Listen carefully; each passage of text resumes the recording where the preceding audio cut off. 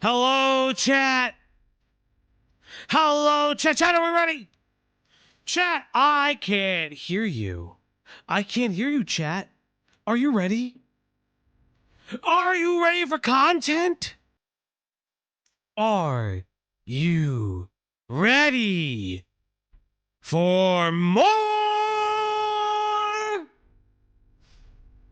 Chat, we have a great show for you. But first, we need to begin. Rest in peace, Scribbles. Oh, oh boy. Oh, my back hurts from being right all the fucking time.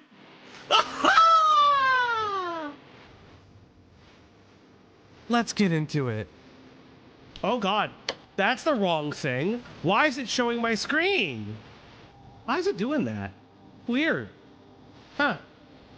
Weird. Where's my camera? Camera! Camera. Nope, that's Fugi.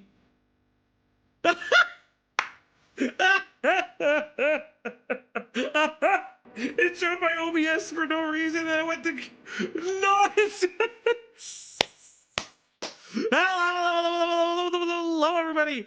Welcome one and all. Welcome back to the Oplocker One. Stop, shop for everything commentary, news, research, and goings on the internet. I'm your host, FalGXE, coming at you live from Oplock Studios. And you guys are on this side because my computer decided today. You know what? I know you have all the screens correctly. I know you have them correctly. So here's what I'm going to do. I'm going to fuck it up for you. I'm going to fuck it up for you because I think it's fun. So chat, this is weird. You guys are right here. You're never right here. You're usually right here. And I don't know why today, but you know, chat, it's so good to see each and every one of you. And yes, chat, later today, for your entertainment, Gregory will be joining us today. He'll be joining us live and alive for everybody's favorite content, VTubers. But before we begin our lovely VTuber stream, I think it's time to go to the main screen and do a little bit of fun, retrospective kind of stuff. Went biking riding yesterday. Chesapeake Town to Delaware City and back. Total of 30 miles. Thank God for electric bikes, but fantastic ride. Very interesting. Thank you. But yes, chat. I think it's gonna be fun. Let's get into it. Oh my God, it's hard to see this now. Oh God, don't do that. We're not in the mood. All right, chat. Let's talk about the one, the only.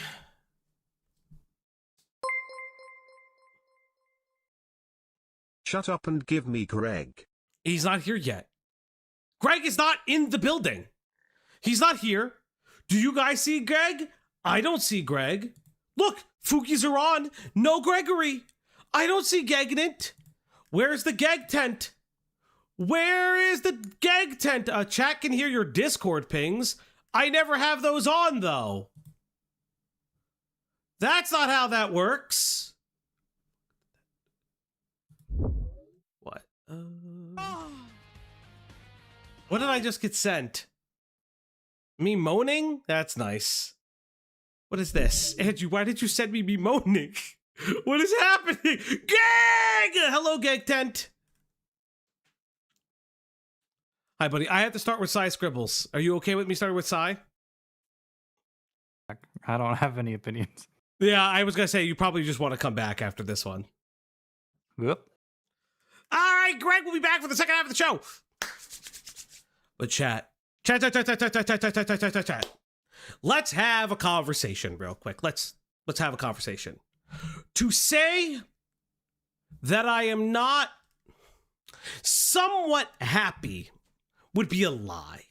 Because let's be real, I know Sai can't keep my goddamn name out of her mouth.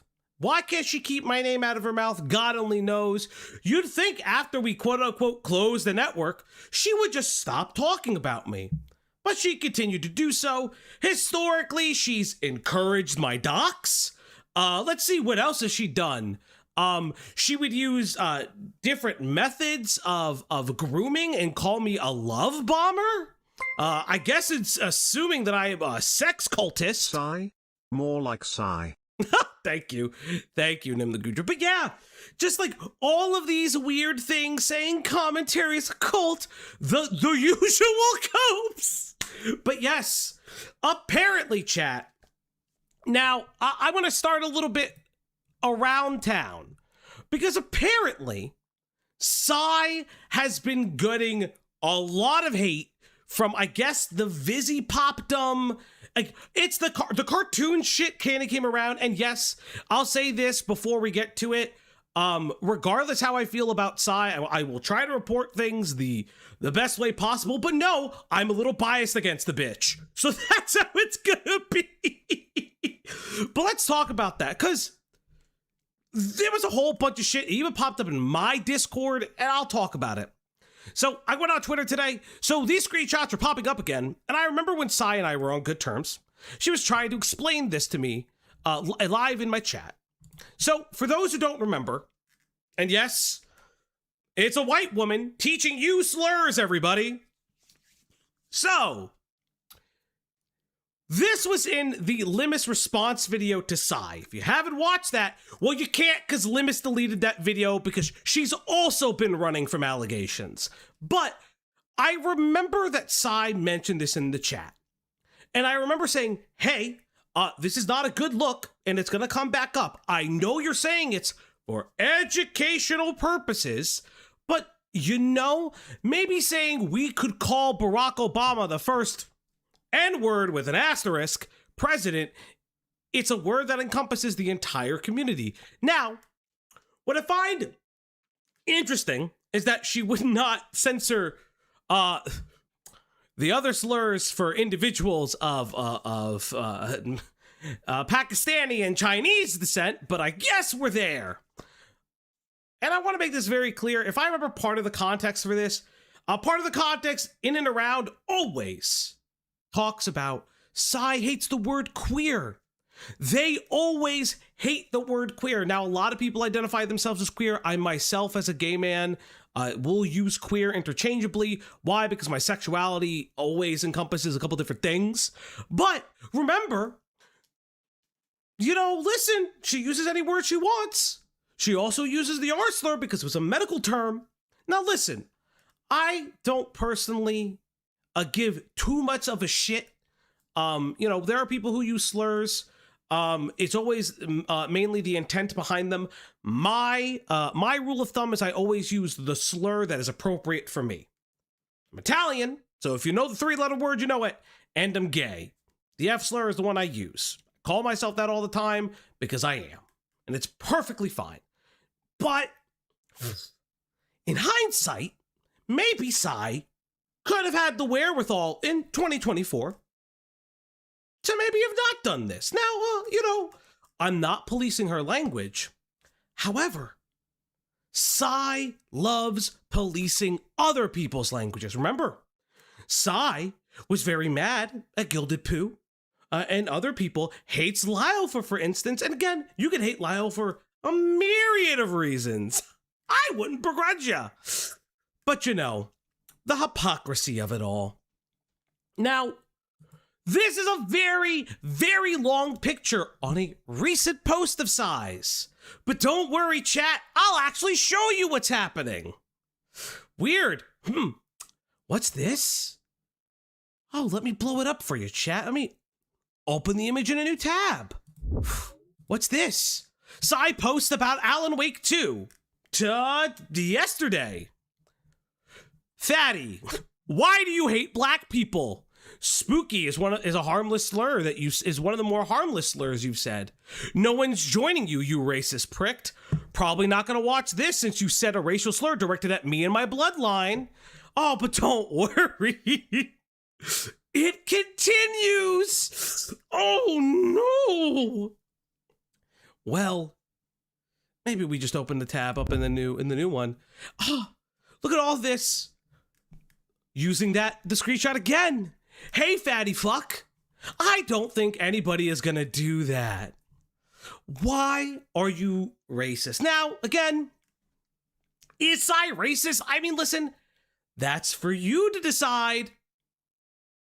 But seems like a lot of people have a lot of opinions. And like Sai says, you should always have an opinion. Listen, Sai Scribbles is known to have many opinions on queer people, for instance, on bi people, on who's trans and who's not trans. Remember, Sai Scribbles very famously says that Chris Chan is not trans. Listen, would you call it transphobic? Listen, I've said my words on Lily Orchard. I would allow Sai to say whatever she wants to say, but that's on her. And that's right. She also hates ace people, apparently, because if you're not part of the LGBT, I don't know, maybe the G sometimes too, right? But again, I wouldn't police Sai's language. Not in my point of view. I never did, even when we were on good terms, because she is she's an individual, and I accepted her as such. However, that wasn't mutually exclusive. But you know what? There's so much more.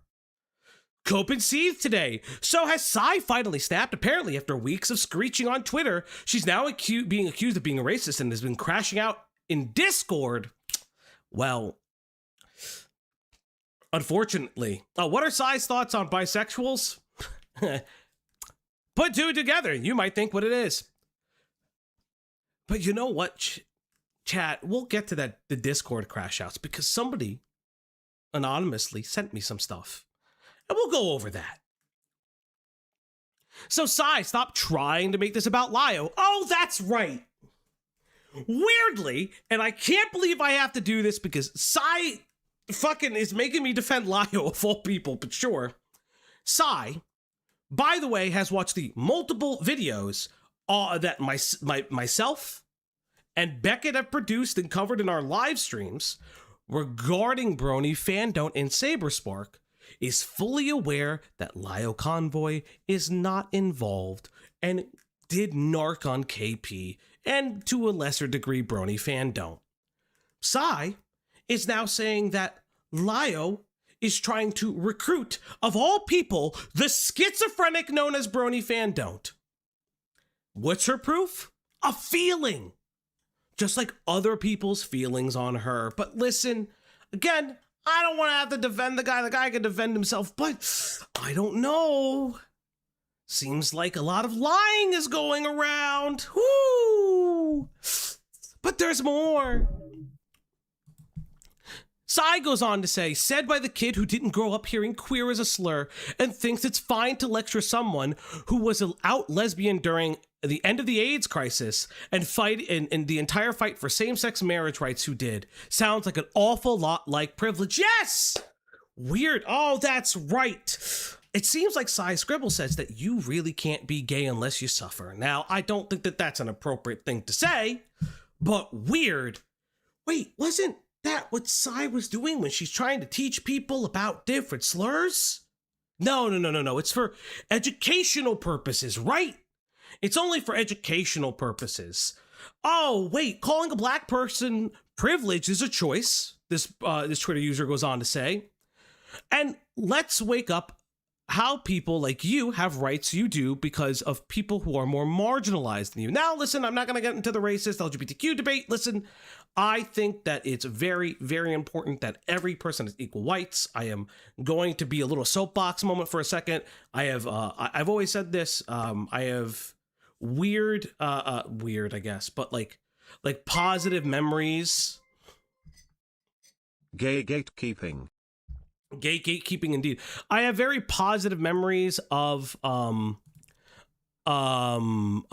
have very, very positive memories of when gay marriage was ratified. It was actually the day I finished chemotherapy. It's like a fucking small aside. And I remember waking up to it, and it was like the happiest day. It was the happiest moment of my day, actually.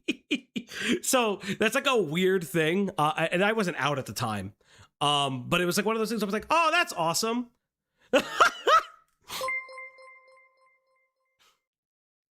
Sai's hooked on a feeling. She's high on believing. I think it was like the last week or the last day of my chemotherapy. It was a very, it was a very good day. Till privileged as a black person. Mahi, thank you for the 2. Oh, God. Jesus Christ. But yes, chat, there's so much more. There's so much more, apparently.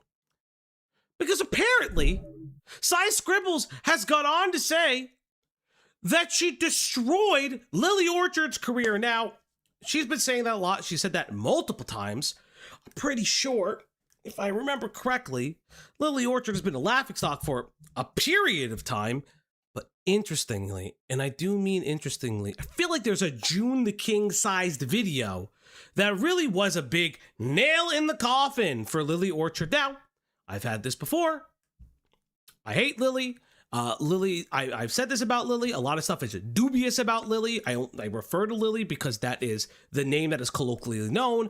But a lot of things are dubious about Lily due to the continued alleged crimes, yada yada. But what a weird thing to like credit yourself with destroying someone's career who's actively still on the platform and actively having people watch them. Weird, I know. But continue. Then, oh, there's this post, right? But there's more, chat. There just happens to be so much more. Now, this is a post about some Chris Chan stuff. Very weird why she's just adding random chatters. But I guess this is a thing, by the way. Seems like Cy Scribbles dislikes Hassan Piker. Perfectly fine. You can dislike Hassan Piker. But weird how she then goes on to say, still go back to fucking Turkey then, asshole. On 9/13/25. Not even descent, bro was born in Turkey. Actually was born in New Brunswick, New Jersey. That's a fun fact for you. But okay, we're going here. If America is so bad, Hassan, why don't you go back to Turkey? Perfectly fine statement. If he's complaining about America, he could go back, but weird.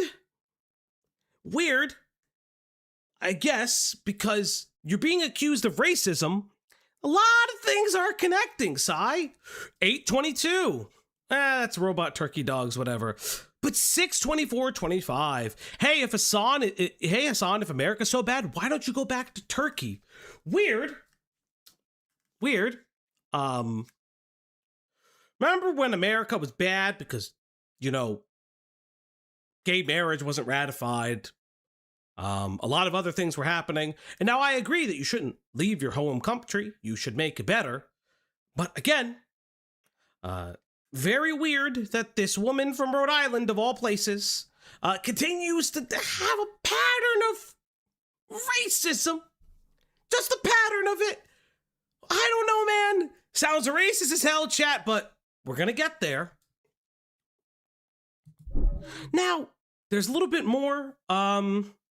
Apparently, there's some leaks from Discord. I don't know. I don't know what Discord it is.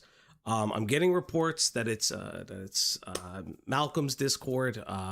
Again, he can clarify that if he wants. I don't know his Discord. Isn't Hassan from New Jersey? Yes, he is. But this has always been a weird allegation. I want to highlight this from this chatter because this chatter is absolutely correct. I feel like Sai just wanted this to be her free playground to say shit she's too scared to say in her own server for one reason or another. It can't handle being challenged. But yes, chat, I guess you're going to see a series of racist posts, allegedly, from Sai Scribbles. Now, again, I am not the arbiter of racism. I am a white guy. I make the joke that I am the lost POC Italian, but I recognize my privilege. But I guess we're just going to continue. Cy Scribbles, again, go back to living in Turkey, Hassan. Another one. Okay. This is one of the most base things I have ever fucking read in my life. When this popped around in places, I kind of laughed. Cy White Power Scribbles arguing with people half her age instead of working on her 401k. Fucking Christ.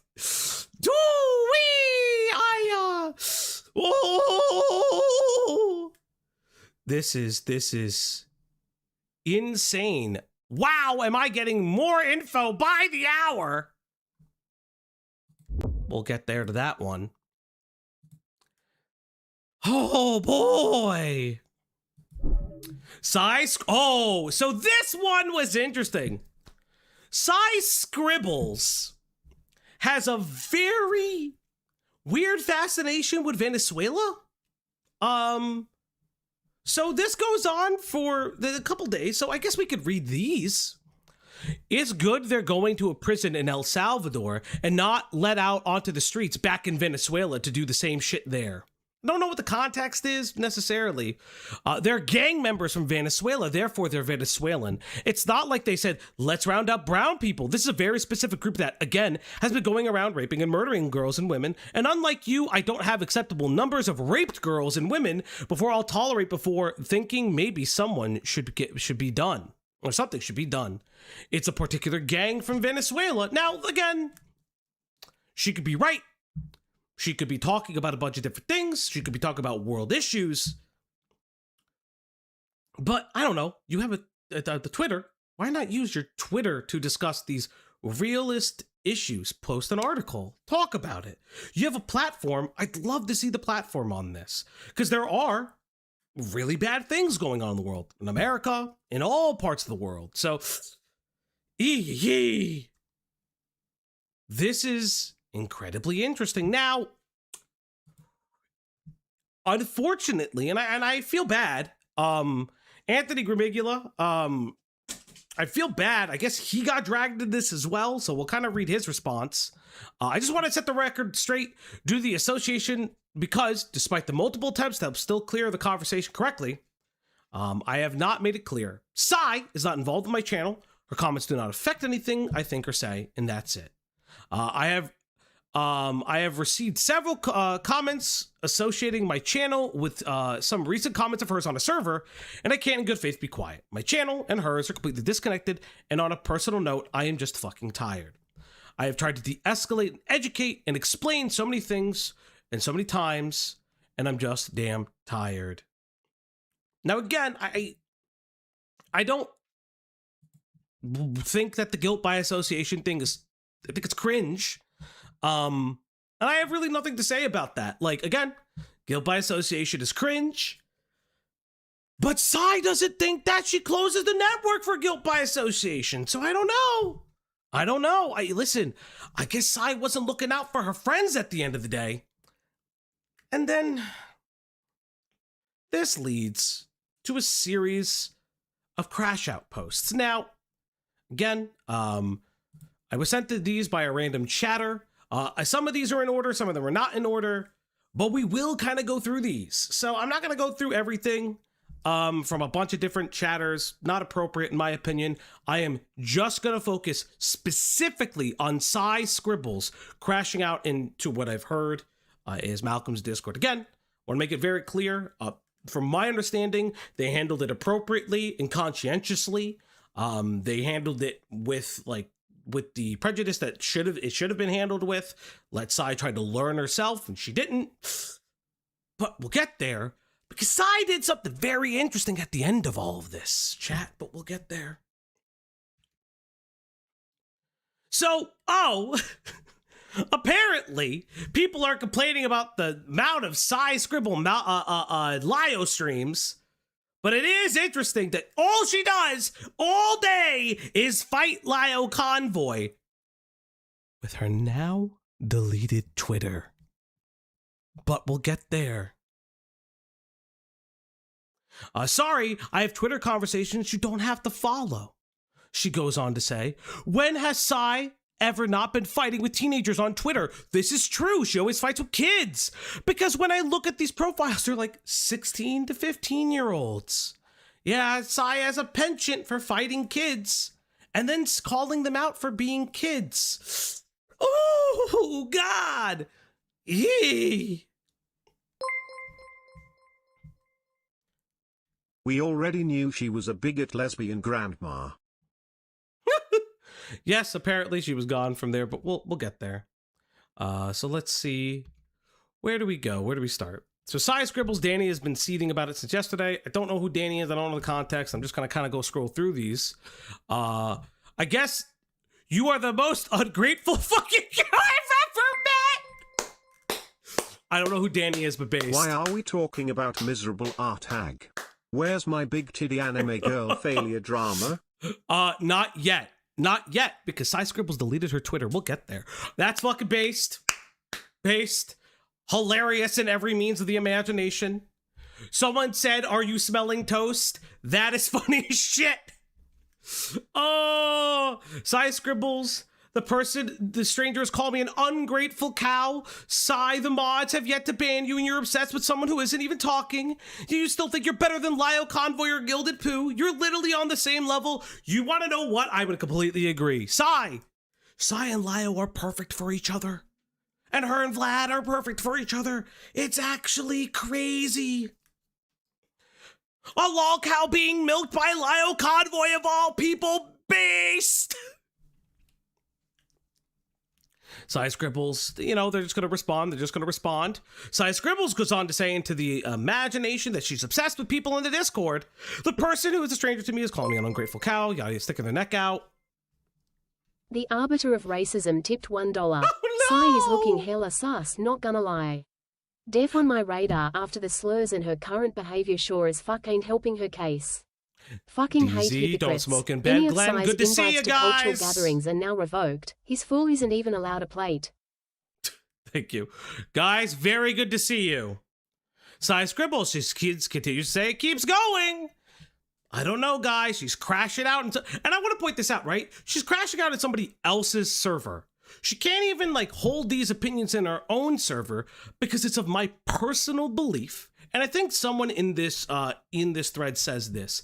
Sai goes to other people's servers so she can keep her own sane because she doesn't want to bring the negativity back. Because the reality is that she uses other people's spaces as her own playground to just say whatever the fuck she wants. And I don't think that that's absolutely appropriate. Shotgun Fox, you're perfectly fine. Silly lil guys and silly lil lies SMH Mamma Mia. Yeah, thank you, Little Moon Tea. But again, I think that this is really fucking inappropriate to do. It's just weird. It's just weird, and I actually genuinely feel bad for Malcolm and his mods, because I do think that it's inappropriate that you have to wrangle somebody, a creator of all people, because they don't want the capacity to listen. They lack it, completely lack it. You guys had the audacity to discuss my racism. Based, Danny. She goes on to say, I don't have a goal. I just was being discussed and commented on it. Sai goes on to say, Sai, quote, you're sticking your neck out for me? Again, this is something imagined on your side that you think I'm fully aware of slighting you. Going on to see if it's fun. It's fair enough. Very based, very poggies. Universal you. Let's see what else Sai has to say. She's burning out. Everybody is just making fun of her over and over. And then she says, I think you guys kind of picked this fight, continuing from the fight you tried to pick yesterday and shit up the Lio thread with. Huh? Sai? Are you shitting? Wait, time out. Is she shitting up other people's threads and other people's discords? No! No, she's not! You've gotta be kidding me! There's no come on. I am unironically say there's no fucking way, right? She doesn't do that, right? I know there are some of Malcolm's mods are in the chat, she doesn't do that, right? Or she didn't do that, right? Because that'd be really fucked. Not gonna lie, really fucked of her to do. And again, this is embarrassing, Black Danny goes on to say. Base Black Danny. Yeah, we're here. Yeah, she doesn't shit up she didn't shit up the Discord, right? I know you guys are here. I know. I'm being kind, right? Queer Sai can't fucking pivot from picking fights.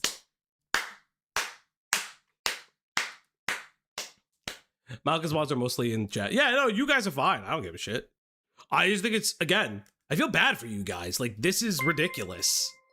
This is actually ridiculous. CEO of racism tipped $3.33. Damn, might have to pass the torch. I might be beat. No.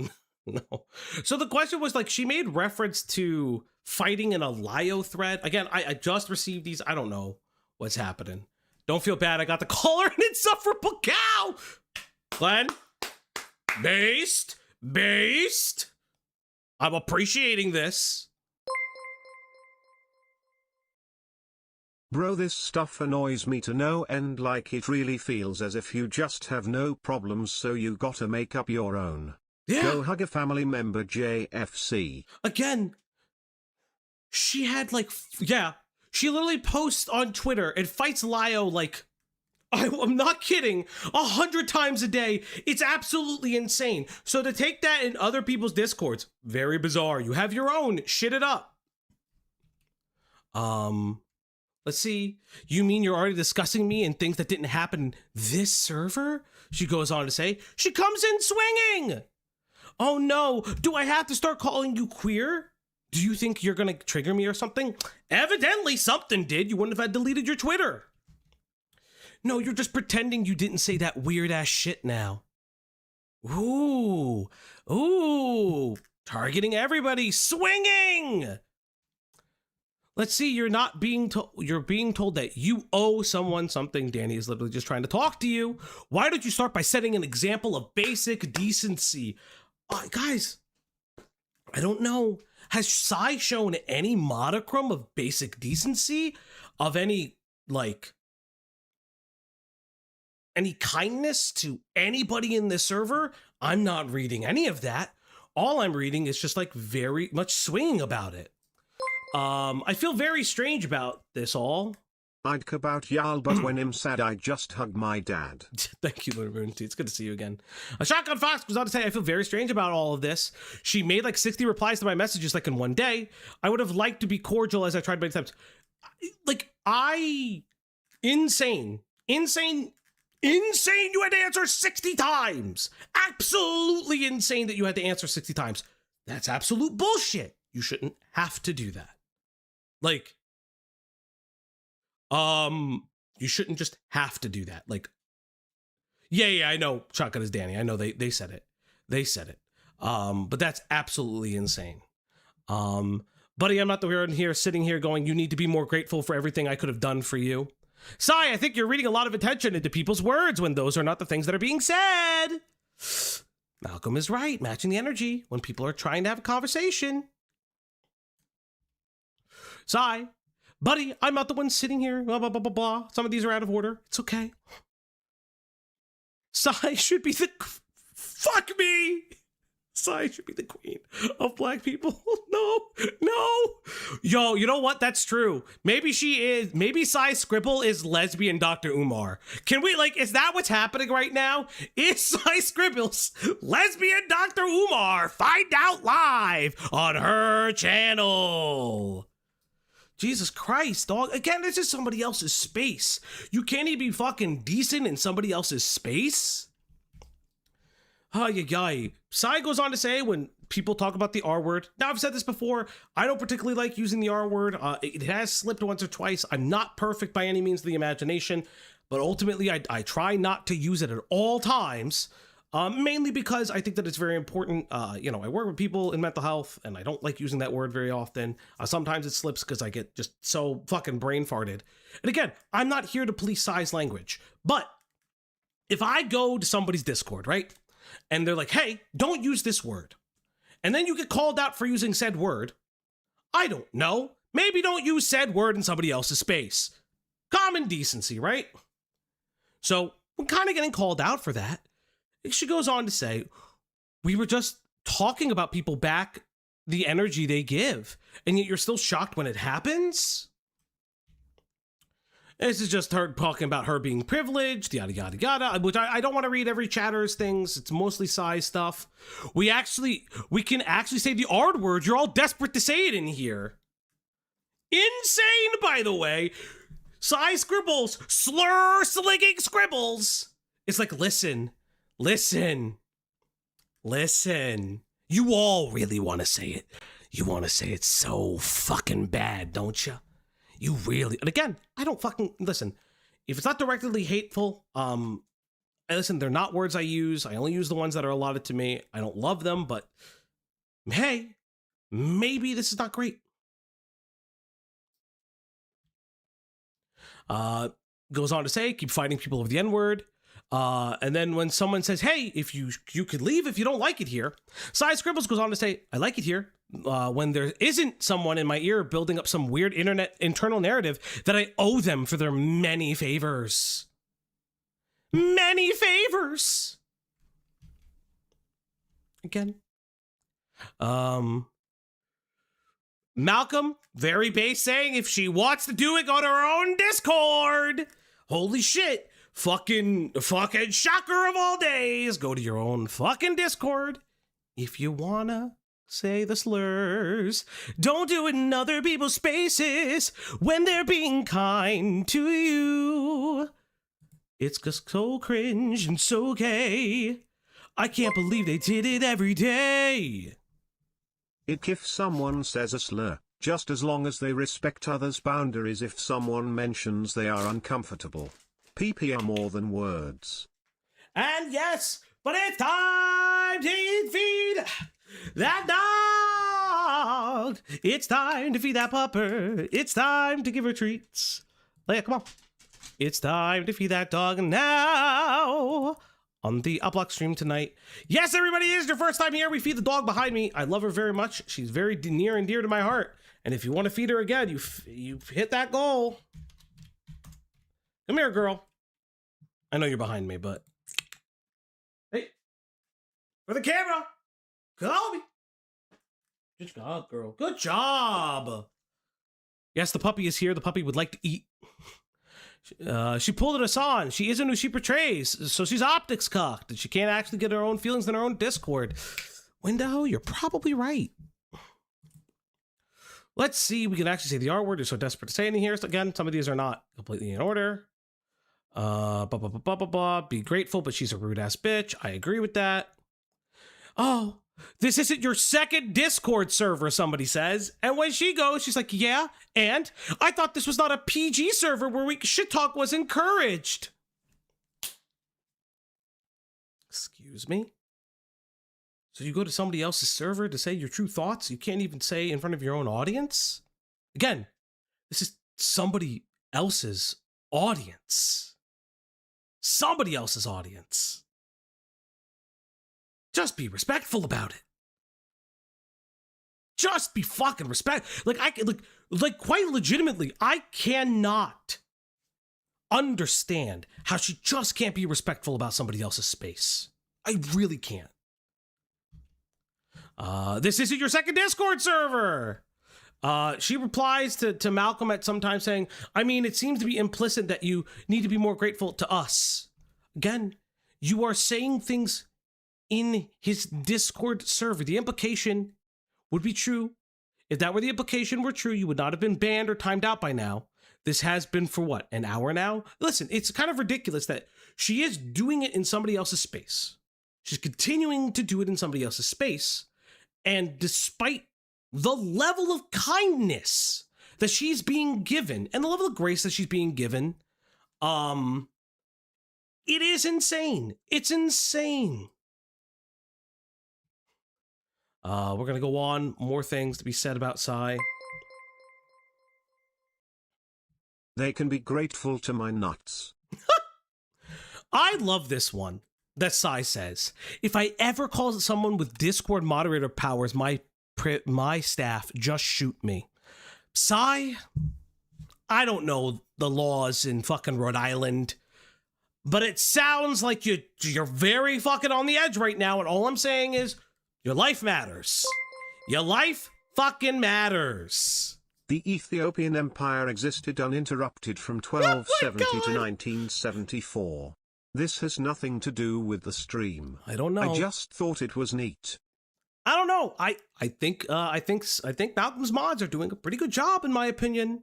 I don't know. So if he calls them his staff, based, unironically based. Let's see. Chef is someone I gave mod status. I don't know what that conversation is yet. Blah, blah, blah, blah, blah, blah. So she goes on to say in response to Malcolm about real authority, she said, I didn't say it's actual authority. I'm talking about people who think being an internet mod is some mark of actual authority. Sai, you talk about cartoons on the internet.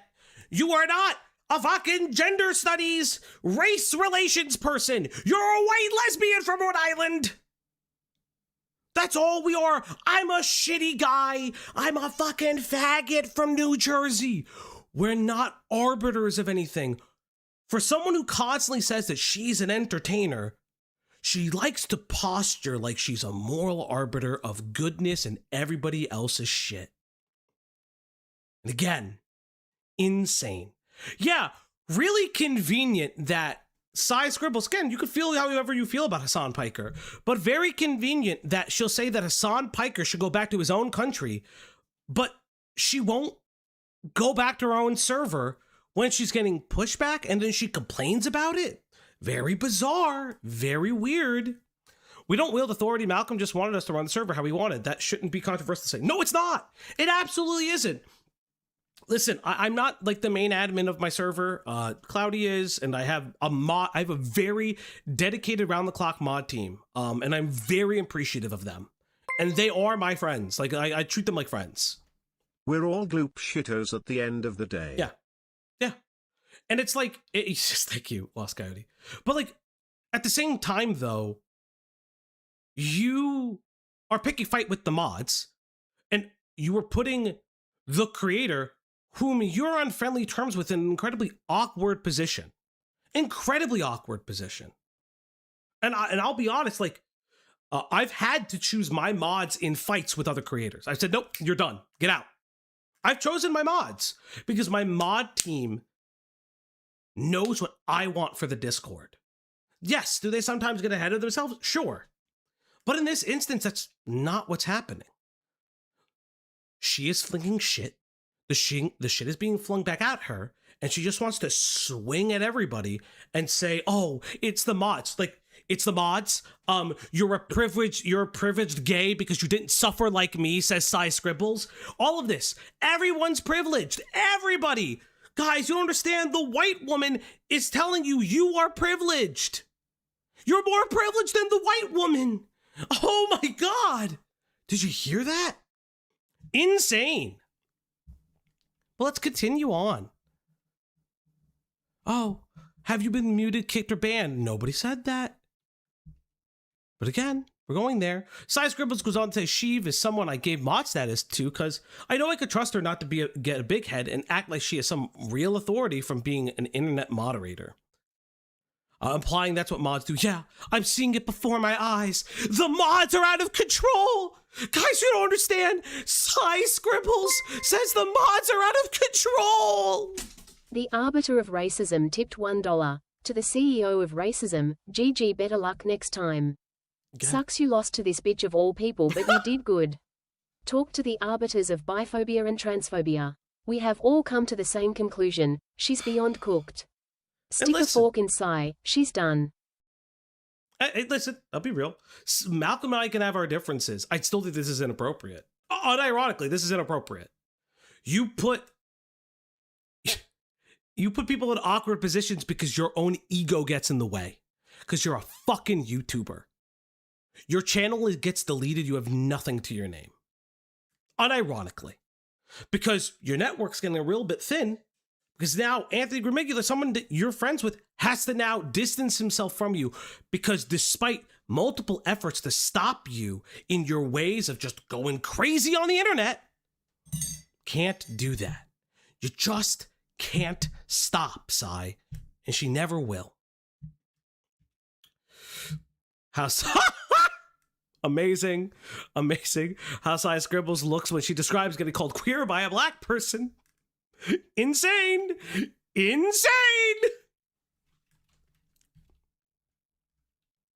Oh, let's see if there's anything more, because I know that she, let's see, I know she eventually gets kicked from what I understand. Again, targeting the kindest member, staff member. Why does that matter, Sai? Yeah, it's a staff member. Transactional being the opportune word here, she goes on to say, because that's right. All Sai sees is transactional relationships with creators. That's all she sees. That's all she's ever seen, which is perfectly fine. I don't really give a shit, right? I don't personally give a shit if that's what you're going to do. But, what, is it all just numbers, Sai? Because it seems like despite how big your number is, you keep swinging and missing. Ooh, very jar-coded.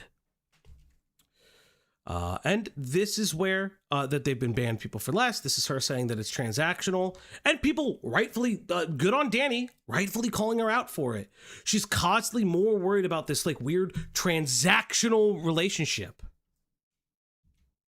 Sai Scribbles goes on to say when responding again to someone, bro, you are over here like I've stuck up for you. You owe it because of behavior like I want you to. Hell, yesterday you were calling me ungrateful, that weird ass shit towards an internet stranger, man. Again, because she's crazy. But, again, you're mad that I have the mod role. I don't know who Colonist Lesbian Cop is, but good for them. Oh, so good. Let's see if there anything's more. I find it crass to discuss how much I make on a given stream.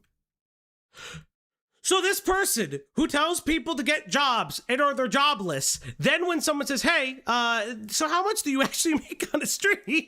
Which again, you could do the own math yourself. I don't gotta tell you the fucking math. But like, I can't. The hypocrisy is killing me. Insane, by the way.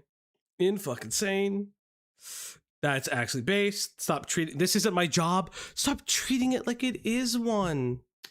Sai, are you sad? Sai, are you sad?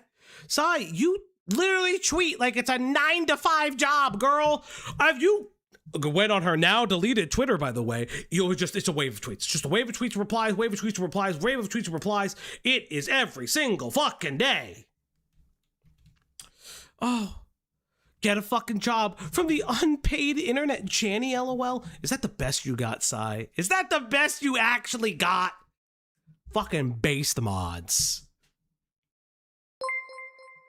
Starbird with $4.99. Thank you. Just like Jar, there will come a point when treating people who want to be your friends/friendly as transactions is gonna leave you alone. You know, I keep thinking about that too. Oh no. I'm telling you, this is... Did you notice the part where I referred to multiple times in the past when I was trying to be, I assume, kind and all that? And she goes on to say, and I'm telling you, this is a completely one-sided relationship you've built in your head, and it's very weird. Weird, isn't that the same language that Sai used with myself and Beckett? Huh.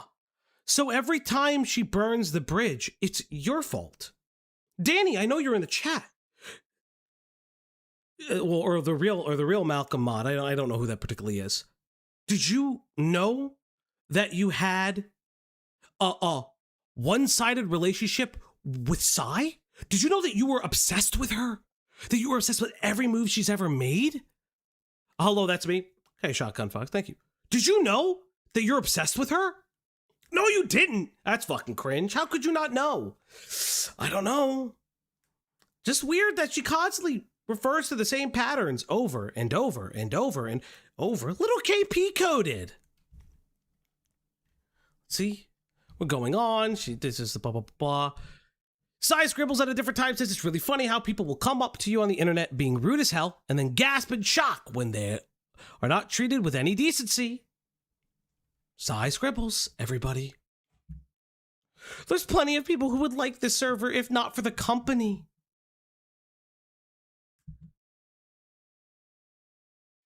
I'm sorry, what, bitch? I'm sorry, what, bitch? I'm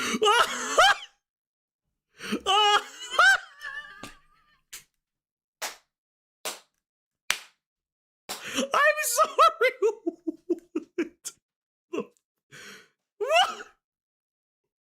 What? Yeah, I know. She does make weird sexual comments too. I know. There's no fucking way she said that. Malcolm's community likes his Discord. Who the fuck are you to say talk like this in your fucking Discord then? I'll show you how she fucking talks in her Discord, because I got that little skinny for you. But weird. Fucking weird how there's just a lack of accountability.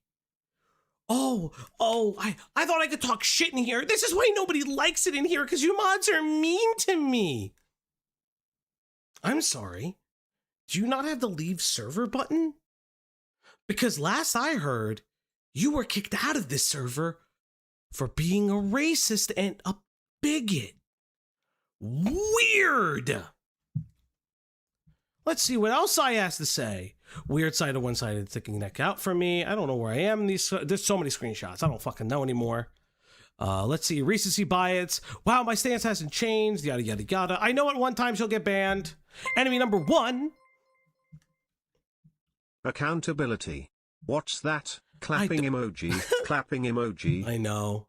And this is a little bit earlier in the conversation where she is literally presenting other people in this Discord as her enemies. They're not her enemies.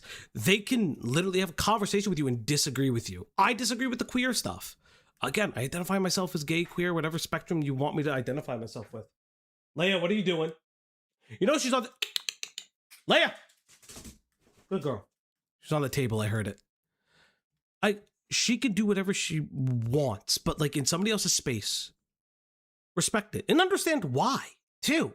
Understand why. I think that's the other thing, too. I like... It really feels like if you don't suffer enough for Sai, she doesn't think you're something enough. That's a really bizarre standard to set. I don't know why. There are people suffering every day for like a myriad of things. A myriad of things. Okay, just one of your regular users said it, apparently. Again, this is just like the conversation going on. Mods are engaging like normal members. The fact that she brings up a power trip is fucking disgusting, and I agree. Again, this is her talking. These are the screenshots that we showed. Sleek the Geek, thank you for the 1 gifted. Treat this honkus became a member. Thank you. And just like Malcolm says, just because someone is a mod and disagrees with you or doesn't like what you have to say, doesn't mean you're being unjustly slighted. It's incredibly true. The mods, in my opinion, the mods are not doing anything untoward that you wouldn't have wanted on yourself. That's just me, though. The mods are allowed to criticize. Hey, she expressed that in her 18 replies. The bid is the top priority. Let's see. Some of these are in out of order now. I wonder if, let me see. Let's see. Telling a gay man that Hassan isn't going to send him dick pics is pretty pointed. Oh, wow. There's no R word not censored for mods. Oh, God. Sexual harassment. Yeah. She's being weirdly sexual harassy. Why are you making it weirdly sexual? He's not going to send you the picture of his whole package. Listen! That sucks! Hassan needs to start sending people more underwear pictures for the gays. For the gays. I support this. I support this. Listen. It should be happening, and I'm sad that he's not. You know? Should keep doing it. That's... He needs to say it. Listen. Let it be. I don't give a shit. I don't like the guy anymore. I could care less. Let him send the dick pics if he wants to. But again, you know what? I don't think I need this anymore.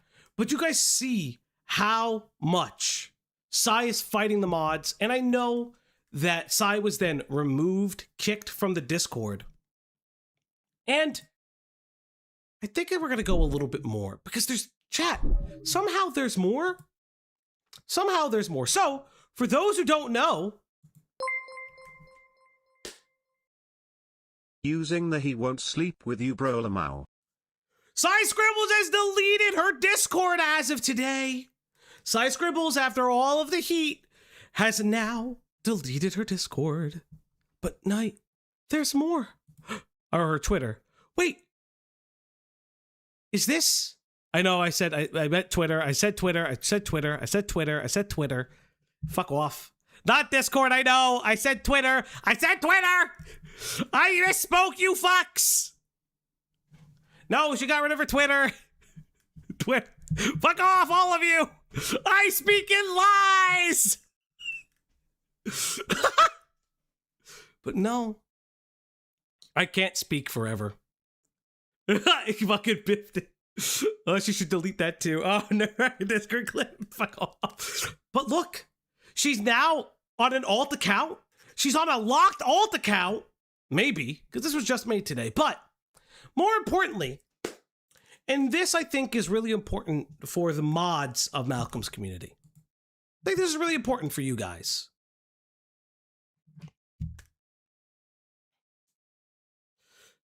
So when discussing why she's no longer on Twitter, she responds to somebody saying, for instance, I was having tea with Sheev, who was high on painkillers while I was high on weed, and decided to delete Twitter because it just isn't worth it. Huh. KP high on weed? Psy high on weed? Very bizarre! I don't know. What is with white women and getting really high on marijuana? Very fucking weird. Time to bring the channel back to laughter at whatever I want and ignore people who say I should be using my platform to hold people accountable. Huh, weird. Aren't you the person who says that you're trying to get Lily Orchard's channel taken down? Aren't you the person who says that everybody else should be accountable?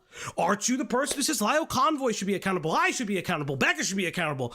KP should be accountable. All these people should be accountable. Huh. Weird.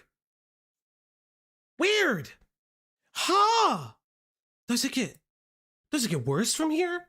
Does it get crazier from here? Does she say something more interesting? It's good advice to just not get involved in any of this horseshit, as fun as arguing can be sometimes. Maybe the platformless bitches who would be crying if they got the same heat they bring onto others would feel the burn one day. I don't know, bitch, who deleted their Twitter?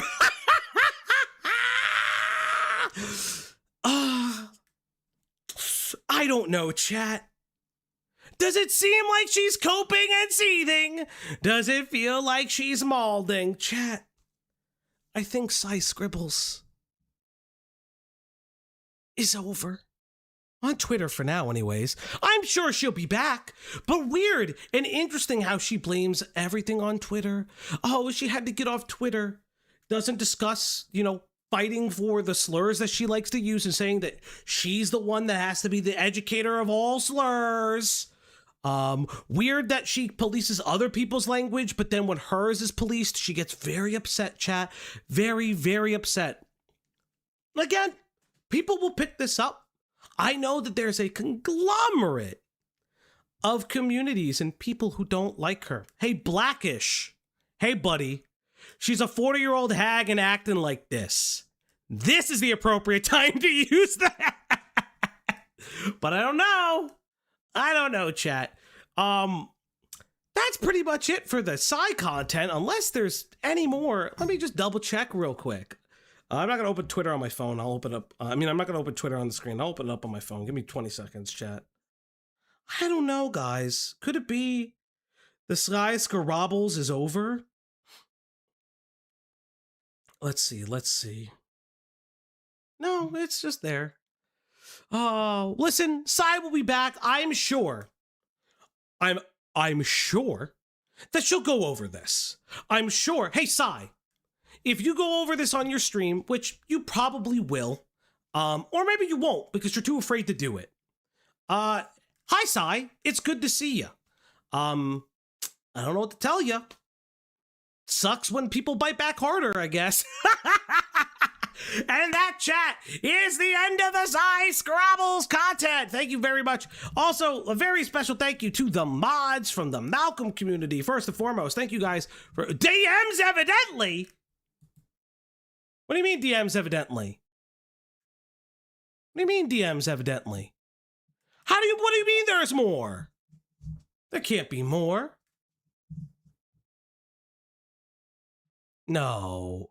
Yeah, Morris like Psy Scrambled. No, but okay. If there is more, I'll wait for it. But like, in all seriousness, I do want to highlight something for a second. Like, I fully support the Malcolm mods. Like, unironically, as a former like moderator, I still moderate for Diesel from time to time, but like, as a mod, I fully support them because that's ridiculous. You are acting as if they treated you any differently. They didn't. You are engaging in conversation. And I really don't think that that's appropriate at all. At fucking all. Just inappropriate. But yes, thank you. Mine? What is this? Oh my Christ. There's more? There's more! I think it's important to let people move on and realize their past behavior was bad. The whole, look at the naughty X thing I said 10 years ago shit is just pointless. Yeah. It doesn't help anybody, and it just makes that person bringing it up feel good about themselves. When again, they'd be set in tears if anyone did the same to them. Bitch, that's all you do! That's your entire content cycle. You're a liar, you're a snake, you're a cheat, and you're a fucking hypocrite. Racism! Bro. Wait. Oh, boo.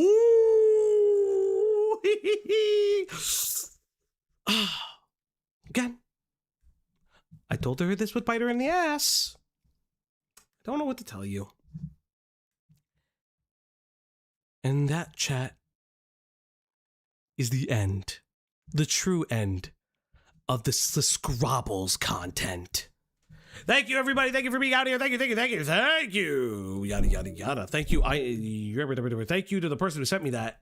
TYTY. Insane. But, chat, on to the main event.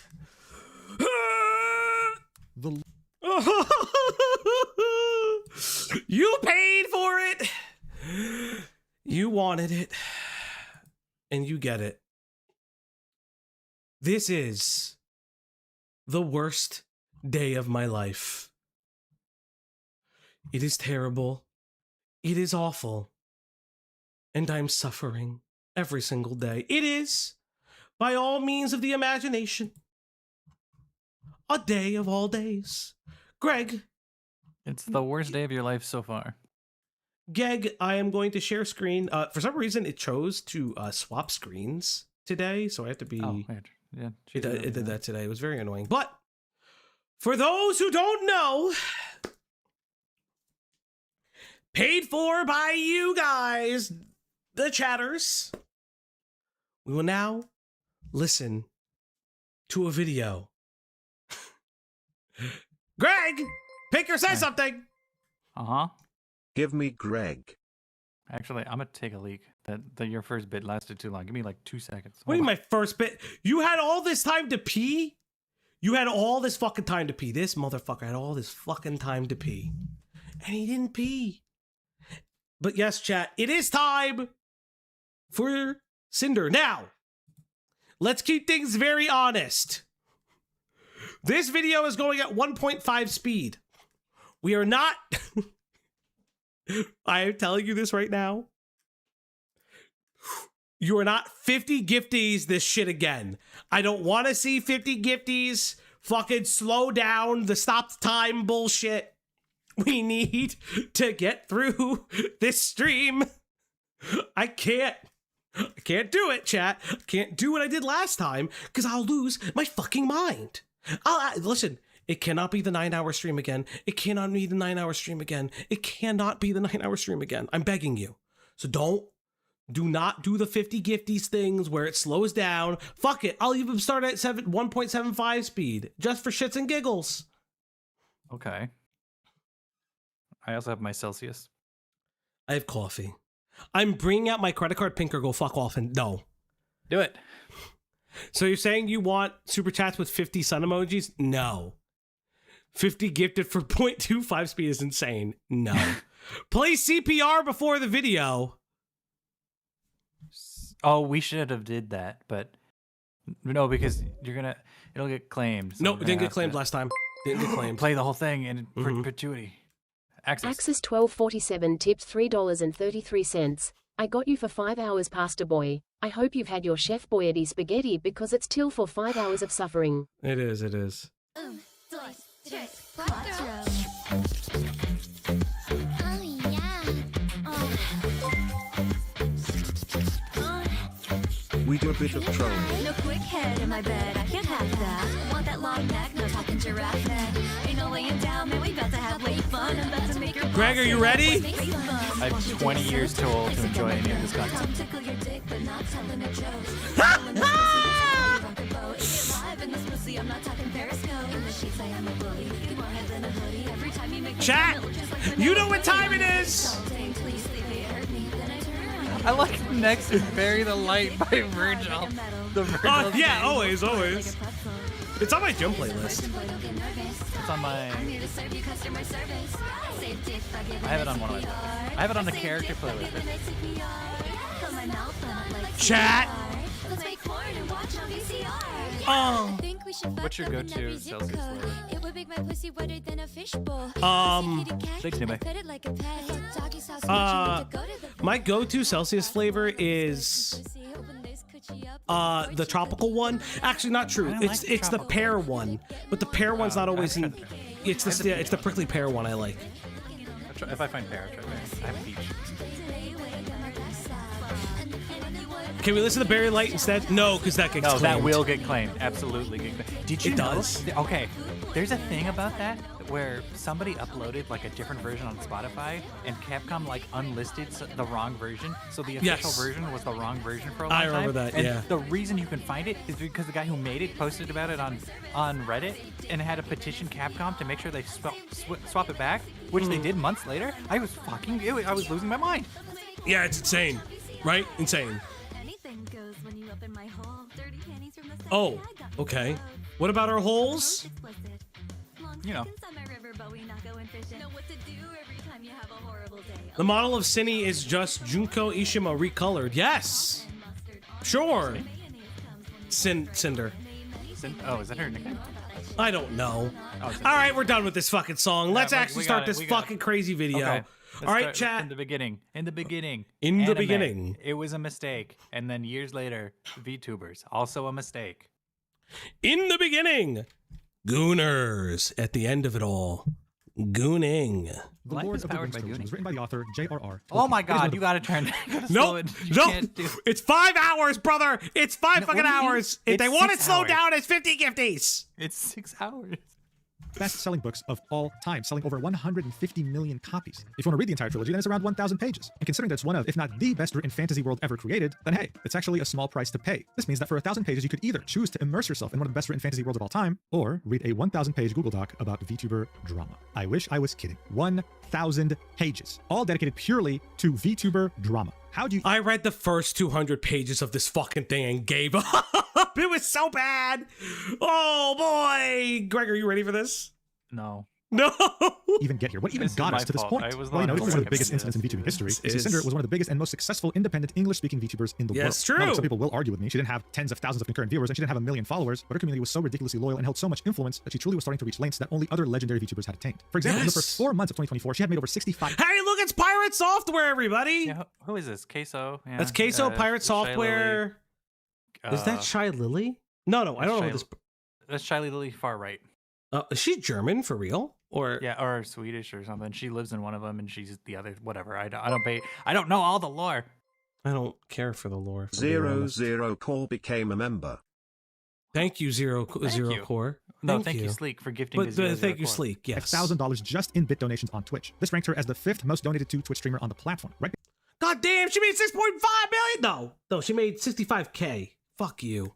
behind other streamers like Queso and Jinxie. She was the top VTuber on that list. In January 2025, she became a partial owner of the company GamerSubs. This is an extremely big deal. And She it's only did? mentioned by one other VTuber, which was Shy Lily. I mean, she even had an article written about her back in 2023 with the title, Sinder banked on VTubing success and the investment is paying off. She'd only been a VTuber for a few years, but she was already reaching lanes no one could have ever dreamed of. In other words, the sky was the limit. And one of the reasons for that incredible success was, of course, her design and the art style associated with it. The artist behind that model would be none other than Nanoless, otherwise referred to as Nano. She'd be Sinder's artist from the very beginning and would work on every single model of hers. Both of them benefited greatly from their working relationship. On April 18th, 2025, Nano would post the most recent model she had made for Sinder. It would of course receive a lot of attention, and you'd even see Sinder commenting, "Thank you for another amazing model, Nano." She'd make that comment on April 19th, 2025, and barely 7 days later, with no prior warning and completely out of the blue, Nano would make this tweet saying, "Hello, I'm here to share something that has affected me personally and hurt others. This was very hard for me, but I feel it is necessary. Please do not send hate to anyone on my behalf. This is all I want to say." Linking a Google Doc with the title, "Terminating my work with Sinder." This would receive over 12 million views. In the document itself, we could see DMs between Nano and Redacted for the most part. The reason why this was a big deal is because Redacted, otherwise known as Red, was Sinder's manager. In these DMs, he would slander other creators, sometimes Sinder's friends. But worst of all, what these DMs showed us was the fact that Red tried to actively sabotage and blacklist other VTubers from being able to work with Nano. And again, some of the people affected were some of Sinder's closest friends. After this document would be posted, every top VTuber in the industry would leave a comment in support. And just as people were attempting to wrap their head around this, barely 6 minutes later, Bao the Whale, one of the pioneers of independent English VTubing. Okay, you know what? We're skipping the intro. Really? You want to listen to all this? Somebody pay for it.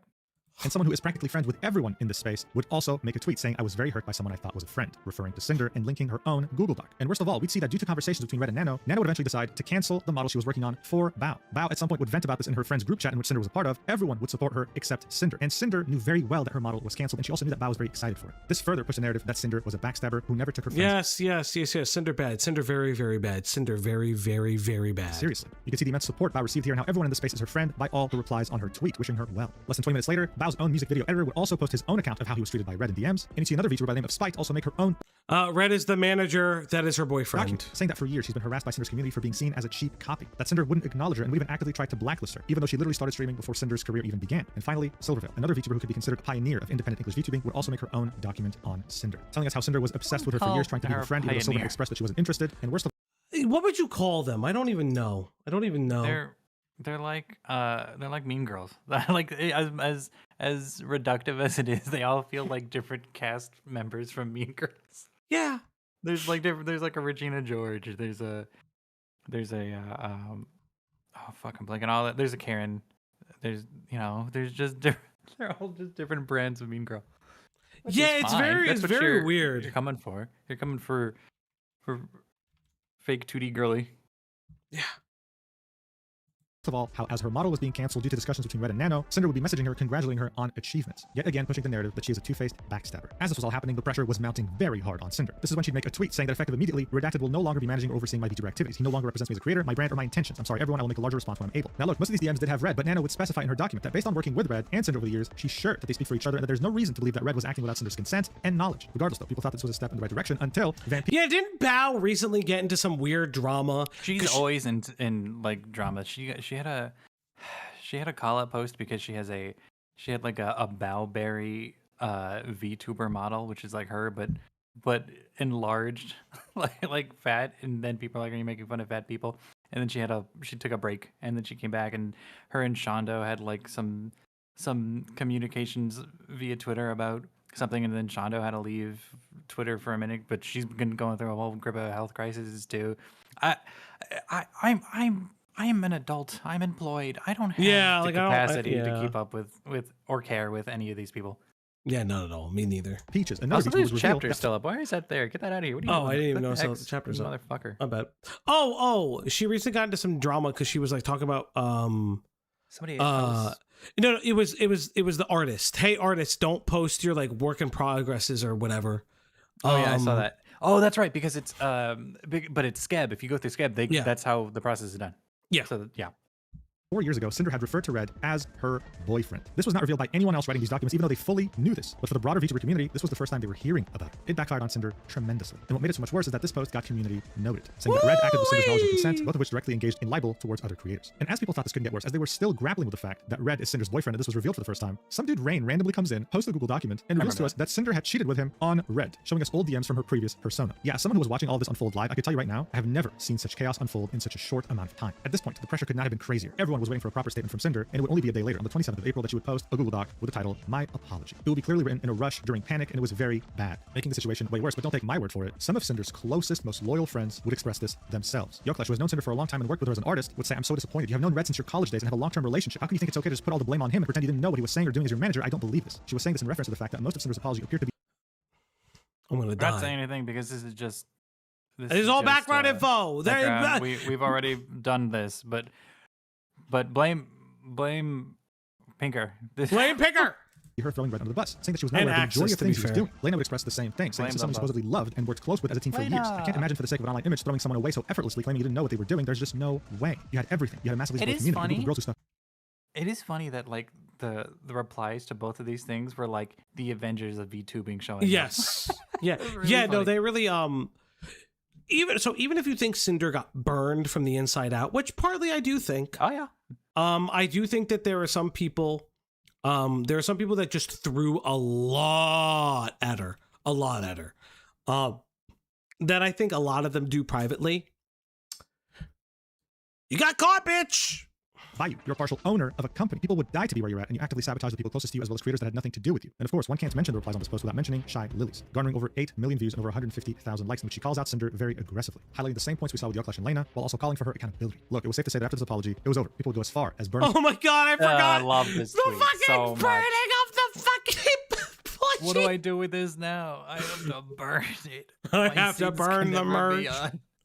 Guys, I'm done. it How hurts dare me I so support much. a baddie, a 2D baddie like that? How?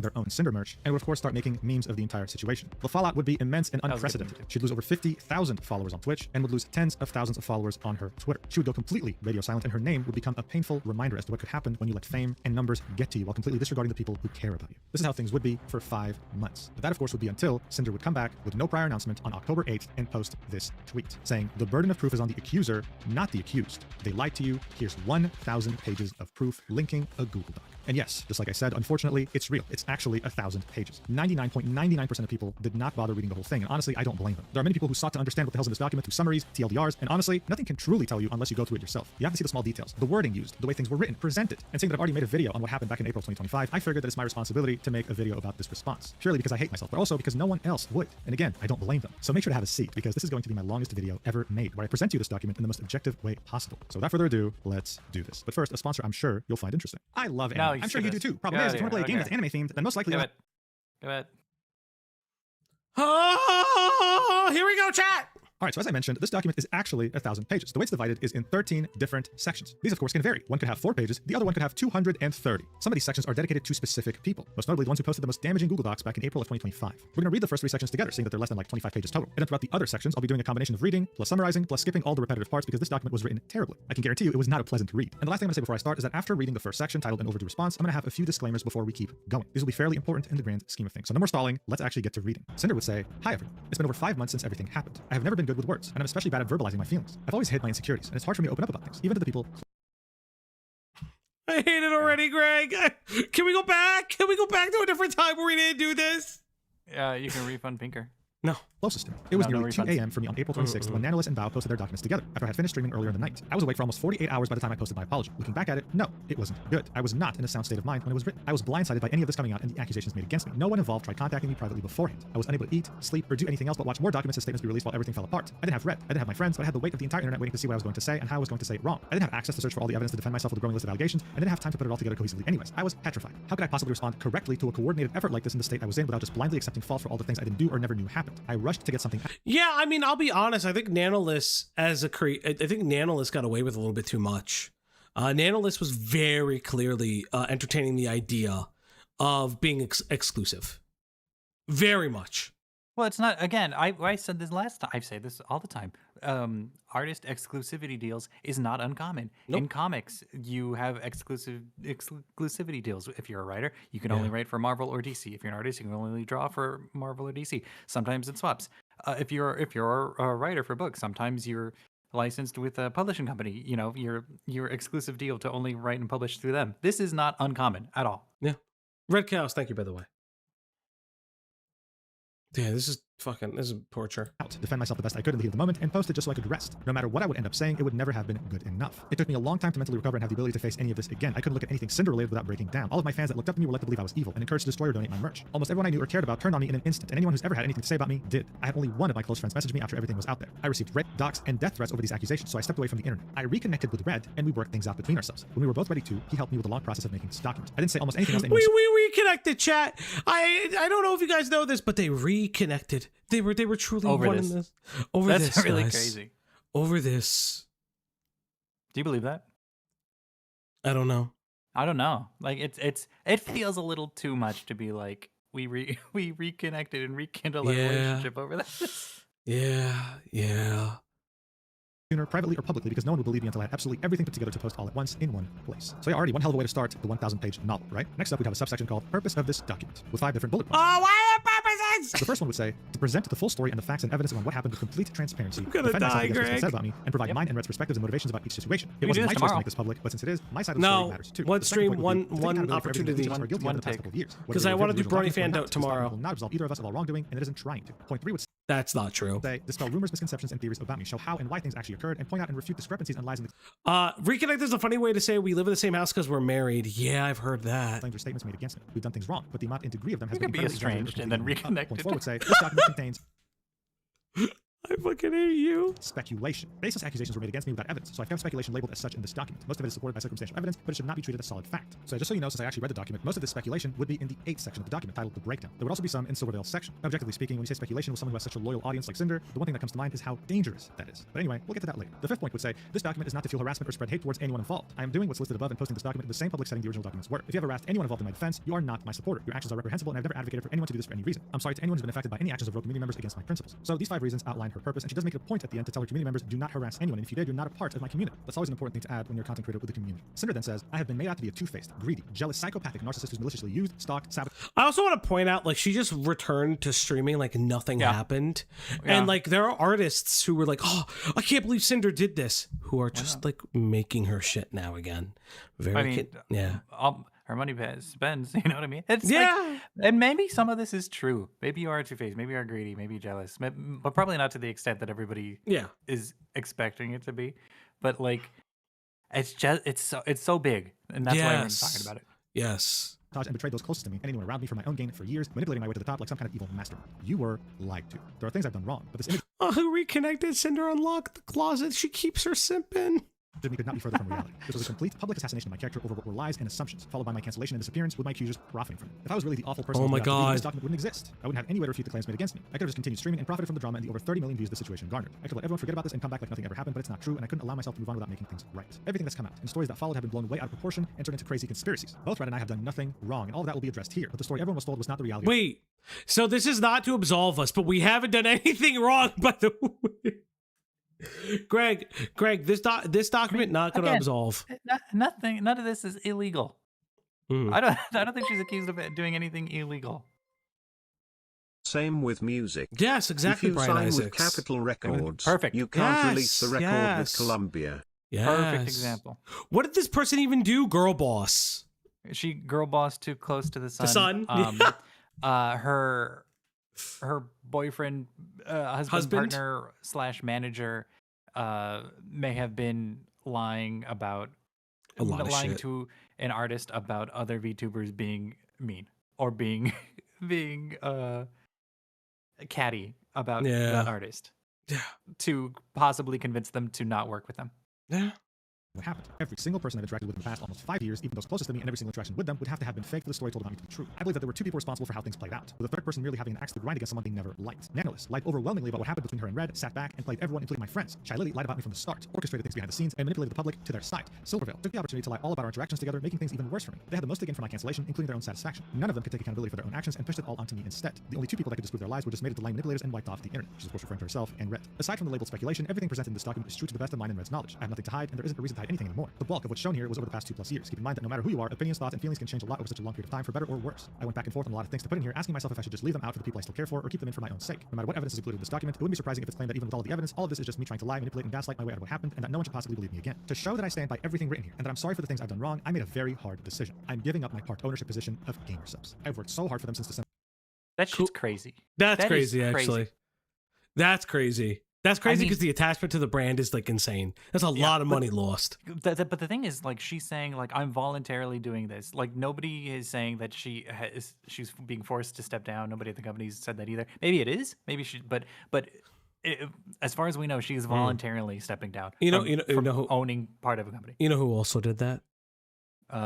Ms. Kiff. With OTK. Yeah, but he didn't. Well, no, yeah. He said guess. he said he Well, I was was. gonna say he didn't invent it. Yeah, but he was a part owner. He had a lot of shares. A lot of shares. of 2022. I don't- Earning this position was one of I the don't biggest get accomplishments of Twitch my life. people, I'm man. honored to Oh, choose to I be never here today. do. I've been immensely proud to have the title. As sad as I am to do this, I feel the need to protect the company I love, the people that work there, and everyone associated with my own interests. GamerSub suffered a lot of damage when all the accusations were made about me, and that fell on my shoulders. This is my responsibility as part owner, and I don't want any more harm or negativity to come to them by having this position. I didn't have Go on, Greg. Speak your Gamer truth. subs. It sounds like you have an Opening. you're an opening. Listen, Gamer Subs, you have an opening. I'm Falgy. Call me, please. Falgy. He's very good at filling openings. Yes, I am. And I get you money. Axis 1247 tipped $3.33. I do want to say is the idea of this being seen as scummy likely has to do with the nature of models in the VTuber community. Model artists basically live off one massive long-term Yeah. project at a time, and despite them constantly claiming, models don't matter. Yeah. Access again with 420. Oh my God. Axis 1247 tipped That don't matter. $4.20. Sharing a model artist with other large VTubers can get you clout and starting viewership with the fake sibling model thing. Yes. Locking That is down an true. artist, especially a famous one like Nano, can be seen as pulling the ladder up as you climb. Well, that is, but you know, it's interesting Well, because so she would talk about this- that. They would well, talk about having siblings in the This is- beginning. But this is different. So I know many VTubers. I will not name. There's a situation where you have the mama or the Only the the creator, whoever, OnlyFan whatever. ones. He knows all the OnlyFan ones. But the thing is like you do have like the artist who made my model also made so and so does this, and you know you have that connection. But these are huge VTubers who Yeah. already exist in their own like tier, their own echelon. They Yeah. don't need this connection to already the biggest name in indie VTubing modeling. You know what I mean? Like it's. I understand it in theory, but they're so much higher than what being like an indie VTuber having like a same yeah. model from somebody or made by somebody else. It's not really the same. have to do this, and I wasn't asked, forced, or coerced into making this decision. There are things more important to me than business. I notified them of my decision in June, and it will take effect at the same time this document is published. Each tab in this document is about the people and events related to the claims made against me, where I provided links to each person's respective statements for reference, the evidence, context, and mine and Red's thoughts around each situation. You're intended to read each section in the order they're presented. This document should be viewed in desktop and light mode for the formatting to appear correctly. Some information and screenshots appear in multiple sections for whoever it's relevant to. The first few sections, being Nanoless, Bow, Vcard, and Numi's concert, and Chai Lily, culminate in a section breaking down what you've seen throughout them, with the last few sections of this document being standalone. Unless stated otherwise, every link in this document is working at the time this is posted. This document will not be edited after it's posted either. Because we live in 2025, I need to say that this document was written without the use of AI. I understand some of the things in this document may be damaging to the people involved. They understood that their claims would be damaging to me before they publicly made them too. Everyone can review the evidence for themselves and decide what really happened, and if I really am the person you were led to believe me to be. The burden of proof is on the accuser, not the accused. So yeah, one hell of a thing to start things off, and already we have some pretty hefty accusations, with Sinder blaming Chai Lily, Nanoless, and Silverveil of going after her on purpose. Later in the document, you'll get to make up your own opinion after Okay. Do we need to hear his seeing the proof thoughts that she on it? provides. The next section in this document is titled Redacted, in which she speaks about, well, her partner. Before we get into that though, I have some pretty important disclaimers, starting with the first one. Some people, even after reading this first section, already had doubts. For example, with Sinder saying she didn't use AI, saying there's no way you could possibly write Oh 1,000 my pages God, yourself. okay. That's crazy. Well, after having read these pages myself, I can tell you right now, no AI was used. In fact, see my confusion. So this was posted, the document would be sitting at around 173 pages. Some people claim that Nano's section used to be 230 pages. Others would say that it was 210. So where did all these pages go? Why is there so much confusion? Well, thanks to a viewer of mine by the name of Derek, I was able to get my hands on an archived link of the Thank you, document when it was first uploaded. It takes way too long to load the sections on the top left, but I can't really blame it since it's 1,000 pages. In the Nano section from the archived document, we could see that the page count is actually different. It was actually off by many pages. So I sat down, put on my detective hat, and compared every word, every single subsection and image included, and my conclusion is that it was the same exact document, word for word. I tried to do this with other sections too. Nothing had changed. So what gives? Well, it seems like it has to do with both your aspect ratio on your monitor and your resolution. Okay, So we're each counts skipping different. So yeah, this. fairly important disclaimer because I've seen quite a few people throw this accusation around. As far as I can tell, it is false. Cinder truly didn't use AI and truly didn't change anything in the document since publishing it. The third important disclaimer, and I promise I'm almost done here, is the fact that this document took a very of the video's thumbnail where we can clearly see it was uploaded. This means that we can confirm what's in this document. You wouldn't just have about What am I missing? What are you this goes on doing? for pages upon pages. He's just saying it took a long time. I don't care.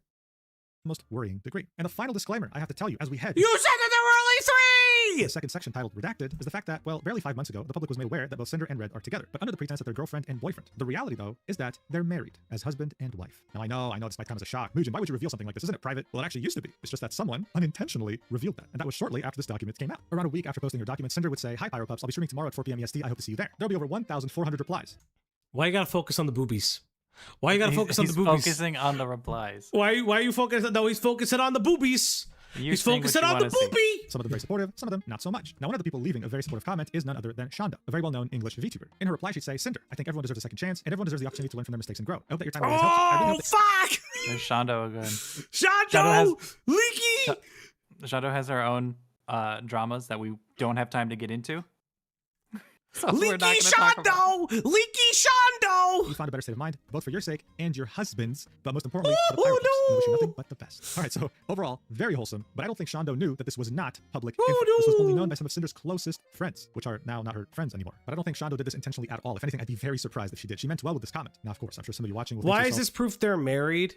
This is someone that knows them well enough and it's never been denied. maybe it was a mistake. But think about this. Take a step back. If you know two people are together, but you're unsure of their relationship status, you'd say, oh, they're partners.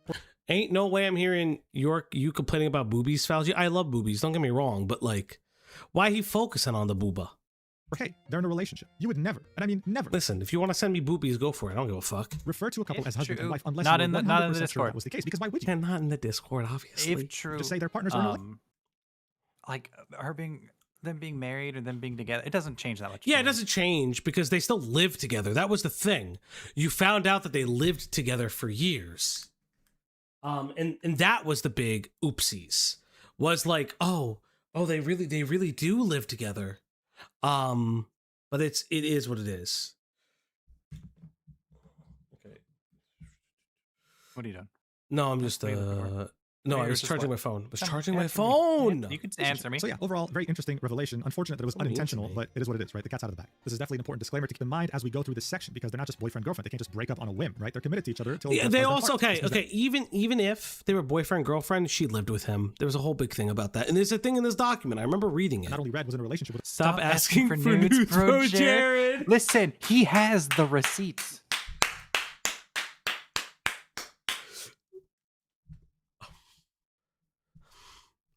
Pimenta, you have earned your wrench yet again. Have I told my even pro manager. Jared story on No, not on stream, not on stream, not on stream. Okay, well, it's not this stream. I'll have to You've tell told it me another- private, but not on Okay, stream. I've told you. but he's pretty much the person she committed to until the rest of her life. Does that make the section better? Does it make it worse? Up to you to decide. But for now, let's The fact that they're married makes the cheating kind of worse. So it was years, I think, before the marriage. get Look, to reading. hold on. They're cheating. Any cheating thing, that's all on them. I don't fucking. Yeah. That has nothing to do with any of this mess. Yeah, and it's also like one of those things where it's like it shouldn't matter anyways, in my personal opinion. Like unironically, it shouldn't matter if oh my god, oh she's coping. I have been sent Cinder? more side scribbles. She is coping. Oh my god, why? She's so seething. boring, dude. New year, new her. Unironically. Oh no.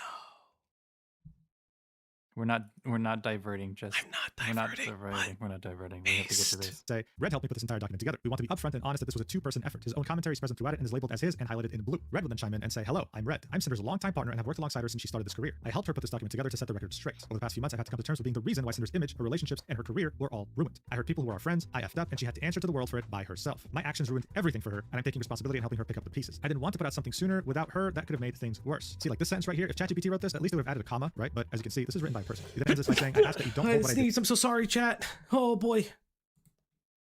I usually mute my sneezes, but but not today. Against her. Cinder would then take us on the subsection titled Red and I. She would start this off by saying, Red and I are still together. Obviously, since otherwise it would have been a divorce. We had a falling out and spent time apart after the documents dropped on April 26th. But he was still here for me when I was ready to talk. How'd you to him focus again. 5 We were working hours? out between us I to know. forgive each other for what happened. I wasn't planning to say anything about this again publicly, but I felt I needed to. You Years keep saying ago, I 5 told her hours, I 6 wanted hours. Shush, shush.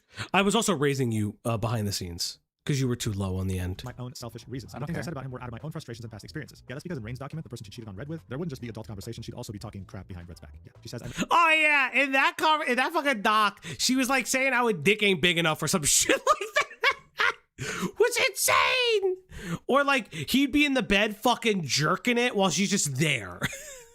made things sound much worse than they were at the time and mischaracterized the person he is. Red already knew that this happened way before it was made public in April, and no one else was ever told about it before then either. We addressed both of our problems in our relationship and moved past it a long time ago. It had nothing to do with my career or current events, and isn't relevant to talk about further. We disagree, we get mad at each other, we argue, but our relationship isn't toxic. And yeah, it was completely a mutual affair.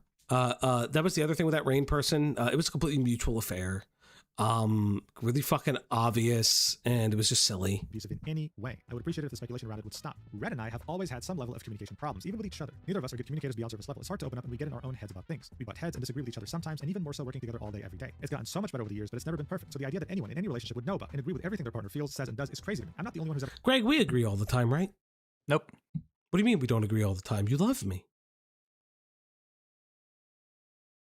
Had a significant other keep secrets from them, and neither is Red. Every relationship is different and has its own nuances, dynamics, and problems, functioning in a way that only the two people involved know of and fully understand. No one looking in can say otherwise. Because I cheated on Red, should I assume that everyone's significant other has cheated on them in the past? Should I assume that all my friends' relationships are the same as mine? No. And for me to claim I know exactly how things work between any of them just because I'm their friend that sees them a few times a year is ridiculous. For the love of God, please put more commas in your sentences. Oh my God. She continued. When I became Sinder, we wanted to keep our relationship private. In public, Red was simply my manager, and we hid our relationship from my friends for over a year during multiple trips. Okay. I tell my closest friends about our relationship in March of 2024 because we felt we were close enough and trust them enough to tell them. When we traveled, my friends saw us always close by each other. Wait, so then how long did you hide it? This feels like...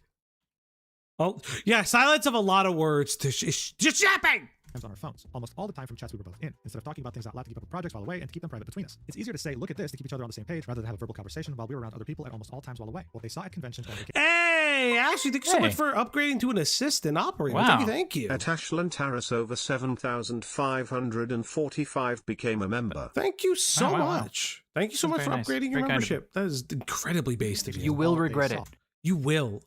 My members' content is literally just me playing games. Only Red and I would have any idea how we worked together and acted around each other when at home. I lived with Red and his family from the summer of 2022 to the end of February 2025. I have never outright told We anyone don't this, need to including know my all closest this. friends. We wanted to keep at least part of our personal lives No, private. no, no, we do, Friends we and do. lived apart. On stream, I've always said I lived with family friends and streamed in a basement. The basement part is true. It's where I spent the majority of my time and it's where I worked and streamed from. My career started there in 2021 with my ASMR. Red was the one with the PC, mic, and experience with content creation since it's always been his hobby. I would go there more and more often until I moved in when I became a full-time streamer. For most of my earliest streams with my...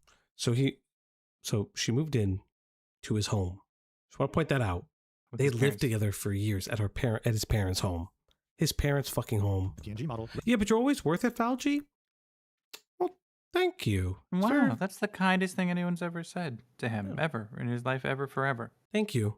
Thank you. Okay, the rest of you chatters, what the fuck are you doing? You need to step up your game. Everybody get up to Ashlyn Tarasova's level. What the fuck are you all doing? Thank you. Red would be in the room with me, modding on a laptop and making sure things would run smoothly. He was there as my tech support since at the time I could barely play games, let alone understand how to use and fix OBS if something went wrong. We built my own PC and stopped needing him by my side by the time I debuted my first model in June 2022. He moved his PC into his own room and has worked from there since. Starting sometime last year, my streams kept disconnecting and we couldn't figure out why. This was going on for months and no matter what we did, it kept happening. We thought there could be something wrong with the internet there that we couldn't fix, so as a last resort, my parents and I made space for me to move back in with them with my entire stream setup in February. We were able to fix the problem, but it ended up having nothing to do with the internet at all. I've been working and living here since, separate from Red. The reason why I'm revealing all this now is because we could have easily gone through each other's DMs whenever we wanted in those 3 years, but we didn't. It's not like we never showed each other our messages directly. We did, all the time. But we didn't come through each other's DMs at the end of every day to read anything we made. Yeah, no, partner. Yeah, honey, nobody should be expected to go through their... I don't go through Cloudy's DMs. I don't go through Cloudy's DMs. Why would I... That's such a fucking weird cope. Okay, sure. Have said, and I don't know anyone who'd say that's normal to do. We could just tell each other things that happened, and that was that. I never felt the need to look over his shoulder to check on anything and everything he was saying and to who. We trusted each other, and he's always had my best interest in mind. The next subsection would be titled Working Together, and from the first paragraph, many people would say how they'd lose hope in this document and would stop reading. That's because Sinder would say, I'm choosing to have Red continue working with me. He will be doing most of what he did for me before, but will not be doing any work-related communication for me in any channels I'm not also a part of. I now have access to his Discord account to check on things myself if I need to. It's clear to me that he learned his own lesson from what happened. He made mistakes, and I forgave him. I wouldn't be where I am without him, and he's just as much a part of Sinder as I am. He wasn't just a manager that handled some messages, and he had a part in a lot of things I did. He's always been the main creative mind behind my debuts and other releases too. Even with how involved he was, Red is still his own person with his own ideas, his own opinions, his own feelings towards people, his own goals, and his own ambitions, working under the same brand as me. He's always been the business sensible one out of us, and the work side of things was always his focus. We worked together on almost everything, but we didn't agree on everything. There have been many business or creative decisions. This is a But I lot don't of think- yapping. I don't think she's as like deplorable as a fucking what's his name, Nate Fulmer. Oh, you know, he really made a new video. I saw that he made it. I didn't watch it. I know you watched it, It's right? all the things they probably should have said in that podcast, because I was right. Mm. She has a vested interest in that podcast succeeding. Mm-hmm. I mean, she don't make money if you don't make money. Yep. We'd argue back and forth about, sometimes taking days to reach a compromise. Red didn't always consult with me before making his own choices in his messages with our partners. But all Pause. the time, I agreed Real with what he quick. did. Just an aside. How awful is it that you're like whether you know your ex, you love your ex or whatever, but your because they have kids, right? 2. That your kids' well-being and like your not your social status, but your continued existence in like the life that you have is accompanied by the guy who kind of is famous for cheating on you now has to continue to be successful. You know what I mean? Like you can't keep that lifestyle unless he continues to get. It's kind of crazy. That's kind of fucked. Yeah, 100%. 100%. Oh, hi, girly. Chat. This is like a side note. She has been very upsetty spaghetti all day.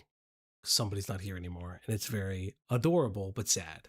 or said, and it was fine. But sometimes I didn't, and we either compromised or I had him walk back what he said. Red didn't tell me about every single interaction he had with people we worked with, and I didn't expect him to. I trusted him. There was never a reason for him not to tell me something important. That was until we disagreed about one of my friends, Bao. At the start of this year, we moved a lot of our work-related conversations with various artists into a project service where everything could be organized into one place. I could be included in discussions and decision-making where I needed to be, and would be able to see everything being said without having to rely on Red to relay every detail of the things he was handling. This was for our organization, convenience, and so I could interact with every person working with me directly. However, this didn't mean Red didn't still use his DMs to do business or talk to people we were working with. Besides the allegations in Nano's document, no one else we've worked with has ever complained about Red, and we've both worked with dozens of people who I believe would say their experience working with us was nothing but positive. Like I said in my apology, there were things Red didn't tell me about or hid from me and did without me knowing his DMs. But there are multiple people who said that Red was evil. What does that mean? Greg, are you saying Red got gone girl? Insane. I don't know. I don't know. Hi, girl. What's wrong? She's being very loving today.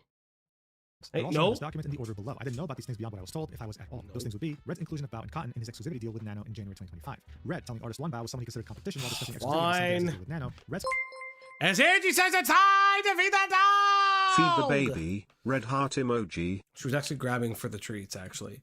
It's time to feed that pupper. It's time to give her treats. It's time to feed that dog now on the Uplock stream tonight. Yes, everybody, it's time to feed that dog. Come here, girl. Hey, come here. Eat it. Good girl. Now get down. Get the fuck down. Thank you. Good girl. A place for 9 hours. conversation with Nano about Chilili in April 2025, Red's conversations with Mod 1 about Silvervale throughout 2024 into 2025, Red asking Artist 2 about not working with Silvervale in March 2025, and Red's conversation with Artist 1 about Silvervale in April 2025, which Artist 1 told me about days later. The names of Artist 1, Artist 2, and Mod 1 are hidden to protect their privacy since they weren't directly involved in everything that happened in April. They will be reintroduced later in this document. So yeah, this was definitely one of the more controversial parts of this document, the fact that she's still working with Red even after everything that's happened, and it was one of the main pieces of criticism regarding these 1,000 pages, mostly because people stopped reading right then and there, thinking Sinder hadn't changed and this was just another document where she deflects blame. The final subsection in this section would be falling out. Sinder would say, the night the first documents were posted, Red was here with me. I ended my stream and he came over to see me while we worked on a few things together. We were still awake when Nano and Bao posted their documents at almost 2 a.m. EST. I didn't understand what was going on and started panicking. Greg. I tried to explain what happened, but I blew up at him and kicked him out, regrettably refusing his I help. hate We it worked this out here. almost a month after. I had one close friend reach out to me after things were public. And Like, I this is responded just to him like, and I was like, just nothing. So yeah, in this message we could see Sinder saying, I'm Nothing so sorry, yet. blank, I'm trying to collect myself. Red and I aren't speaking right now and I'm so upset with everything. She'd continue, I was distraught. And I posted that Red was fired later that morning. I wasn't trying to throw him under the bus and avoid accountability. I was blindsided by my friends publicly pointing the finger at me for his words and actions I didn't even know about and I didn't agree with. I didn't know what else to do. In my apology, I said, as of yesterday, he was no longer working with me and I have not extensively discussed any of this with him. Because Red will continue working with me, I will be deleting this tweet sometime after posting this document. And of course, here she'd be referring to the tweet where she'd say, effective immediately, Redacted will no longer be managing or overseeing my VTuber activities. That got community noted. So yeah, by the time this video releases, this tweet would be gone. So yeah, as I had already mentioned, this is where most people would just stop reading, right? The first section was just a couple pages. This was like 4. The next section would be around 14 pages, at least for me, on my monitor, with these downloaded PDFs. To many, this seemed like Sinder was backtracking over the things she had said as the controversy was going on, and that she hadn't learned her lesson. I mean, she was bringing back the one guy who It's was either working for this or the It did look PDF, good, be but we're not even grateful. 1% through the document, believe it or not. I'd rather cover pedophiles right now. I'm not even lying. So we still have a lot to cover before you can come up with your final opinion. It's not because this is boring. It's just like, she talks so fucking much, dog. Next section would be titled My Apology and Taking Accountability. Cinder would say, now that I've reviewed everything that happened and had time to reflect on my own actions, there are some details I need to point out and corrections I need to make for my apology. Then I'll go over the things Red or I or both of us did wrong so we can take responsibility. Each section after this will explain the full story around each major individual involved, anything Red and I did, and defending ourselves against everything we didn't do. Quotes from my apology will be present throughout this document to show what they were in reference to. So this is where Cinder would post her apology that she made, you know, the one that wasn't really well received by the community, and would I feel like if you have your life partner also be your business partner / spokesperson, it's a recipe for fuckery. It depends. Depends what's manageable, what isn't for some people. Depends on the situation. Depends on, I guess, the relationship. Depends on, like some people are artistic, but they have no business sense. Yeah. And some people are business savvy, but aren't artistic. I'll say this. As someone who understood that firsthand, through like family members who were like husband and wife that worked together, it's a very miserable existence. I don't care what they say. They're very miserable.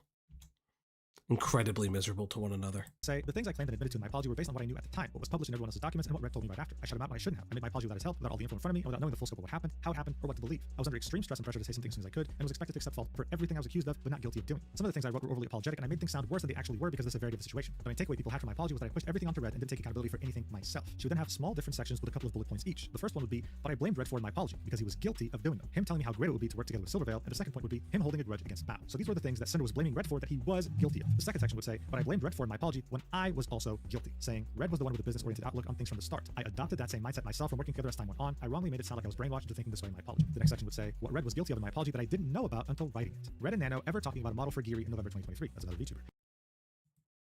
Okay. I need to. Chat. I need to.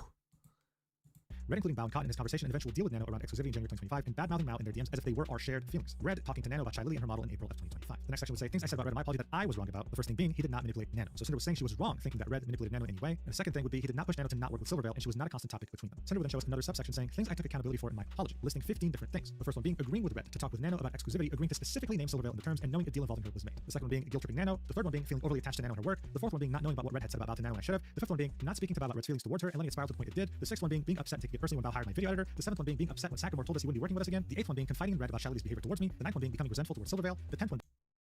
I hate all of this. I hate it all. I hate it all. Like this is like, oh, things I took accountability for. Guys, did you realize I took accountability? Then why do you need 1,000 pages?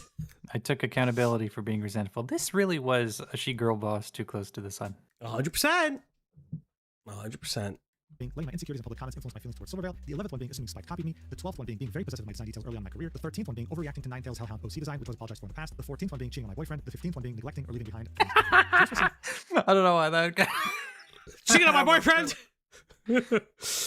All Lol. these 15 things did happen. You know what? I actually don't need the captions because he's just reading the He's document. just reading it. I was thinking that, but I didn't say it. Apology back in April 2025. He then continued, saying, I admitted to the world that I cheated on my secret boyfriend, and the story push was that I took no accountability and used him as a scapegoat. Even with all of these concessions of what I did do, I was still somehow a narcissist who couldn't accept fault. What I did was not admit to the right things the people making these claims already decided I was guilty of. They also expected me to apologize for everything I've ever done without any of it ever being mentioned, even if the matter was already settled in the past. I understand that the things my manager did that I didn't know about are ultimately my responsibility, and my ignorance doesn't change it. I should have taken more care to check up on what I was saying and doing, but I was being blamed publicly for things I had nothing to do with. My accusers went out of their way to claim Cinder did this, Cinder did that, completely disregarding Red's agency from any of his own words and actions. The proof I must have known about everything he's ever said and done was because they said we worked on things together on our phones during the few times a year we were traveling. And Nano's document showed two of my screenshots from over a year apart from separate situations where I knew more or less what had happened between her and Red. There was no other evidence presented for their claim, but they told everyone it absolutely had to be this way. Chat. Yeah, I don't think I don't think a lawyer looked over this before they posted it. They would have cut like 500 pages. Hold up. She's doing something. Give me 20 seconds. I can hear her doing something. Hey, chat. What's your favorite color?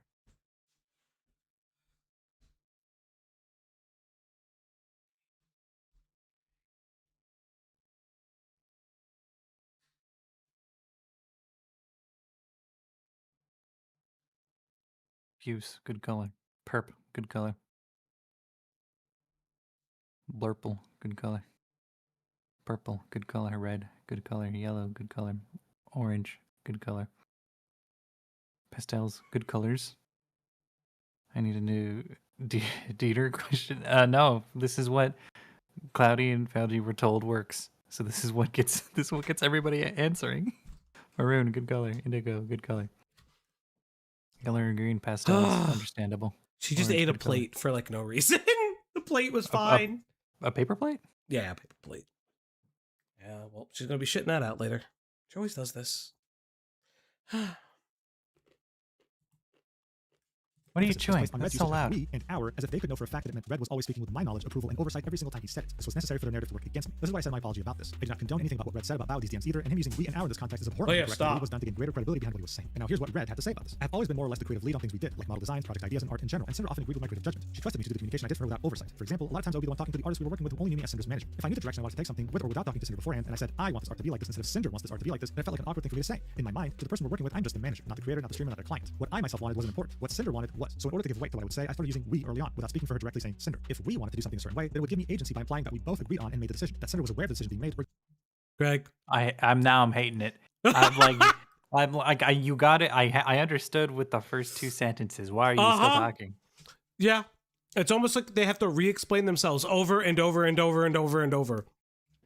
Also, almonds. Regardless of if she actually was or wasn't at the time, and that my words had meaning. I was speaking on we, the brand behalf. It became a habit of mine to talk this way regarding any projects or business dealings. I didn't start doing this because anyone told me I should be. I didn't speak like this all the time or in every single message. It's not like Cinder never knew about what I was saying when saying we. If afterwards she did disagree with me on something, then I'd have to walk back what I said and say that Cinder actually wants it this way, for example. Very often Cinder was on the same page as me beforehand, or would agree with what I said without her knowledge using we afterwards. In the case of the exclusivity deal with Nano, I used we when talking about Bao, so it would seem like Cinder also backed how I felt. Cinder not only wasn't aware of this, but I knew she didn't agree with me about what I was saying. In our conversation, Nano said herself that she was not really down with working with people who Cinder didn't want her to. So I made sure to tell Nano how we felt, expressing my own feelings to her as if they were both of ours. This will all be I am so incredibly tired. How did we do this? You suggested it! Yeah, I didn't think you were going to do it.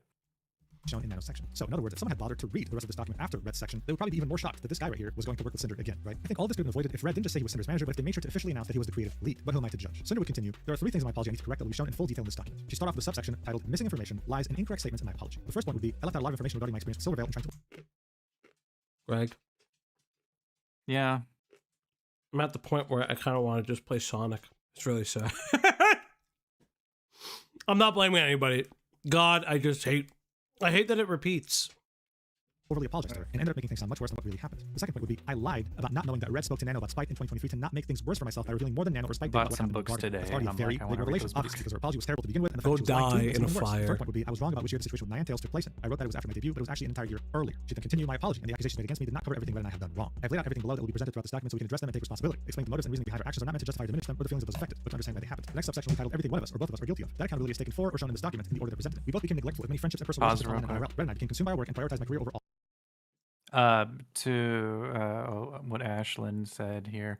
That's what I mean. Unless Cinder was expressly okay with Red being her voice, the dude basically went rogue. I feel like a lot of this could have been solved if he did just say, I'm speaking as Cinder's staff or project lead, or, I'm lead on this project for Cinder versus Cinder wants this.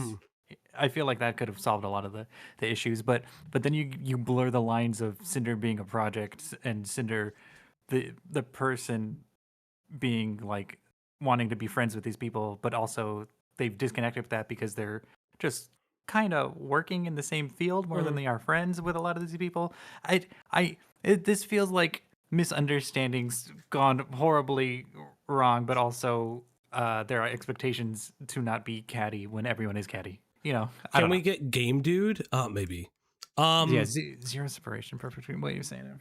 Well, I think the other thing too is that like there are moments where he'll be like as the team lead, as her manager, and then say we, and then say Cinder or say we. Yeah, and it's like one of those things where it's like I can't just sit here and necessarily blame him for that because he is doing his job. Like he's unironically doing his job at that point. Yeah,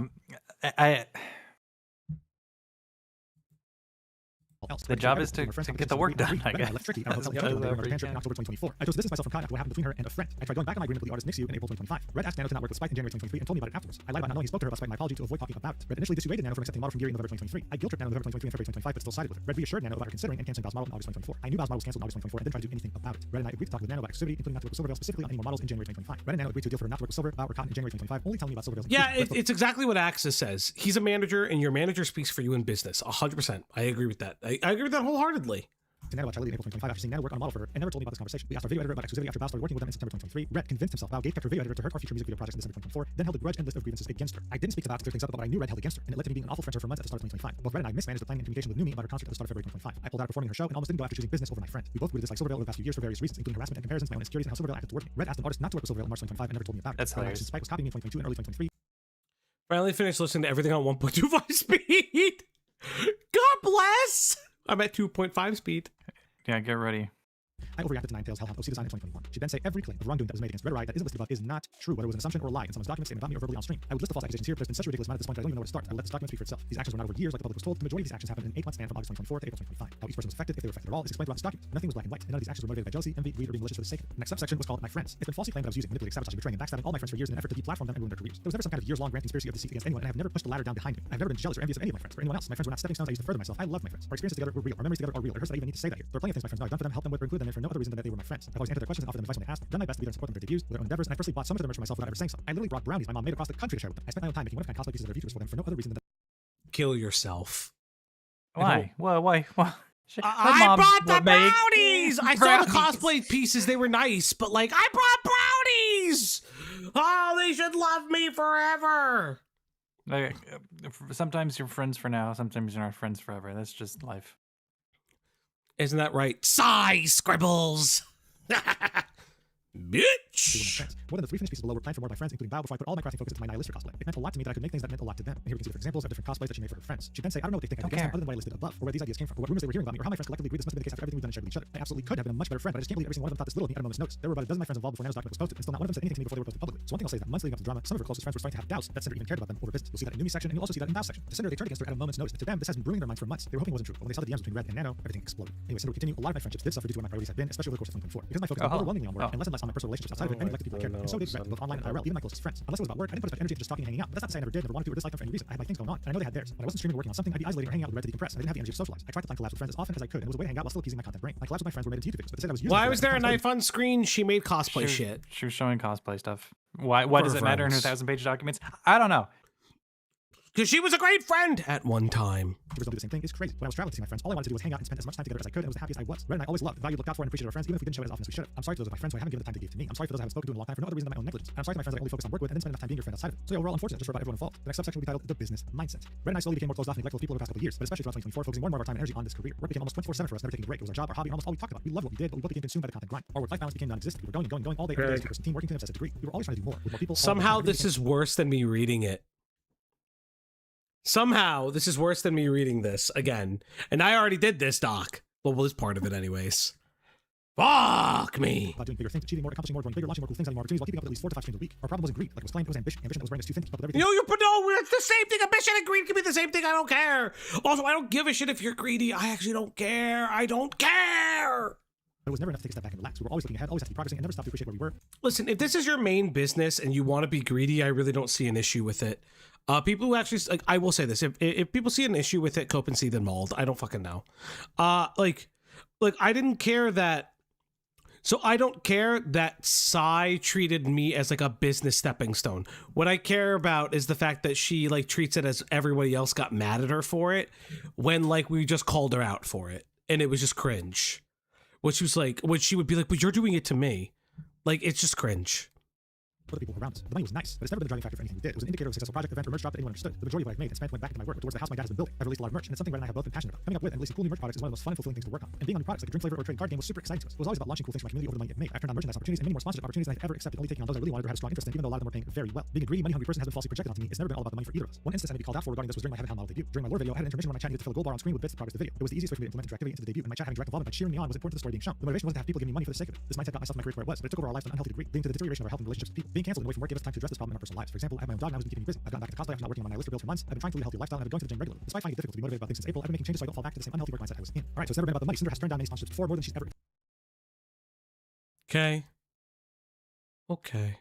We have 6 more of these she to did it go. because it looked cool. That's a great mindset to have. But I can't claim that I watched Cinder to know how often she would accept sponsorships. All I can say is that she always had something to sell. Like Somehow we've gotten to 50 minutes, chat! Morals, while also giving your community what they want. Anyway, so we continue to the next subsection titled competition. In my apology, I said, I'm disgusted with myself for buying into the narrative that my friends were competition. I just learned about all this myself, and there could have been so many other friends affected by the narrative that things always had to be competitive. She say, Red always considered everyone a competition, including my friends. I understood and I agreed with his reasoning below. It didn't change anything between my friends and I didn't treat them any differently because of it. The only person I became directly competitive against was Silvervale, and that wasn't right of me. Red would then say, the content creation sphere is massive, and the VTuber sphere is a fraction of that with its own audience. So that already is an interesting sentence because it's pretty much assuming that the content creation sphere is a pie. There are limited pieces, and unless you don't get yours, you'll never get it. Personally speaking, I've met content creators speak this way, but I've also met the opposite. People who believe that there's a piece of the pie for everyone. Now, in my own again, like there's so many people. Okay, this is just content brain versus friend brain in the content sphere. Like, did you want to be friends with these people? Maybe Cinder did.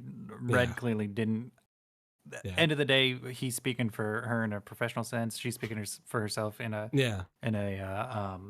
casual sense. The wires got crossed from people who are their own managers and take care of all the stuff themselves, I guess. Is what it is, happens. Yeah, again, like it's okay to be business minded, but just be honest about it. I try to be honest about it, like where it's like, hey, content is content, and I try to have fun with it, but I do want things done a specific way. And if they're not done a specific way, I am going to have a conversation with you about it. But it doesn't mean that like I hate you or anything. But it's like one of those things where it's just really the over explanation of, hey, it's competition, it's business, we're all fighting for the same.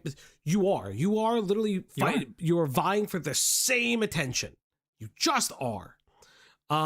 Yes, I know it sounds like Animal Crossing speak, but like this part is boring. This part is incredibly boring. Latter was way more pleasant to talk to, and I could actually form a friendship with. He continued, everyone's always doing something, launching something, playing something. It's a constant race of relevancy. Whether you want to look at it that way or not, it's the nature of the industry. Part of the reason why we're always working on new things, releasing bigger things at a faster and faster rate was to stay competitive in the space. In a general sense, everyone was competition. Friends, other VTubers, other content creators, but at the same time that anyone and everyone could be considered competition, they were also collaborators, co-workers, and partners. The end goal is about staying relevant to people's minds. Okay, I guess a minute pause here.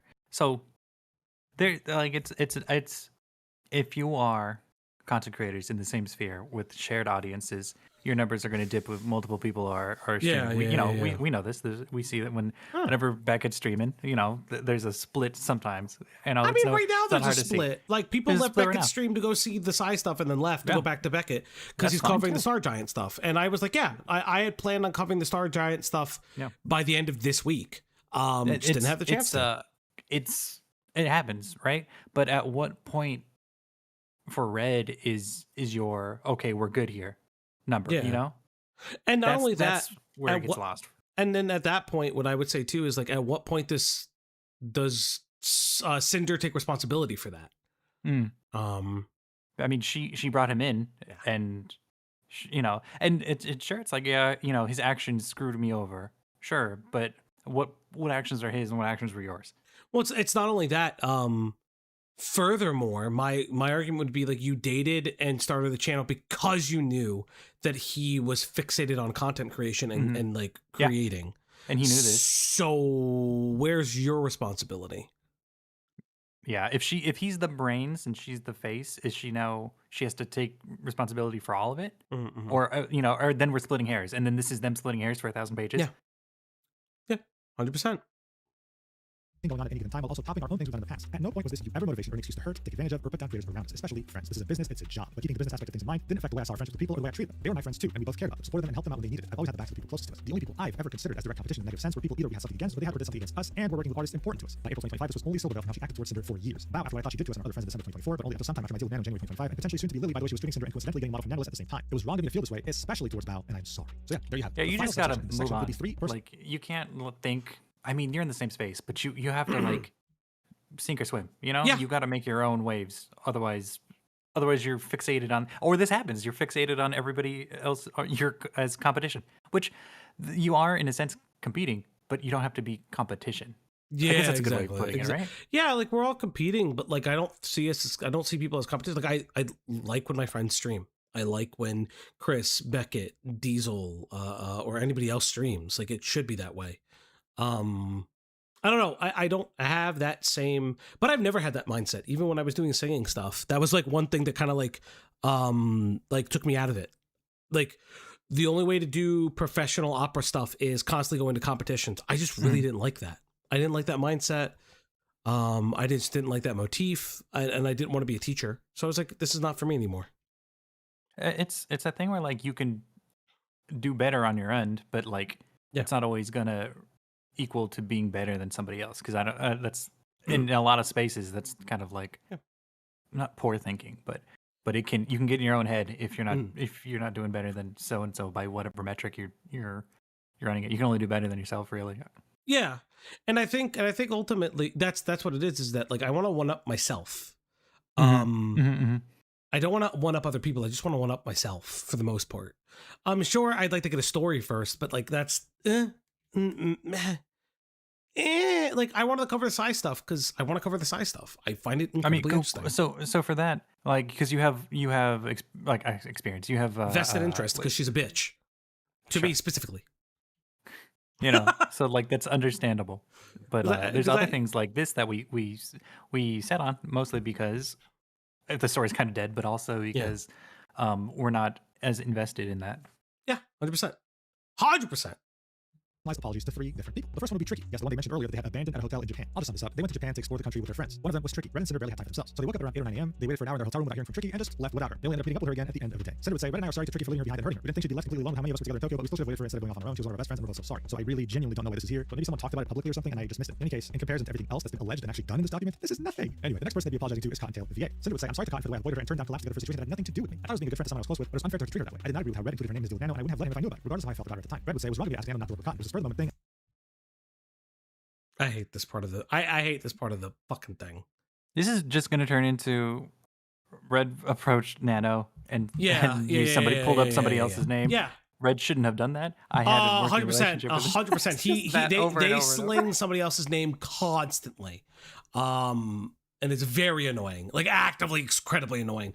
To me personally, because that person deserves their privacy. I'm not going to say that. It's just more like, okay, so you're giving that perfect person their privacy in the document, but you didn't give that person their privacy when you slung their name around to shit talk another person. You know, Very weird. Red is, I don't know the guy, but I feel like he's just like one turn away from being a crypto bro or something. Yeah, right. Oh, he probably is. It probably I don't know. is. Who knows? After hearing about the situation she was involved in, I took it upon myself to do what I thought was right by my friend. Cotton's always been nice to me personally, and she did deserve that. I'm sorry. So yeah, Cotton's name's gonna come up again in this document, obviously, but for the most part, Red and Sinder were really apologetic. The last apology would be to Nixie, an artist. Sinder would say, Okay, you know what's great? He skipped that. He skipped that entire part of the Cottontail shit. I can appreciate that. There's no reason that should have been included. But I left it out because of what she wrote in it. So instead, I summarized the situation below. So the reasoning as to why she left out the document was because Nixie in the document itself would say, I don't want any public reaction to this. I really do not want to appear on videos are similar. I don't want my case being used as an excuse to put hate into it, etc., etc. Which is why I personally didn't include her document in my video about the situation 5 months ago. Sinder would continue. Nixie, or Iomea AF, is an artist that reached out to me via email about making artwork in exchange for showing off and giving shout out to her Patreon on stream. I had to see the email, which made a tweet laying out her terms tagging me in it. I messaged her that I was interested. I put her in contact with Red, and he handled things from there. Through Red, we made our agreement. It wasn't until she had a large portion of the sketch finished when I changed my mind about our agreement. I didn't want to do it anymore. I don't know what was going through my head, what my reason was for this, but I told Red to call it off. Red tried to make it seem like there was miscommunication, someone to save face for me, but it was really because I was being unprofessional. If I recall, Tricky is the one VTuber got noise completed out of her apartment. That's I don't know, Tricky. I'll take your word for it. If I anyone believe can- they have like purple, reddish, like a fucking ombre hair. I think they're like a fucking you know the character from like fucking League of Legends that Nico. No, I am an adult. I know nothing about. Oh, Nico, yes. Looks like a palette swap for her. Okay. I agreed to follow through with the art showcase and shout out on my stream. However, I failed to follow Nixie's terms as they were agreed upon. I didn't verbally shout out her Patreon. I only showed the link to it that was on her artwork. I also didn't show the censored NSFW version of the art, but that was because I was worried about getting in trouble with Twitch. This was an unprecedented situation I caused an artist, and I've never done something like this with anyone else. I held an agreement that was extremely and regrettably unprofessional. This was way out of character for me, and I'm sorry to Nixie for how I handled things and for the stress I caused. I encourage anyone reading this to please support her and her incredible work. And that brings us to the end of this section. We're at 1% through this document. And interesting information. The next section after this will be over 200 pages and it'll be about Nano. However, we're going to be having a bit of a change of plans. All right, so here's the deal. As I mentioned, there's 13 different sections in this document, and we just went through the first 3. In the first section, Sinder would say you're intended to read each section in the order they're presented. And as much as I'd love to follow her instructions, Come on! Come on!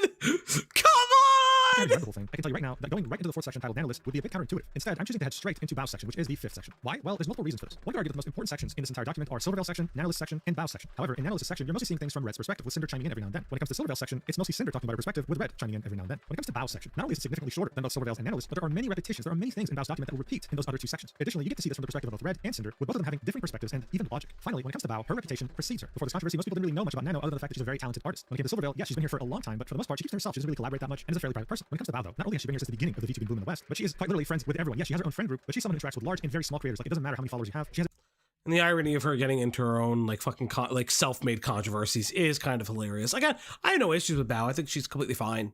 I think everybody's biggest controversy for the most part, just hand waving most of these big indie VTuber names, is that they're socially front facing, like different than they are internally. Behind the Does that make scenes, sense? yeah. And that goes for a vast swath of people, obviously, right? You're not going to be the same person that you will presenting yourself or you're selling yourself as. So Am I the same person, Greg? No, How am I different behind the scenes? you're worse. Fuck you! Mm-hmm. I'm gonna fucking make out with you. interacted with hundreds of people throughout the years and has never had a problem. She has never been involved in petty drama. She's never had a Google Doc written about her, which is, I mean, saying a lot in the space where petty drama happens every minute. All this to say that I believe that this might be one. She had petty drama this week! That's true. Woo! Now, if not the most important section of this entire document. I'll say this too. Most of these people are entertaining. They're entertainers, right? Like you can pull up a clip of anybody doing like a funny bit or whatever. You're going to be entertained by them. But to sit down and watch a full stream about some of these people, I couldn't. I'm not. The a fan only like thing that. I know about Bao is that she wants to fuck Blythe. That's all I know. That's probably one of the funnier things about her. Honestly. That's all I know is that she goes "Wah," for the wolf man. It gives you a broad understanding about Cinder's logic and perspective, Red's logic and perspective, and does a lot to explain how we got here. Most people might have read the first 3 sections before giving up on the 4th one, saying that Nanoless is 186 I did give up. I gave up after the Nanoless part. pages, and unfortunately miss out on this section that's extremely important. So that's why I chose to go with this immediately. So, without Actually, no, I think I read halfway through the Bao part and gave up. further ado, let's see how Sinder chooses to introduce us to this section. Here's what you have to say. His name is Blythe. I thought it was Blythe. Yeah, Blythe. Bao has always been a great friend to me, and I No, it's Blythe though. It's pronounced Blythe. Blythe. Yeah. Blythe. couldn't being a terrible friend to her when I wrote I don't my wanna say those Same with a lot of words. other friends of mine. Do I look like Beckett? Do I know how to say old weird words? But more than the others in my closest circle, there was so much I couldn't explain in my apology about what happened between Red and I over Bao that's all presented below. Because of Red's resentment we're not towards even her after in we thought she that went out of her way to word. sabotage us at the end of last year, she became a sore topic between us. My partner's opinion of my friend pressured me to treat her differently to avoid any conflict between us. I never tried to talk about it because I didn't agree with Red to begin with, and I didn't want to start any drama between us. I was ignorant to the way she felt isolated from me and our other friends earlier this year. She was hurting, and I didn't do anything about it. I'm sorry to her for never addressing the problem when I could have, and I'm sorry I made her feel unwanted. I knew Bao had a model plan with Nano. She showed it to me at WeCon in March of last year. I also knew that the model was canceled in August before she told me and our friends. I was told that Nano chose to cancel Bao's model so she could focus on her own content. I had no reason to ask to read Red's messages myself when this happened, and when Bao messaged me and our friends, I felt so bad that I already knew about it. I saw how excited she was about this model, but but I didn't do anything to try and help her. I was under the impression this was what Nano wanted, and I've always been on Nano. Chad, if someone pays 50 gifties, we'll go even faster. Jesus. Side about what she chose to work on. As far as I was aware, Bao didn't have any plans with Nano for a model again after that. I didn't know it was ever replanned or that Red brought Bao up to Nano in their exclusivity deal in January. I did not and do not agree with what he said about Bao to her then. Bao was recovering from surgery when she was told one of her closest friends betrayed her. I don't know what she was shown or told by Nano and Shiley or other friends involved when she made her decision to make everything. What kind of surgery you got, girl? But I believe she was misinformed. I wish she would have talked to me first, but I don't hold that against her. I never I talked to her. forgot I knew what I it had a problem was. with her and I was neglecting her, so I didn't deserve that courtesy back. Bao was encouraged to reveal my relationship with Red in her document, but she didn't. I appreciate her choosing not to say anything about it before I did. Bao was one of the first people who Is there an even faster mode? So I have Yes. YouTube Premium, so I can go all the way to four times speed. That's when you start hearing colors. Like you're like, you know, the scene Yes. in Space Odyssey? Yes. 2001: A Space Odyssey? It's that. No, it's the what's the fucking what's this the Nicolas Cage horror movie? Is it The Sound of Color? Which one? It's the one based. That's the H.P. Lovecraft one. Yeah, the H.P. Lovecraft one. I can't remember What the is name of it? it. Oh, it's gonna. Is it The Sound of Color or something? Is that called The Sound of Color? No, Craft. Gas. I want to Color Out of Space. Color Out of Space. Yes, I love you. genuinely inspired me to become a VTuber in 2020. I was lucky enough to become her friend and get to know her. She works extremely hard on everything she does. I want to step she's been through. She's one of the strongest people I've ever met. Bao's the kind of person who will always have her friends' backs. I'm sorry that I didn't do the same for her and for never being the friend she deserved. Okay, so you weren't a good friend to Bao. Sorry to Bao. I completely misjudged her character, jumped to conclusions, and made a mistake that not only hurt her with Nano, but continued to hurt her because of my influence on Cinder's actions towards her for months afterwards. I'm ashamed of the way I felt about someone who's only been a supportive friend to us. I was Okay. personal resentment towards her to talk to her about the things that made me feel that way in the first place. I went out of my way to get even with someone and take an opportunity away from them who had only hurt us in my own headcanon. He continues. I also want to apologize to Bao for reassuring Nano that it was okay to cancel her model last August. I was only considering Nano's feelings and how it would affect us, and not Bao. I'm sorry. Cinder would then speak again and say below we've laid out anything Red or I have experience with or related to Bao that are relevant to everything that's happened. This includes conversations with our mutual video editor, Red's conversations with Nano about Bao's model. This is just turning into I apologize for being content pilled and girl bossing too hard and blurring the lines between friendship and work. That's all you got to say. Yeah, like people won't be your friend anymore. That's fine, but people will probably be like, oh, okay, you know what? Sometimes money is intoxicating. I get that, right? Yeah, exactly. You could come back from that, but I feel like 1,000 pages to say that is too much. Yeah. Versus music video with Sakamore, leading up to what Red told Nano in their exclusivity deal. Alright, so for an intro, this is already very loaded. If we take Cinder's word for everything here, she makes herself out to be a victim, someone who was forced almost to be a bad friend to Bao because of her partner's opinion of her. This of course ends up making Red look even worse than he already was. And I think it's safe to assume that if someone were to Which then why would you work with Red? This experience on like Reddit, seeking some sort of advice, the top comments would probably say, leave him immediately. Because you're married. But at the same time, Cinder doesn't just fully blame Red. She also you mean blames herself Bao. for being a bad friend. This won't be the only time she blames herself for that. In fact, if anything, I don't think she was a good friend to anyone in this document. And this is according to her own words. Seeing that Bao is well beloved by the entire VTubing community, I mean, it's very hard to find someone who dislikes her and has a valid reason for it. Cinder, instead of attacking her like she does most people in this document, would instead make the case that Bao was simply confused, that hell, she was manipulated. Red then chimed in. Bao is Again, confused. confirmed the fact that yes, this was mostly his fault. He made up a headcanon in his mind and convinced himself that Bao was an enemy and tried repeatedly to sabotage her, even doing his best to sabotage her friendship with his wife. What comes next is something that would happen on the 30th of September 2023. Red would ask Cinder's video editor about working with them exclusively. This would happen 2 weeks after they saw that this editor had worked with Bao on something else. Cinder would admit that she took this personally when she shouldn't have, saying that she thought that it must have been because her content wasn't good enough, or as good as Bao, or maybe that she wasn't paying the editor enough. She does take the time to specify though that she was upset, but not specifically at Bao because she was her friend. Red on the other hand wanted this editor to do more for them in general, so he wanted to ask about them becoming exclusive for that reason. He got ahead and asked how much they'd be wanting to be paid to be exclusive, and the editor turned him down. Cinder claims that both her and Red were satisfied with their response and accepted their decision, and she managed to get over her insecurity and was happy that this editor was supporting. It's being played so fast I can't even understand what's being said. Well, it's 1,000 pages and it's 6 hours. Her friend. She then claims that this was the only time she has ever perceived Bao as competition. I think we're gonna give up on this again. You might. I feel it in my soul. But it didn't affect how she treated her. This was all a larger version of what she All right, included get in her as far initial as you document can. Yeah, we're gonna get Redacted as far. in the editor, and if you're interested in reading them, you can pause the video. After this, more than a month would pass by. He's not even reading the DMs. Even he said fuck him. Discovered that Nano was going to work on Bao's model. In the DMs, Red would be asking Nano, hey, do you have a lot of models lined up? Nano would say, quite a few. Does it have to do with the project? Red would say, no, it's not for the project. He was just wondering. I will say, like, the idea that like Redacted is seeing all of Nano's like internals and seeing the wait list. I don't I don't understand why Nano thought this was okay though. You know what I mean? Like friends are not your business partners, like to a certain degree. There's no reason They don't have to be privy to that. Yep. And the fact that Nano did this is sketchy to me. I will say that it's sketchy. Because I feel like if you did this, you do this to a friend, not to a work associate. And I feel like, again, I could be wrong. I feel like Nano blurred the lines between friend and business relation also here. 100%. 100%. And that's part of the problem, in my opinion. I think that like Nano kind of gets away with that. He knows that she's working on a model with Blank and Silver, and one of his contacts at Mythic Talent, his agency, said he would be working with one of their clients soon. So we can see here that Red always made an effort to see who Nano was working with. This is something that you'll see multiple times, not just in Bao's section, but in other sections too. And by this point, Nano was used to it. She would have shown her entire list of clients that was upcoming, and Red would reply with oof. Red would add a comment to the document saying my oof reaction to the screenshot was due to the number of projects she had on her to-do list, not about who was on it. This was the first time I had seen Nano be working. Yeah, no, that's like obvious. with Bao and model. In the next set of DMs, Red would be asking questions about Bao's design to find out if it would be compatible with Boss Rush's theme. This would be a group song project that Sinder would produce later on, right? At this point, it was just an idea, according to Red. This was probably because they were thinking of including her in it. The last DMs of this conversation on the 17th of November 2023 would be Nano rethinking her waitlist. Red would respond with, hey, if you want to clear up your schedule for more work with us, I'm not going to stop you. But would then say, I don't know for sure right now, but I think you maybe should keep Bao big, maybe. And that's all I'll say. To which Nano would reply with, oh yeah, really want to work with Bao. Redacted would say, are you designing Bao's model? To which Nanoless would say, not sure. Didn't get into specifics yet since it's planned for June 2024. Red would say in the document, I thought Nano should keep Bao on her list because she was Sinder's friend, but I didn't want to take a solid stance on it if Nano was thinking about removing her herself. Nano said here she really wanted to work with Bao. A couple days later, Nano would DM Red, asking, by the way, since you got plans, aka projects that they want to work with Nano, do you think it would be best for me to have Bao's model done sooner or around June is okay? Red would say, I really don't know at the moment. Then he would detail all the stuff they're working on with Sinder, and Nano would say, maybe having it done sooner, so whatever happens later, I'll be open for it. In the document, Red would say, Nano asked me when she should have Bao's model done. Nowhere do I say she should cancel it. Nano suggested she may get it done sooner than June. A few months would pass by, and all of a sudden, we're at WeCon 2024, more specifically at the end of March. This is when Bao would show the model that Nano was working on to both Red and Sinder, showing a lot of I'm losing my mind. It's because Nano is unprofessional. She literally had a contract option where you'd have to pay for secrecy. Yeah, but I mean that's common. That's common in industries. That is a little common. Like for normal like digital commissions too. Like I don't know if it's an additional charge or what, but you can request not to be posted on their socials if it's for something specifically. Well, but then also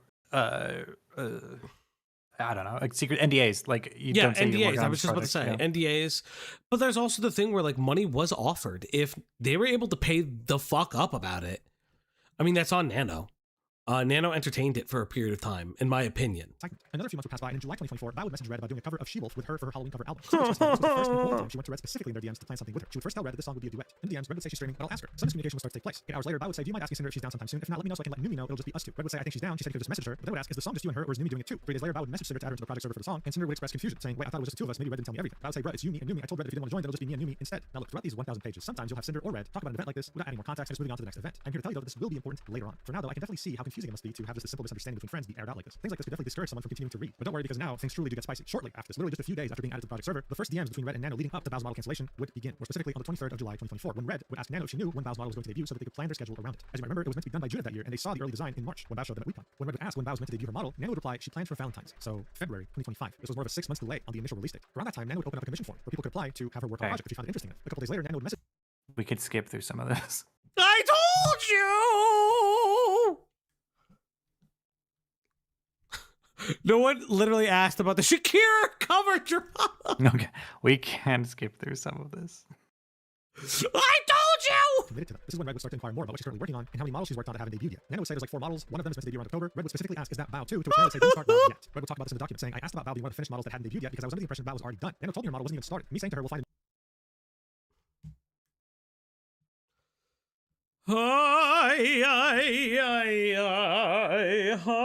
I'm going to end it.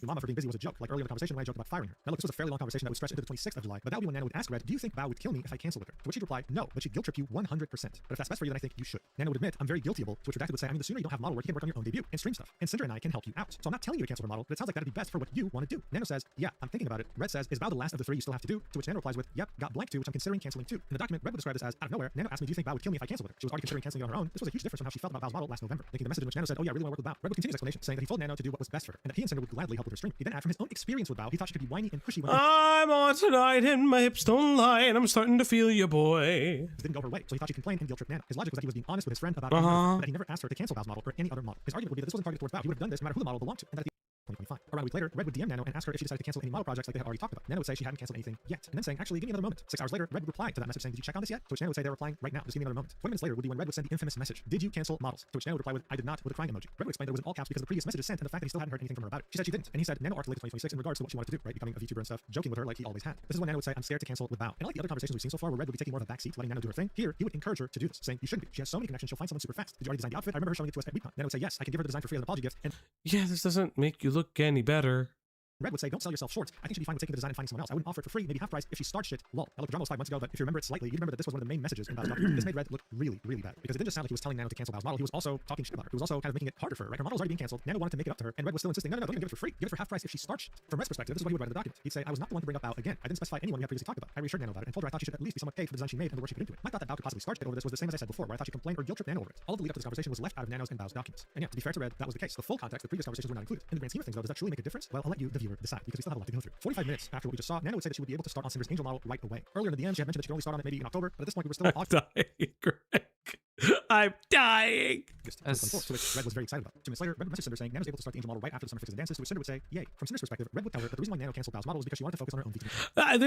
This is not that I will get this done for Pinker and only for Pinker and Axis.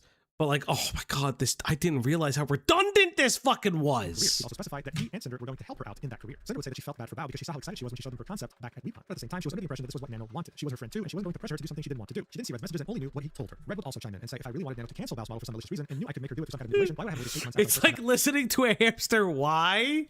What do you mean? Is it too quiet? It's because it's like a chipmunk. Because it's so fast. About it in November 2023 and told Nano she should. Why did I wait 4 months after WeCon in March 2024 when Bao showed it to us? Why? When I thought Bao's model was already finished in June, like she told me it was planned for, would I have gone out of my way to make Nano cancel it now? Although I was closer with Nano, Bao was still a friend and I didn't have any problems with I her back needed someone to feel my pain. Well, I'm in pain. Wait. It's just noise. Yeah, all talking is just noise. No. Let's see what happens when we get to 2.5. The rat gun is nothing. My opinion of how she could respond to Nano canceling on her doesn't change. Nano's worked with multiple friends of ours in the past. And it Oh, wasn't no. a problem with Bao. No, we can do it. We can do it, chat. Get used to it. What Nano expressed to me she wanted to do for herself, and as a friend, I reassured her it would be okay. The next day, Red would message Nano and ask her how her conversation with Bao went. He argued that the reason why he was asking about this was because Nano had expressed she was scared to talk to Bao. So being her friend, he wanted to ask how it went. In the document, he'd say if Bao's design was done and the model wasn't even started, like Nano told me it wasn't, then I didn't think it was a problem if Bao could just take the design to another model artist. Hypothetically, I thought there still would have been time to hit her planned Valentine's Day debut window. Nano told me about. In the DMs, to reassure Nano, he'd say she Somehow it's still going on.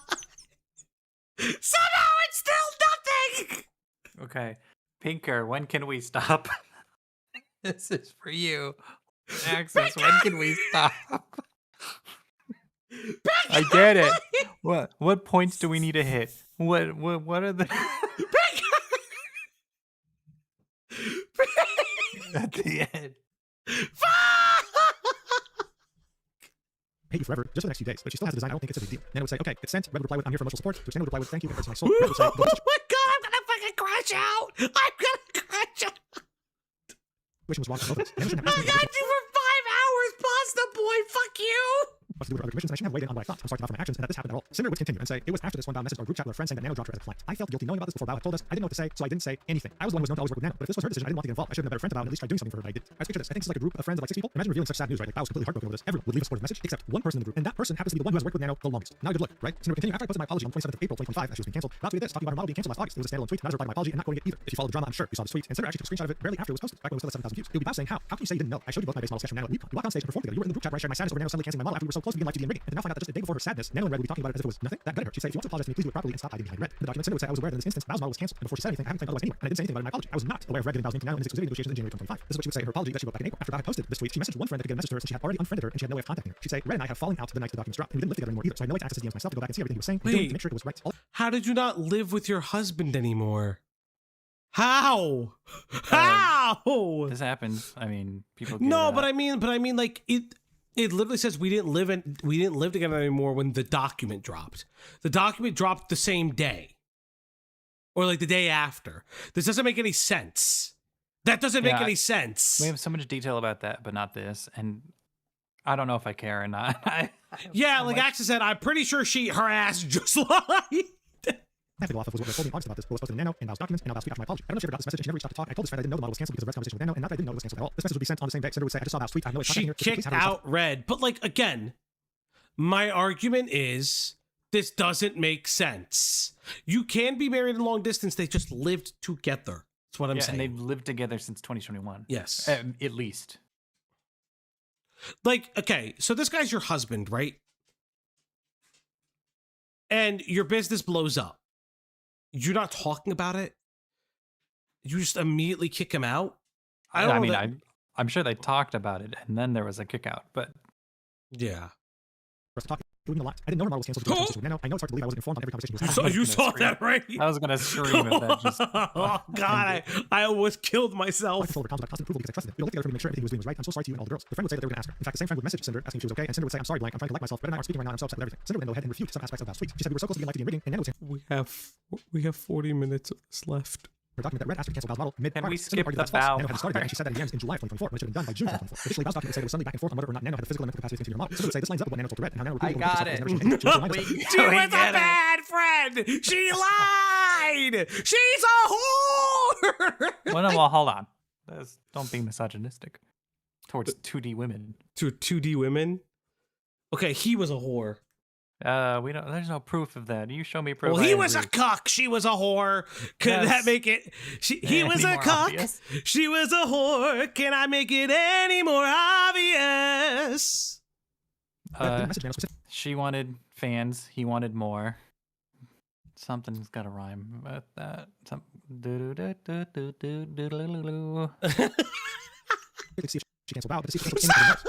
Wow, that's scary. I don't like that in flashes. Although Sinder realized that what she did and what Red did was wrong, she still wasn't as wrong as Nano Inbound had claimed. In any case, a few days later, on the 9th of August 2024, one of Sinder's editors would decide to step down. This would prompt Red to ask their other video editor yet a second time to become exclusive. Red would offer to remain video editor a raise in order for him to do more work for them. In other words, becoming exclusive. Sinder would specify this had nothing to do with Nano. So I guess that section was just to clear things up. If you read the DMs, which I already have, the editor would end up declining this offer. Now, what comes next is a fairly important day. Oh yeah, we know the offer. We get it. We get it. We get it. It will be the 27th of August 2024, and it will be the last time Bao and Sinder would ever solo collab on stream, which means just the two of them. In the beginning of that month, Bao had asked Sinder to make clay animals together. Materials would take a while to arrive, and they'd be able to finally do it on the 27th. 4 days later, Bao would release her original song Natural Disaster, featuring one of Sinder and Red's friends alongside her. Red would then comment on this, saying this event is here because of what I watched Bao say on her stream either on the day the song was released or sometime in a couple of weeks before then. She was talking about how difficult, frustrating, and time-consuming it was to work with experienced singers on music projects, and that she would rather work with these singers from now on who know what they're doing.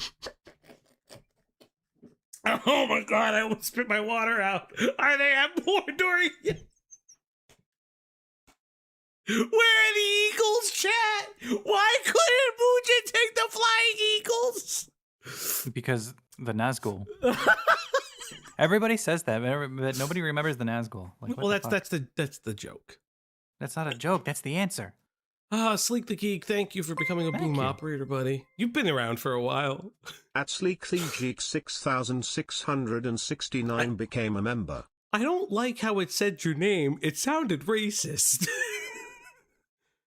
Can match her high skill level. These were her closest friends she was talking about. Live on stream. I couldn't find an archive VOD of the stream anywhere to prove this happened either. What I remember is how it made me think Bao viewed her friends and how I felt about it. Cinder would then say, at this time, Bao knew me and I were working on our She-Wolf code. Red told me this and it made me anxious about the song, and I felt like I had a lot of pressure on me to do well. I barely had any singing experience and wasn't anywhere near Bao's level. She asked me to be a part of this, and I wanted to do my best for her. Alright, so this is truly the turning point. This is where the voices inside Red's head would tell him that Bao is an evil person as early as the end of August 2024. Now, it's disappointing that we have so many archive VODs uploaded to Google Drive and linked to YouTube with timestamps and transcriptions, and yet this one particular VOD where Red's opinion changed with Bao couldn't be found? Yes. However, we can assume he's saying truth. This does, however, tell us that he would actively watch Cinder's friend's streams and would come to her whenever something concerning like this would happen. I mean, Cinder admitted herself. Red telling her this made her anxious about the song when she wasn't. Cinder felt like she had a lot of pressure on her shoulders and wanted to do her best for Bao. But guys, let's take a step back here. Bao is a friend of hers. This was something she had DM'd her directly and asked about, but she didn't. So far, we can somewhat conclude that Cinder is someone who's insecure. And so far, from what we've seen, Red seems to be someone that, instead of reassuring her, only fed these insecurities huge amounts of food. In any case, on the 19th of September 2024, TwitchCon 2024 would take place. Red would say, there's 3 things that happened at TwitchCon last year that further formed the opinion I had of Bao. Let's go through them. Starting with number 1. The first night there, Cinder, her friends, and I went out to dinner somewhere nice. Bao was supposed to be there with us but never showed up. It was the first chance the close friends had to see each other in months in person away from work, and she blew them off. Everyone present was talking about her not being there. Second point. One of her friends was telling us they were working on a song about, and Bao asked about them having a music video to go with. The song this friend was making with Cinder at the time was planned to have a music video, but they weren't planning on having one for the song about. They said that Bao got upset with them, guilt tripping them over their decision about their own content. This reinforces what I had told Nano about Bao. And the third and final point, the last night before everyone went home, the friends were planning to go to dinner, ended up being sick and stayed behind. In the group chat while they were Okay, Huck, Can't remember. Okay, Huck, I'm gonna kill myself. I can't remember having a conversation with you 2 months ago. You're telling me they can remember everything that happened 9/19 to 9/23 of 2024? I'm losing my mind. I'm actually just losing my mind. Stop! That's so scary. But there were still caveats. Wow, that's crazy, man. Is that even a sentence? Anyway, yeah, she had caveats about having to spend time with her friends. Sure. Neither Why? This is a 6-hour video. I am at 2.5 speed and it still feels slow. Sinder or I have access to this group chat anymore. No, look, I said I would say objective in this video. I really did. But objectively speaking, Is this worse than Pamper Chew? No. No. Pamper Chew made me gag on stream. However, Pamper Chew is more entertaining than this. And I will say that, like, this is torture, but it's paid torture. So This is torture. yeah, but we got paid for it. This really is points I can paid. feel how This much she's is judging work. Bao for her actions, and yet Oh, we don't have I'm full at context. work. Bao wasn't down first night. There's something called traveling. There's something called jet lag. Hell, maybe Bao had a very strong period. Maybe she's one of those girls that's such a strong period. Maybe Bao had his very strong period! That's Brother! Why did you put that in the script? Why would you say that? Maybe she just didn't want to hang out. Maybe she was depressed. Maybe she just couldn't hang. Maybe she was busy. Maybe she was on the phone with her family. No, she had a heavy flow, dog. I'm sorry.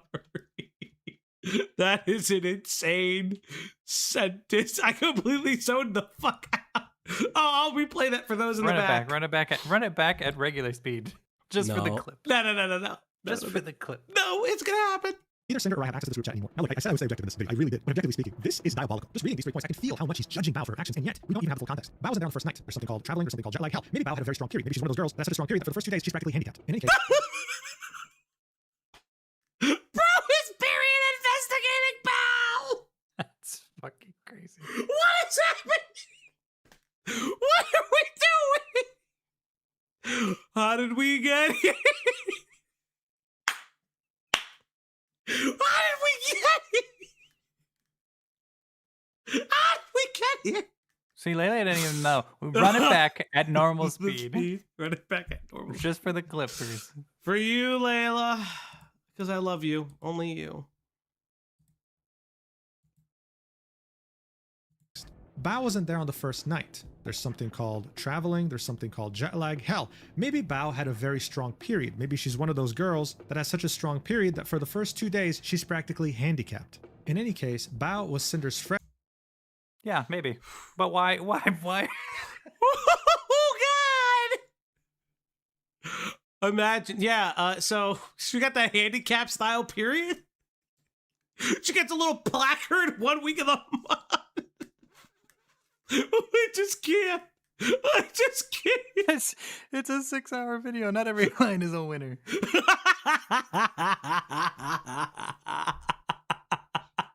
Oh, that is no joke. I know. I understand. Yeah, no, but I don't speculate on that about people I don't know either. Yeah, when you're covering like VTuber drama, the thing I don't speculate is how heavy their flow is. Performative male moment. Real. Oh man, we should do a performative male stream one time. They are hilarious. Oh, I think it'd be really funny to do a performative male stream because it's just like it's for the girlies. It's 100% for the girlies. Before being Red's friend, right? And he was making some incredible assumptions here. The second point had a friend of theirs being guilt tripped by Bao. Look, when it comes to making a song together and making a music video, it's actually a ridiculously arduous process that takes a long time, and we honestly just don't have enough context to make up any conclusions. So if we don't have enough context, then how did Red have enough context to pin the blame fully on Bao here? I don't know. Maybe he already hated her and just needed a justification. And finally, the third point is like the first point. Except here, Red was sick and couldn't show up. He was also assuming things about Bao over text. Maybe she and multiple friends had already talked about going somewhere fancy and they were changing their minds, so she didn't want to go. Look, if any of you watching have been in a group of friends at any point in time, I don't know, you had a group chat in like WhatsApp or Telegram or Discord, you understand how hard it is to get multiple people to go out to the same restaurant. Red was making a very big deal out of this, and what's funny here is that he was sick. He wasn't even going himself. Does that mean Bao can write her own document and say Red didn't show up on the last night before leaving TwitchCon? He's a terrible friend. So yeah, look, maybe Red included this because he felt like he was being honest, but it just ends up making him look way worse because these aren't valid reasons to want to sabotage your life's friend. In any case, during TwitchCon, both Red and Sinder would get to meet Sakromore, Bao's video editor, more specifically the man behind her music videos. He would come to Sinder and say he'd love to work together and make a music video, which is why Red would eventually ask him to make one for Boss Rush. Sakromore, of course, made his own Google document as this was happening back on April 26, 2025, and I go over that in detail in my first video about the drama. Sinder would then say that Red reached out to Sakromore after TwitchCon about a music video project, which was the one for Boss Rush's song. They discussed it over the next week, but Sak couldn't fit it into his schedule at the time. So they would chat a bit right over the course of a few days at the end of September leading up to October 4th. Red would ask Sak if he could make a music video for the end of October 2024, to which Sak would say, I really would love to be able to squeeze y'all in, absolutely would if I could, but I genuinely don't have any days free until the 9th of November at the earliest. Red would reply with, okay, thanks though, Sak. You're missing out on a good one. Okay, like, I just want to point out real quick the fact that Red multiple times has stated that Bao will guilt trip you if you don't work with her or want to cancel with her or etc. I don't know you. It is unprofessional if somebody has to turn you down and say, "Oh, you're missing out on the bag, bro." Classify the sentence, you're missing out on a good one, but it does kind of sound guilt trippy, right? Like, listen man, my schedule's full, I'm really sorry, I'd love to make this work. Okay, but you're missing out on a really good one. It's like, okay buddy, alright. And speaking of Red, he would end up hating Bao even more due to the trip to Japan that occurred from the beginning to mid-October 2024. He'd say there's two things that happened during our trip to Japan with friends last year. The first one being, Bao got mad at another one of our friends for something that happened at a restaurant with a rude owner. She got pissed and yelled at and belittled our friend when they did nothing wrong. They confided in Sinder and I afterwards and were very upset over it. But it was fine because they said that's just how Bao is. Okay, so if Red said he was present when this happened, it would be way different than him saying that he simply got confided. In other words, he only got one side of the story and he didn't get Bao's side. But fights like this happen between friends. We're not told if they apologize to each other, if they made up later. None of that. Just listen, this changed my mind about Bao, period. The second and final point here is everyone got together for what we called our Canadian Thanksgiving dinner since it was a few days earlier. It was the last night all of our friends would be together, just like TwitchCon. And again, Bao never showed up. She said she was on her way and then sometime later said never mind, she's not coming. We all were aware this was the last time we all see each other until 2025. Again, we don't know what happened, we don't know if an emergency occurred, we don't know if she specified it later. The only thing here that bothered Red is that she couldn't show up, but we're not giving any more context. Red would then say, after TwitchCon in Japan, I was pretty convinced about how I thought Bao viewed and valued her friends outside of making content together. Sinder would then add, I experienced these things in Japan and at TwitchCon too. I was put off by them in the moment, but I didn't think about them beyond when they happened. So see, both Sinder and Red's perspectives are very different here, and they operate on a completely different set of rules and logic. What didn't bother Sinder ended up bothering Red immensely. And while this wasn't a problem yet, it would then become a problem so big it would start affecting the way they live together. We'll of course see more of that later. But for I hate it here. I can see why this document was taken so fucking poorly. She should have just started streaming. She should have just started fucking streaming. This document is crazy. Can you afford to take off 5 months of work? If she made that kind of money, yeah. No, can you? Can any of us? No, fuck no. Like, just you don't even know what, say you know what anything. I'm Just curious come back. about? You don't have to say anything. You said that streaming a reaction is bad, so no. Huh? No, like streaming a response. Like oh yeah, streaming a response to. Were you just saying like? Oh she no. just come back to streaming? I know. At this point, she should have just came back. She should have just been like, "I'm back." You should have I'm not never gonna made talk this. about. Yeah. Yeah. This isn't also, well, this is bad. This also isn't detrimental because I feel like most of the people aren't going to read this anyway. Hijink says she got like 1,500 subs. Sure. Fuck it. So did something. I mean, hey, I'd love to write a Google Doc and get 1,500, 15,000. 15,000? Yeah, That was another zero, 50,000, excuse me. Fuck! kill myself. Now, they got back from Japan, and Red would message Sagamore again about Boss Rush's music videos since the plan release date was pushed back again. Sinder would include every single DM they sent to each other over the course of the music video's production. I guess they would do that for transparency's sake. It is such a waste of time to go through every single message because mostly it's technicalities. It's like, hey, the song has a lot of typography, I can send you more details about the artwork, blah, blah, blah. I mean, really, this is very technical. If you're interested in making a music video, maybe you find this interesting. But one of the more notable things that would happen is that Red would offer to pay double for Sagamore's work if he could finish it under a very tight deadline. Sagamore would agree, and he'd get right down to work. In total, there would be 12 pages of DMs, and again, most of it will be technical. In the end, what matters the most is that the music video ended up amazing. In the end, Yeah. Like, Sinder got a lot of money. I don't really care, personally speaking. I don't care how much money you make. I don't care. music video turned out amazing. Red would pay the full amount immediately as soon as it was done, and he'd tell Sack, we'll have another project for you soon. Okay, not that soon, but still, thank you again for your work on this one. To which Sack would say, all good, looking forward to it. Now look, I know we're going through a lot of details, so a little reminder, Sagamore was Bao's music video editor. Okay, that's what he was known for. Because of his work for Bao, Red and Sinder wanted to work with him, and they just did, making a banger music video that featured Sinder and a couple of other friends. And even though this was Bao's editor being used for the video, and even though she wasn't featured in that video, she would still leave a comment showing her support when it would be finally uploaded, saying, goddamn, they ate, those are my girls, holy. Now check out what Sinder has to say about this. My new music group Boss Rush premiered our first song at the end of November. Red and I were going through the comments and we both saw Bao's. He didn't want me to like hers, so I gave in just to satisfy him. At the end of the day, it was just a comment. Now to me, this is probably the most fascinating paragraph in this entire 93-page section. The reason for that being is you feel very bad for Sinder in the first 3 sentences. Like, what do you mean you wanted to like your friend's supportive comment and your partner forced you not to? You start to feel that maybe Sinder's trapped, that she wasn't able to express herself fully because of this deranged partner who had it out for Bao. But then she decides to add this sentence, saying at the end of the day, it was just a comment. Almost as if she was completely undermining the supportive comment, as if she was just throwing it to the side in the trash, as if it never mattered to begin with, that it shouldn't even be a big deal. Okay, but look at this from Bao's perspective. She had her model canceled with Nano. Everyone of her friends supported her. Sinder said nothing. She leaves a comment on Sinder's video. It got over 4,000 upvotes. It's one of the top comments. There's no way you can miss it. Sinder would like every other friend's comment except Bao. I mean, if you're Bao by this point, what would you think? Like, as if you're being singled out, right? It's not a pleasant feeling. I also want to take the opportunity to remind you that when Bao worked with an editor that had worked with Sinder before, she took it personally. Was Bao also taking this personally? Up to you to decide. Red would add, after the past few months, I had a pretty solid opinion of how I thought Bao viewed her friends, so I told Sinder she shouldn't like it. I was persistent about it, so she listened to me. It was very petty of me towards a friend showing support. But when it came to Red's rivalry with Bao, this was only the beginning. Barely a week later, Bao started a group chat with both Red and Sinder. They don't have screenshots of it now because they were removed from the group. In any case, the reason why she had created this group was because Bao wanted to collab with Sinder. And from Sinder's perspective, Red was adamant to her about not wanting to plan anything with Bao at this time, so they didn't. Red would add, Bao's never messaged us like this before. And this was right after Boss Rush popped off with another 2 friends involved. I wasn't opposed to doing things with her completely, but the timing was suspicious to me after the past few experiences with her, and I saw this as her trying to gain something from us. So I brushed her off, and what stood out to me is that she addressed Sinder specifically as the lead singer of Boss Rush. So like when Red tells Nano, we're gonna fire you as a joke, it's just a joke. But when Bao addresses Sinder as the lead singer of Boss Rush, it's concerning. It's a problem. Interesting logic all around. And speaking of Boss Rush, it was so successful that Red, 11 days after it had released, would message Sagamore about working on another project for February 2025. This is when Sagamore would announce that he was only going to work with Bao exclusively going forward. In Sinder's initial April 2025 apology, she said, and yes, I was also upset when Sack, the Boss Rush music video editor, had told us that he won't be working on any future project with us and would instead be working exclusively for Bao. But Red got in his head that it was Bao's fault that it happened, and seemingly held a grudge against her for it. In the DMs that were included, Red would say, hey, you want to do music video February? And Sack would say, hey, sorry, but after January 2nd, I'm closing down all comms and working completely in-house for Bao. Red would be confused, saying I thought you wanted to do more. And Sagamore would say, yeah, I really want to. It's very hard for me to say no, but I have to prioritize other things in my life, and this path would help me achieve the things I want to do in my personal life as well as professionally. In the document, Red would say, the last time I spoke to Sagamore, he said he was honored to be a part of Boss Rush's project and was looking forward to the next music video together. Everyone loved the video he made. It was already nearing 500,000 views. I didn't know Sagamore about Bao, so I know the basis of how he actually felt, but I just couldn't understand his decision coming out of nowhere. Now I really want to take the time to point out one message that Red had sent Sagamore in these DMs. After Sagamore had laid out his logic saying that he needs to take a different path in life to achieve his personal life goals, Red would reply with, all right, well, I let Sinder know she's pretty upset and disappointed, but it is what it is, I guess. Again, I just feel forced to point out the irony here, how guilt trippy this sounds, how unprofessional all this is, was when Red, when talking to Nano and talking in this document, would mention how guilt trippy Bao was. I mean, if this isn't guilt trippy, then what is? The next day, on December 11, 2024, Red would continue the conversation, inquiring as to the exact reasoning of why Sagamore didn't want to work with him again. He was messaging Sinder at the same time, and would ask him at some point, Sinder wanted to ask, is there any goals or projects I can help you with? She's just confused about why it's so hard for you to turn down more projects when you enjoyed the last one and did so well. Sagamore would again specify, at some point, the only growth for him freelance is to just start charging more money for projects. He didn't really care that much about money, he wanted to build a community. Saying that he was going in-house with Bao because she had been his day one and supported / took a chance on him when he was a literal nobody living in basic poverty and wanted to do whatever he could to repay her kindness. So it was very straightforward. He wanted to be loyal and work for Bao because she was his day one, and in the meantime,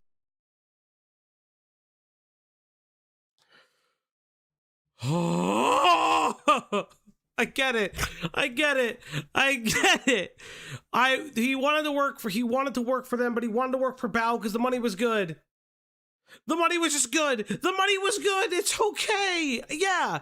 Is it a little snaky to not be honest about? Yeah. I think that the one of the biggest problems is none of these people are fucking communicating with each other. Like, you know what I mean? Like, they're not having conversation. Like, they're talking at each other, not to each other. Also, the micromanaging of Red, they had a whole discussion about liking Bao's comment or not liking Bao's comment. Like, that's how the intricacies of how content filled this guy is. You know what I mean? Like, that's what I'm saying. It's like, it's just like the most like inept, like everyone's inept in this conversation. Like, yeah, Sack is kind of being a little bit of a bitch, in my opinion, being like, oh, well, I can't say no. I can't say yes. I'm working exclusively for them now, and I appreciate you constantly asking me, but like, I can't, maybe one day, but not now. It's like, I don't care.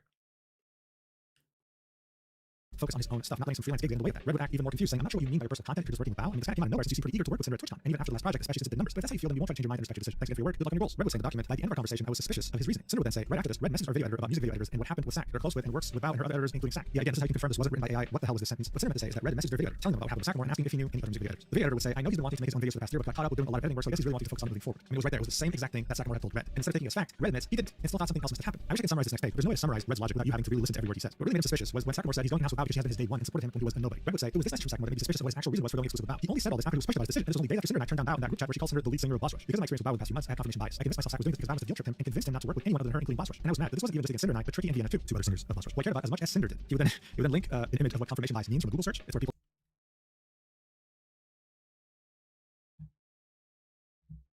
Greg, This is your stream. You can end it whenever you want. Greg, I don't. Chat. I don't know if I have the strength to move on. I don't know. I don't know. That's the favorite information that confirms their existing beliefs, regardless of whether it's true or not. So in other words, he's calling himself delusional. And then he would go on to say that one thing that wasn't mentioned yet is Bao's own relationship in regards to her music about last year in 2024. He says she would talk publicly in a Discord server about how depressed she was about her own songs, about how nothing she did performed well, guilt tripping her fans about not liking them or listening to them, and ignoring their supportive messages like it meant nothing to her because the numbers didn't reflect. He would then speculate about the only songs she actually in 2024, they would be free, and would then point out that they all had her friends in them. At some point. This is what it feels like to be in class again. I legitimately feel like I'm taking notes. I should be, but he's got. And I was about to say But he's nothing's going happened. so fast, but nothing has happened. Sign an NDA. Sign an NDA. I triumph. Red would tell Nano about Bao's weird behavior and would mention how the reason he thinks she got Sackmore to be exclusive was because one of her songs flopped. We His message was could initially get as included far when as Bao's we documented can. He would argue that the reason why he said that was because he And thought it was a flop from finish Bao's it point of view. He another was referring to how time. she thought them, implying that he thought this was motivation for her to do what he was telling Nano, which was about the topic of Sackmore. To back up his claims, he would argue that he would constantly see Bao complaining about her songs and view counts in her own Discord server, but couldn't provide evidence because he was banned out of her Discord server. He would then talk about another instance where Bao was playing Jackbox with friends, and now she would abruptly enter her stream. When that happened, Wait, why was he banned out of the Discord server? Oh, maybe after everything? Weird.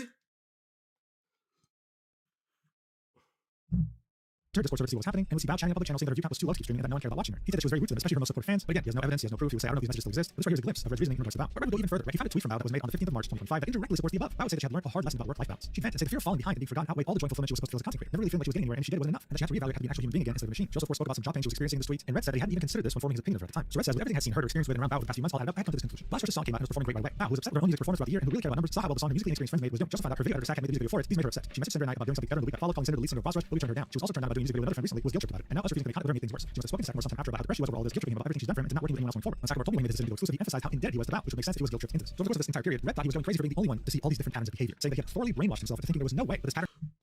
He's like fucking. He's Rain Man. He's Sherlock. He's putting it all together. The guy whose content build thinks everyone else is content build. Which they probably are, but it's like Maybe. Who cares if they are? Who cares? He was saying wasn't true, but admits that now he knows he was wrong. He misinterpreted the situation and misjudged Bao's intentions due to his confirmation bias. Going as far as destroying every positive interaction he had with Bao. What's even more embarrassing in all this is that Bao was fully aware of Sackmore working on the Boss Rush music video. It made that while he went through his own messages with Sackmore for this document, he noticed that Sackmore had pointed out that he had already let Bao know about this. You can see it here. On the 20th of September, Sackmore said thanks. We'll let you know ASAP if once I chat with Bober, aka Bao. Rather than apologize, saying I'm sorry to Sack for the pressure I put him under while working on our music video. Overworking him during the holidays with what he was experiencing at the time. If had things were planned and finished sooner, Again, I think Sack, like this Sackmore dude, does have a level of responsibility because it very clearly seems like he's like, I don't want to do this anymore, so I'm gonna blame somebody else for the bag I really want because I don't want to do what I'm actually doing anymore. My over under is if you start a job, finish a job, and then just move the fuck on. I was always taught like even if it sucks, you finish the job because it leaves the door open for better things. To come back. Or to come back. Even. Yeah. And it feels like that's what Sackmore was doing. Like, he's just like, I didn't want to do it anymore and didn't have the heart to tell them. So he's like, oh, well, Bao offered me all this. And it's just like, I don't know. It sounds like they did.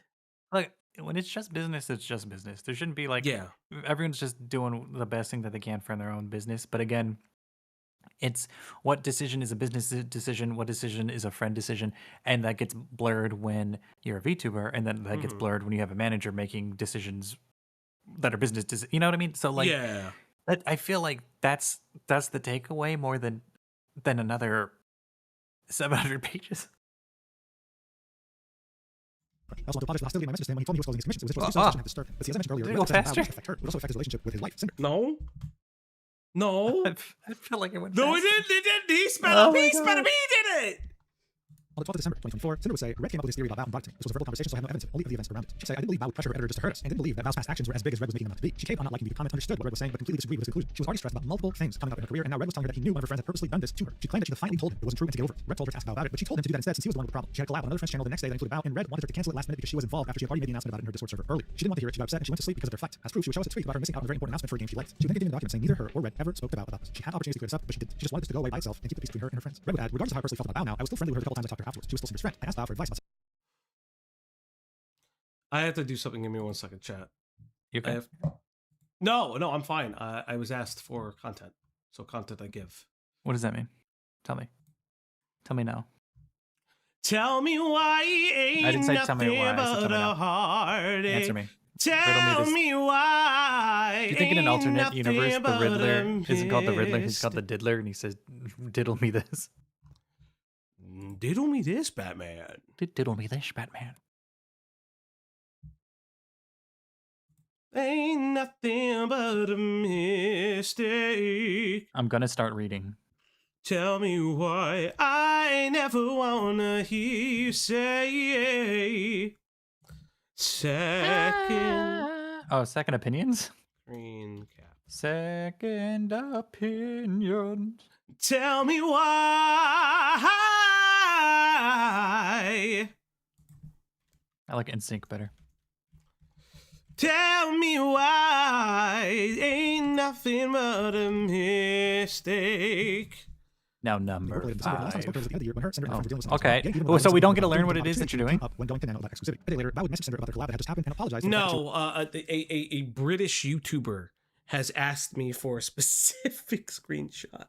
was I not don't really very fucking energetic or active at the care. beginning of the stream, saying she spaced out at the end. Sinder took a whole day to reply because she was busy, and even though she had the opportunity to talk to her about the topic of how Red felt about her, she did. The next day, Artist One, who Red tried to make exclusive for Sinder, would tell him that he was starting to work with Bao now. The editor would reassure Red, saying, "Don't worry, I'm not going anywhere if that's a concern." To which Red said, "No, it's not that. It's just not the first time Bao's picked up one of our regular people we work with. I'm glad you're getting that back." The artist would reply, "Copy about your editor, lol." To which Red said, "Our editor's one, but not the only one. It's no big deal." Replying with a Red would admit to the document. Unironically, Chris also pitched this to me. He was mad at Bao. He wasn't planning to do anything about it. That was only when he went to ask Nano about exclusivity that he had the idea to include Bao's name as a way to get even with her. So in other words, he did end up doing something about it. On that same day, the 15th of December 2024, Sakura would make an announcement that he was exclusively going to work with Bao from now on. For some reason, Sinder makes the point of saying this was the same day as my Heaven Hell model debut. I have no idea how to relate. Red would then say, as far as I was aware, Sakura was already basically exclusive to Bao to the same degree our video editor was to us, if not more so. For him to do a complete 180 under 2 weeks from Boss Rush's release was unbelievable to me. He put his exclusivity with Bao in writing publicly and asked to be completely anonymous about being credited going forward with no reason other than he wanted to. I just couldn't believe there was more to it. I don't know if Sakura ended up making his own content, but he told me since this happened. Alright, I can confirm this since I do follow Sakura on Twitter. He did. He ended up making quite a few cool edits regarding games he plays, but this is something he really didn't have the time to do beforehand. Red would then add, recently, Sak opened his commissions again and is apparently not working with Bao anymore. The very thing that set me over the edge about Bao last December didn't seem to last. But you can see Bao congratulating him on opening commissions again, and Sak is seen saying, "Thank you for everything over the last 2 years." Shadow, help me. Shadow, come back. Shadow, come back. Shadow, come back! I will truly cherish all the memories / content we made together. This was on September 24th, 2025, so Sakura has essentially been exclusive to Bao for only 9 months. And if Red and Sinder had waited, they would have been able to work with him again very easily. This section would continue on to the year 2025, more specifically January. This is when the topic of exclusivity would come up again. It would start off with Artist One messaging Red and deciding, you know what, I could go exclusive, citing competitiveness in the field as their main reason. Red and Sinder would talk about this, and they would come up with the idea of asking Nano for some kind of exclusivity too. Nano already suggested some sort of exclusivity contract back in September 2024, and we'll see that in her own section about work. But seeing she already raised the topic beforehand, Red and Sinder thought, you know what, let's actually offer it to her this time. Sinder says, Red and I had agreed to ask Nano to not accept any more brand new model clients and not to make models or outfits for Silver Veil anymore. Nano would have more time to work on the projects, and Silver wouldn't be able to get another model from Nano, and I wouldn't be compared to her if she chose to get a new one from someone else. Her artwork commissions and projects with her current model clients would be touched. On the 15th of January 2025, Nano and Red would make their exclusivity deal official. However, Sinder had no idea it was going to take place that day. She only knew about it after they agreed. This is because Red would bring this up to Nano in their private DMs and not in the project server where Sinder, Red, and Nano were present in. Sinder would then specify.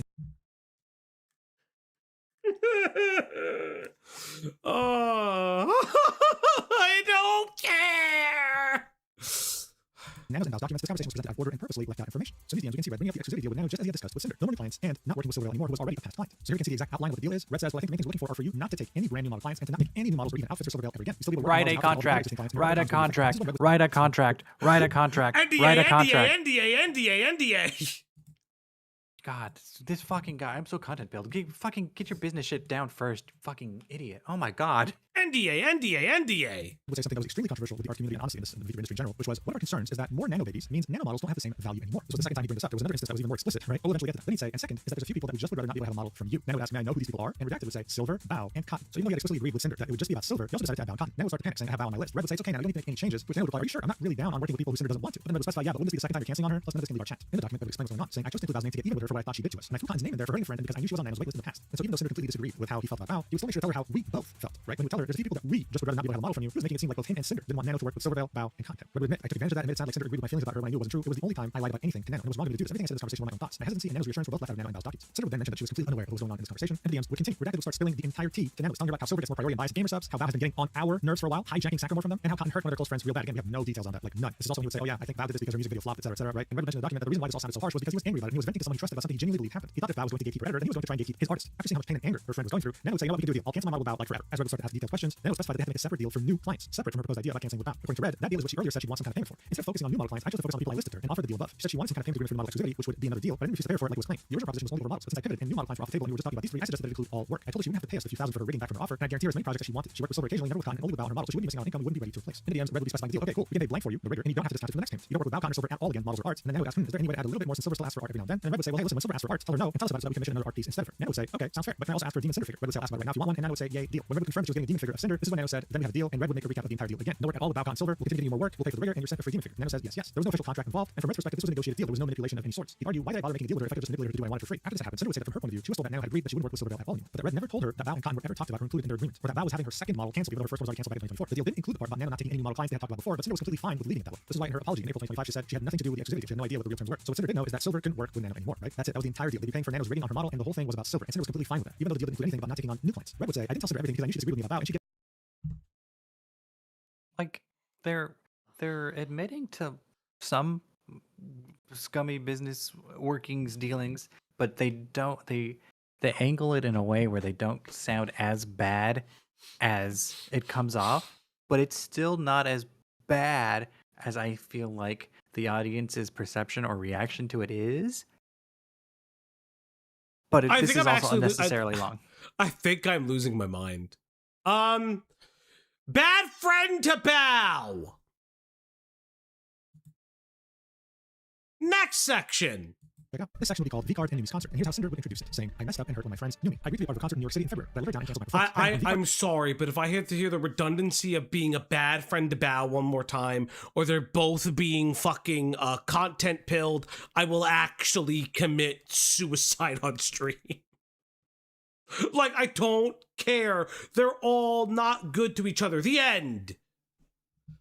Launch date was the later concert weekend. I put business over my friendship when I chose to not even be there for her, so I could be representing the company and streaming with Shy Lily, which I mistakenly planned on the same day. Although I didn't make it to Numi's show, I still made a decision that hurt her. All while preparing for her own concerts, Numi had been producing an original song for me since December. I was asking a lot of her, but I wasn't doing the same in return. I made her feel more like a business partner and a friend. Numi has always been an incredible friend, and I was lucky to have her care about me. She always motivated and inspired me, especially when it came to music. I was one with a bad friend. Her messages are only here for context. I'm sorry to her again for the whole situation it caused. I didn't bring any of this up before because it wasn't something that involved anyone who I posted a document about. I thought this was settled at the end of January 2025, privately between Numi and I. Apparently, I was expected to talk about it, and when I didn't, it was used against me. This situation was vaguely described to push the idea of manipulation, avoidance of accountability, and sabotage of my friends, but none of that is true to what actually happened. It was caused by my own miscommunication, fears, anxieties, and misplaced priorities. So I want to go through the entire series of events, my thoughts, feelings, and decisions leading up to the card's launch, my collab with Shy Lily, and Numi's concert in New York City. So this document is fairly short, with 26 pages. What takes up most of these pages are images of DMs, but fundamentally speaking, it's a fairly simple issue to describe, so I'll be summing it up and reading DMs when necessary. From the start, this was pure miscommunication. Okay, on the 1st of September 2024, Numi would bring up the idea of a concert to Red. Numi was asking if Cinder could come in November 2024. Red would tell her to message Cinder directly. So it's what? Why? You know what? Could he have not just summed up each section? Oh, you see? Yeah. I got exhausted halfway. Wait, if he's doing this and said it's all miscommunication, could he have not done that before? Woo! It's 5 hours! What content is he farming? It's 6 hours.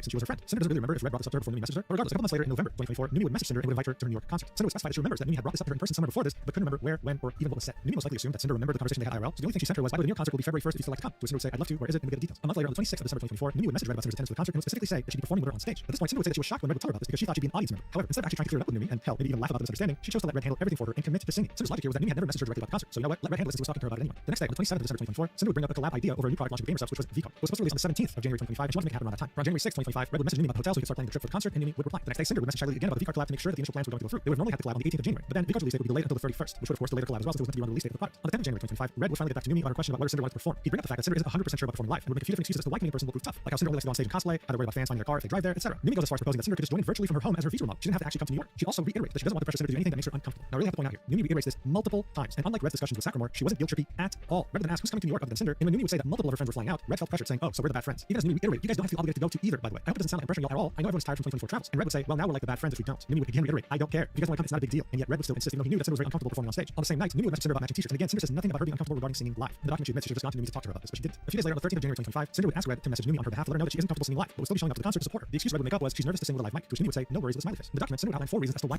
I don't know if I don't think I could do this anymore. I don't think I could do this anymore. I don't think I could do this anymore. I'm not gonna lie. I don't think I could do this anymore. I don't want to give up. I don't want to give up. I don't want to give up. I don't want to give up. But holy shit. We could finish it at a later time. Like it'll keep your spot. Where is the thing? You gotta slow down. No. I gotta speed up. Where's the AI fucking thing that it gives me all the shit on the video?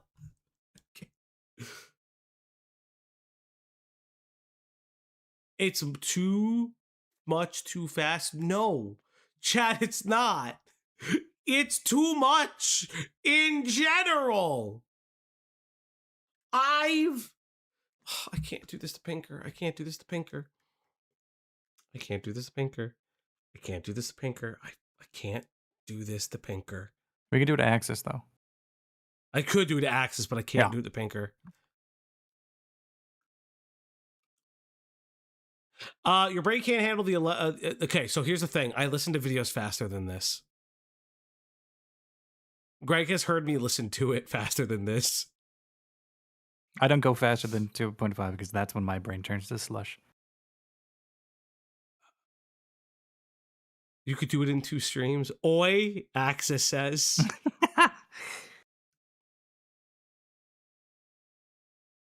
Hi, Axis. Hey, buddy. Bud. I'm not gonna lie. This is hurting me. Axis. What do I gotta do? I just gotta keep going? If Axis says keep going, I guess I gotta. You're pleading. You're bargaining.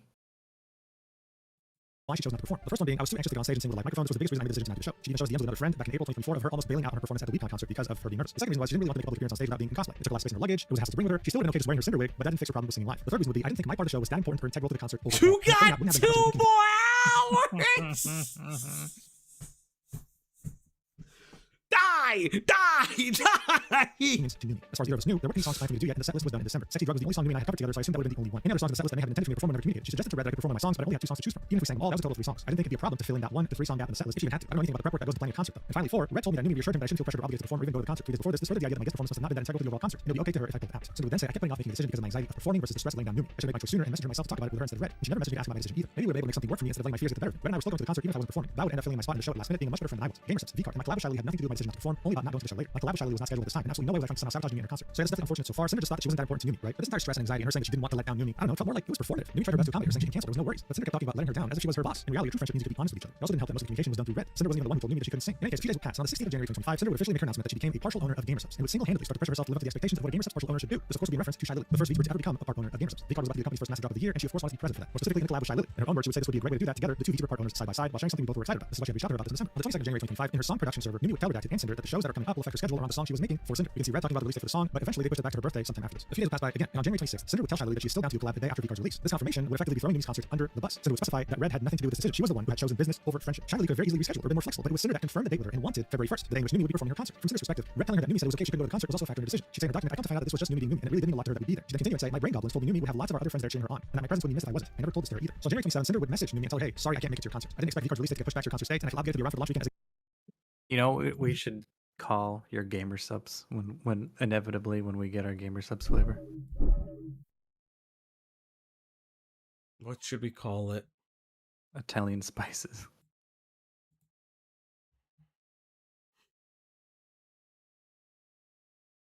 Italian seasoning. I think I'm losing my mind. I think I'm actually going crazy. I need to chat if you tip today. I maybe might not be so crazy.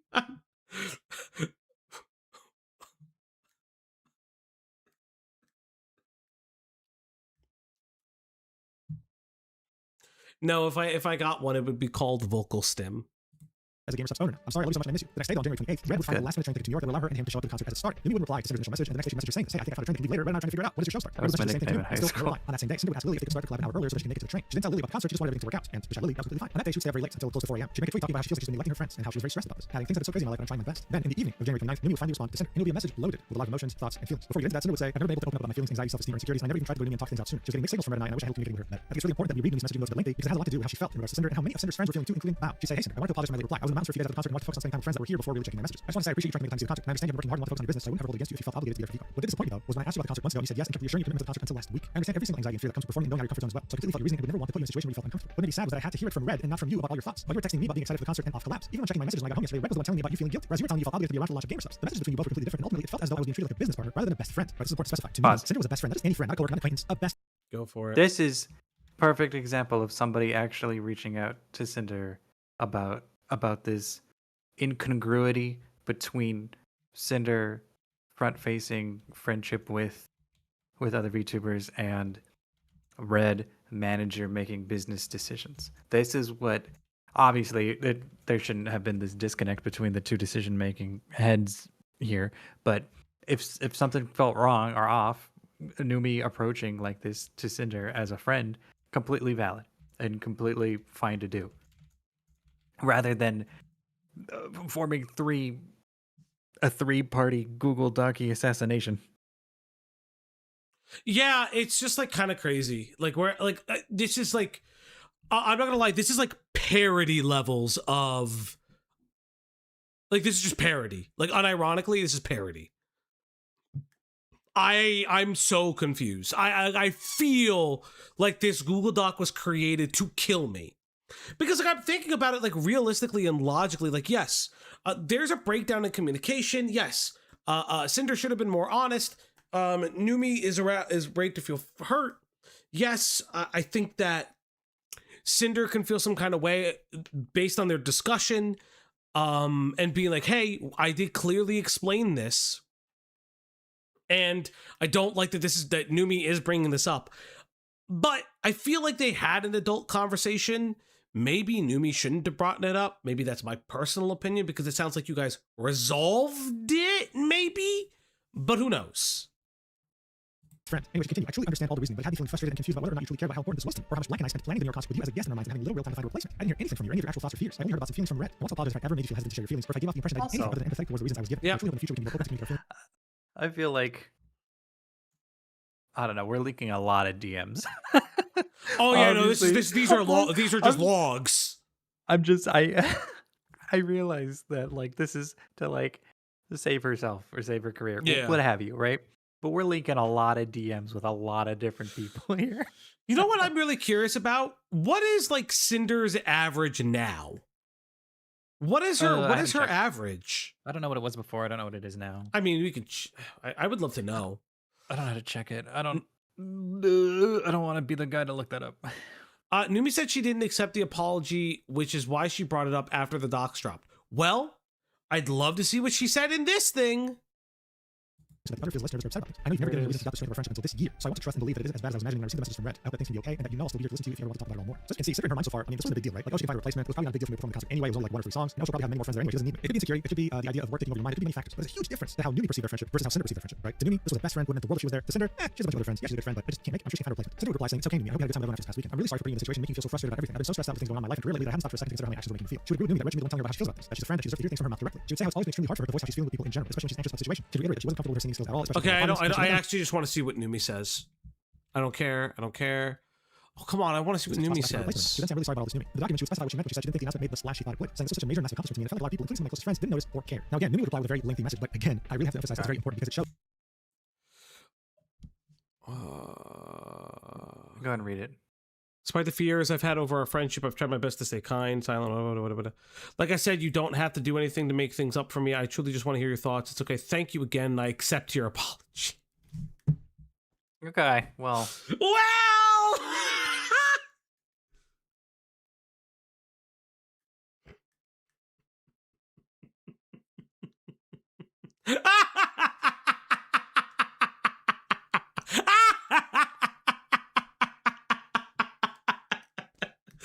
Oh, buddy.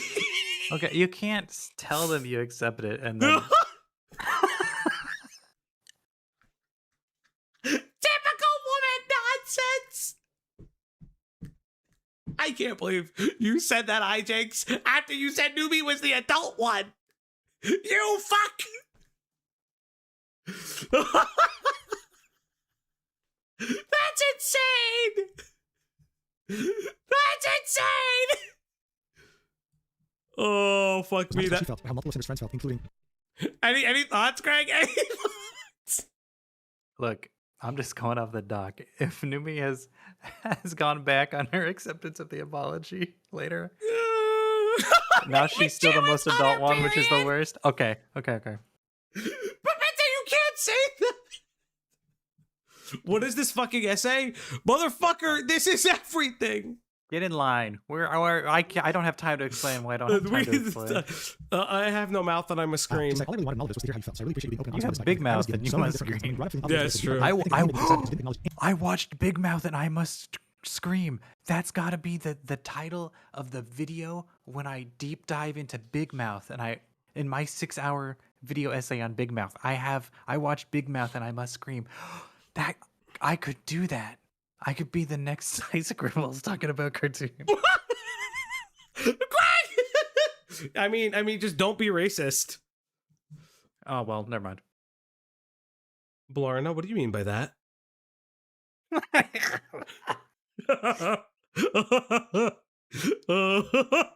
Anything prior to that was the first I heard from you regarding concerts. And hearing you connect reason to business, I felt like I meant less to you. As disappointing as it was, I truly just wanted to hear from you, so thank you again for opening up and being this message. Resonance. Greg Scribbles! Friend to me, and I understand for a lot of business stuff, him. This was just something very deep and personal to me, and something that you committed to with me when I asked you in person. So it meant a lot more to Okay. They had stage fright for years. Okay, like she's obviously upset, but when you say I accept your apology, it does mean you accept it. Or you should if you're gonna say it, you should mean it. Yeah, and it says, yes, this concert mattered a lot to me, but so do you. I don't want this to ring you dry over my concert, and I could see when I know I could see you at Ren Fair or any convention we plan together. It's an important weekend for me, but it's up to you. Like, it just sounds like all you people are insecure. I'm not gonna lie, which is fine. Nobody knows how to talk to people. Nope. They figured out the details, and they would conclude that she was coming. So the next day, on February 1st, 2020, I'm like, you know what I do when I text Beckett or Chris and Ark? I just text them. I'm never insecure about texting them anymore. Like I used to be in the beginning because I didn't know them. It took a year of not being insecure about messaging them. Yeah, yes. I would say that. Because I didn't know them. And now that I know them, I'm just like, yeah, fuckers, faggot. And Beckett's easy too because he's gay. No, because his DMs are open. He's like, you can DM me all the time. I might not respond, but he says it all the time. He never leaves me on red. Cinder and Charlie. Yeah, you know, every time I've DM'd him, he's always responded. Well, and both Red and Cinder would finally be able to make it to the concert in time right after the collab. I've DM'd him once. At this point, cocksucker. Cinder was claiming she was already planning to be at Numi's next concert in the US, if not both of them. She simply wasn't going to let Numi down again. These two shows ended up happening at the end of July, and she wasn't there for obvious reasons because she was canceled. This marked the end of the Numi section. And like I said, it's very important in parallel to what happened with Bao. Even though Numi had, essentially suffered a bit less than Bao, I think Cinder was still communicating with her fairly regularly. She didn't neglect her as hard, but I mean, Numi was aware of what was going on with Bao. They were really trying to find the best case scenario while trying their best to give Cinder the benefit of the doubt. Of course, that would all come crashing down along April 20th. There should be something here, right? No, it's just the end of the document. Okay, so essentially, Numi knew what was going on with Bao. Sure. How long is this section? 18 minutes. No, honey. This section is an entire hour. Oh. I was looking at something else. I was looking at the Numi part, I guess. Did you see that Titus is coming out with a regiment in Warhammer? Yeah, I made a meme. Do you want to see the meme I made? Oh, yeah, sure. Hold on. Do you think he's going to save all 500 worlds of Ultramar? I fucking hope. The 500 worlds of Ultramar. I'm like, you fucks. Here, go put this on screen for all 2 Warhammer heads. Oh, I gotta see this.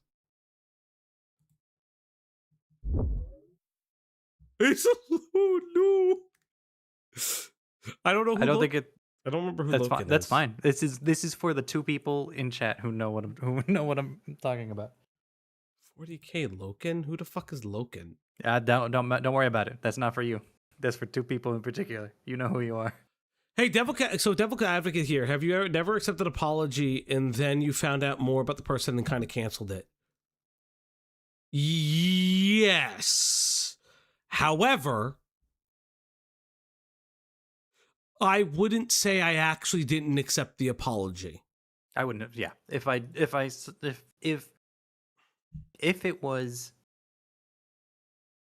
was actually hurt by it, I would express that, or as she did, but I wouldn't have said, if I didn't accept her apology, I wouldn't have said it. Yeah.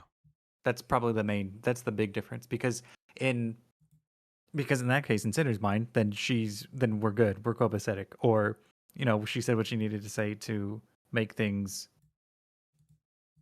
on an even level, then than they were prior to Numi reaching out.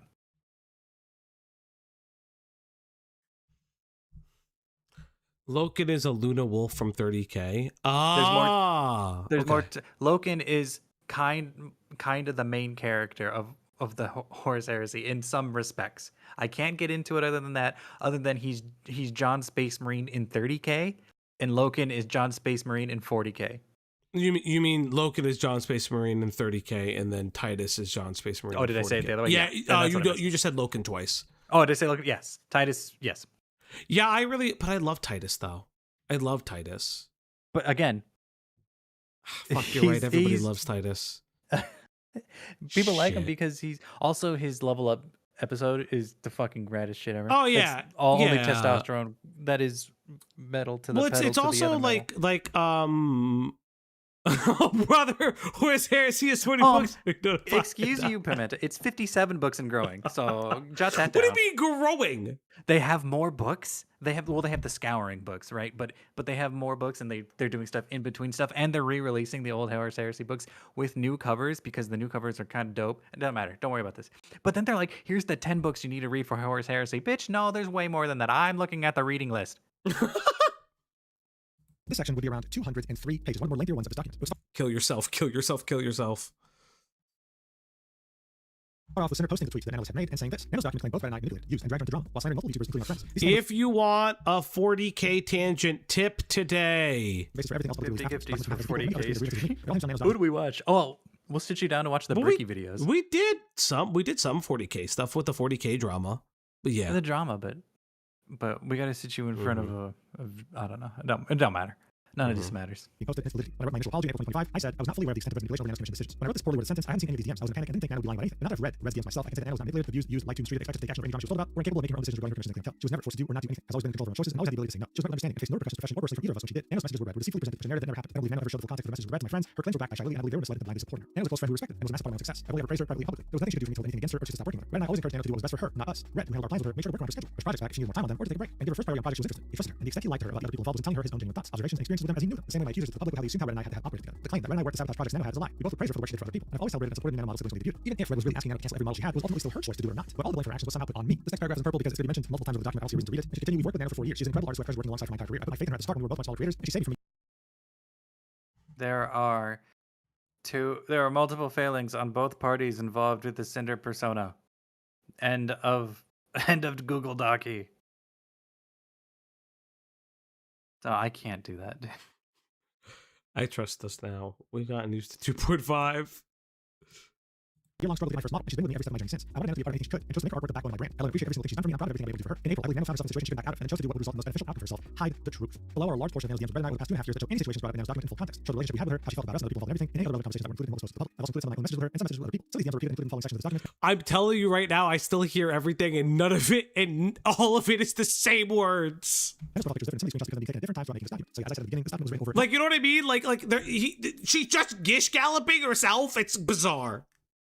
Weeks, but most likely months. Alright, this took a long time to make. The first thing that would take place in this document would be on 23rd January 2023. During this time, Red would be asking Nano not to work with Spikes. Another VTuber sharing a similar design to Sinder who debuted and was a content creator before. Red would only tell Sinder about this after the fact. She claimed that she didn't know, and yet when he actually told her, she was completely okay with it. She didn't really express any opposition. Sinder would then say that, interestingly enough, these DMs were not included in Nano's Risk documents at all back during April 2025. She asks why, and then says, since they didn't say anything about it, I chose not to either. I lied about not knowing about Red's conversations with Nano about Spike to try and not make things worse for myself, but I still accidentally alluded to it because of the state I was in. She's referring to the apology she made back in April, saying, once again, I had no involvement or knowledge of Red bringing up Spike to Nano in 2023. My only personal involvement is doing something specific from working with Nano was Silver. So obviously this is a pretty big revelation. I thought the apology back in April 2025 was horrendous. I didn't hide that at all. It was very badly written, it was very sporadic, and it was clear that she was in a very bad mental headspace, but I really didn't think it could get worse, and it somehow just did. Yeah, she straight up lied. And yes, it's bad even if you were to look at this objectively. Red would comment in the document saying Sinder was upset with what we both thought was Spike copying her. I saw Spike interacting with Nano, possibly we intended to work with her. This was the logic, and would then say I've never talked about Spike to any other artist, and I'm sorry to ask this of Nano. So this overall gives a good idea of how even back in January 2023, both Red and Sinder displayed paranoia in regards to others. Sinder would search up the name Spike in her DMs with Nano to prove that she had never spoken to her about it. That was only Red that mentioned her. The next few pages in this document would be just very normal, uneventful conversations between Red and Nano. This was an effort to show us that Red and Nano only spoke respectfully to each other, and that Red was very accommodating to her, regardless of whether she needed to change around schedules or could finish something on time. There would be around half a dozen pages of this. But then we find ourselves back right where we started. This paranoia that Red had displayed about Spike on January 2023 would actually continue in May 2023. And this time it would be about Silver. Red asked Nano about when she made Silver's first model because Sinder was starting to feel suspicious. It had to do with Sinder in her debut a couple months earlier. Their logic was that Nano wasn't well known as a model artist in the summer of 2022 and had only done 3 models at that point, including Sinder's. So this was them pretty much implying that they thought she was copying Sinder because Sinder was doing so good, right? There's going to be more about this document, way more in Silver's section of the document, which is also over 200 pages. So overall, during the month of May 2023, Sinder was working with Nano to make her art for her Gamer Subs cup. She really wanted to be the first Gamer Subs cup with Nano's art on it. She also really wanted to be the first full color cup, something that the company was still experimenting with. However, she found out through her Gamer Subs manager that the reason why the company even started coming up with the idea of making a full color art piece on a Gamer Subs cup was because the piece that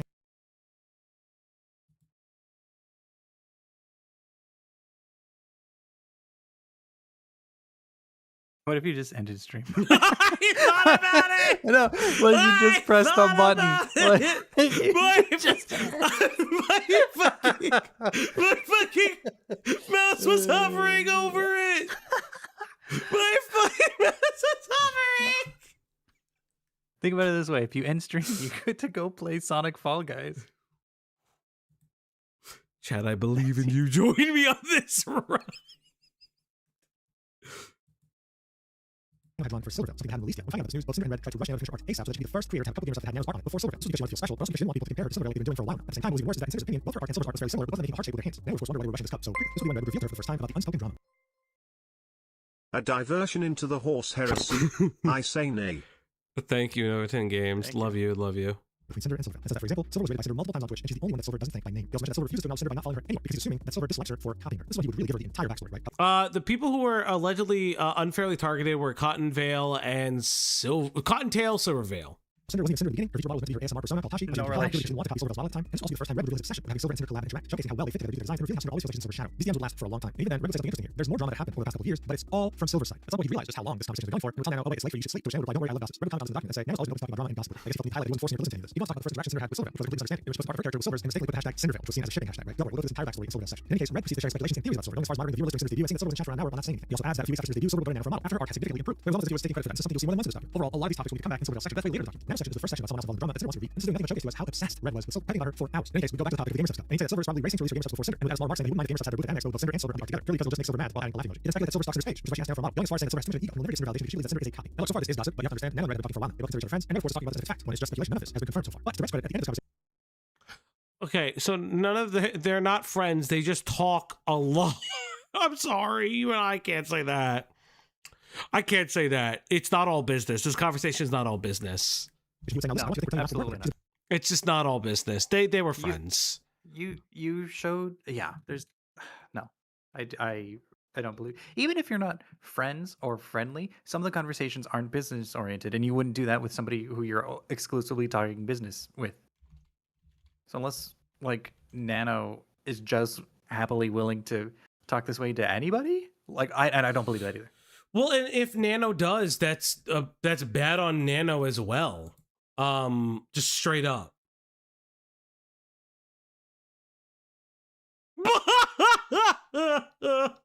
Oh no. Oh, size. Who? Size coping again. I can't be bothered. the customer. Of course, he's referring to Silver. We're going to get it. So, like, we're not saying to stop working with Silver, but like, laws are plenty of work for you if you're willing to take. Red was classified document. I'm using weird here. But no idea this conversation was happening until Florida, right? I'll speak for both of us without knowledge or consent. This is something we do more than once in these 1,000 pages. There's a comment here that Red would make that I find interesting, saying that Cinder is Silver's Dinkelberg. It's obviously a joke, but it's still a reference to the cartoon Fairly Odd Parents. In other words, according to Red, Silver saw Cinder as a nemesis out of complete jealousy, while Cinder had no clue about it and was completely innocent. This was the logic behind Red's thinking. This is how he perceived. So, Nano then clarified that she was the one to ask Silver about making her model. So this whole theory about Silver wanting to copy Cinder, okay, going to Nano just because Cinder's model was successful, she just immediately killed it. She just said that she was not regretting it because she wasn't sure she was up for more model work. Also adding that all this talk makes me feel sus. So I don't know if you call it manipulation. I think maybe manipulation might be too far, but this multi-hour gossiping tirade of Red definitely was starting to influence Nano's opinion of Silver, even though none of it was written in fact. It was all speculation. Red made a comment about this document, highlighting that Nano didn't want more model work, but highlighting how much she now found Silver to be sus. It sounds kind of similar to what happened about when Red would sit there and advance that Al was stealing editors, was stealing things from them. All this negative gossip seems to have an immediate effect on Nano, and this is something that Red fails to acknowledge or mention throughout this document. After this, Red jokingly welcomed Nano to the inner circle. This was because most people had no idea about this drama. Nano was one of the few people that was told about this by Red. This conversation would really go on for a very long time. The next little thing that happened with Nano saying, like my using art, I'm moved by spite, and I enjoy it. She's referencing the fact that when she's angry, she wants to destroy, right? Red would reply to this and say, be careful with spite. I hear she copies things, lol. So Nano wasn't even talking about spite with VTuber, but Red saw this as an opportunity to gossip even further. He had effortlessly moved on from Silver to another VTuber that he was negatively gossiped about. He talked about spite, had come in Cinder's chat, chick 1500 bits, Was this around the same time as Silverville's Hogwarts Legacy drama? No. No, All the that's Hogwarts 2024, Legacy- 2025, right? That was like January 2024. I believe all the Hogwarts Legacy drama only occurred during the release of the game and the streaming window of that game, which I believe is early 2024. I could be wrong, but people remember.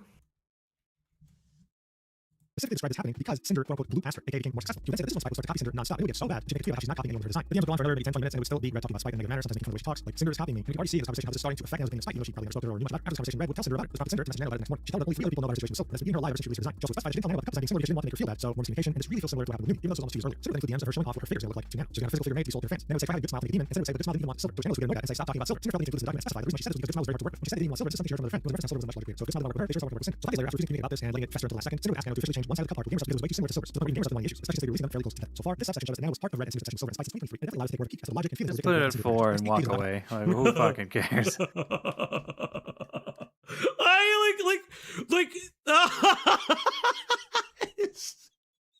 I hear everything. That's the worst part. I fucking hear it. I hear everything, chat. Do you know this is how I listen to videos?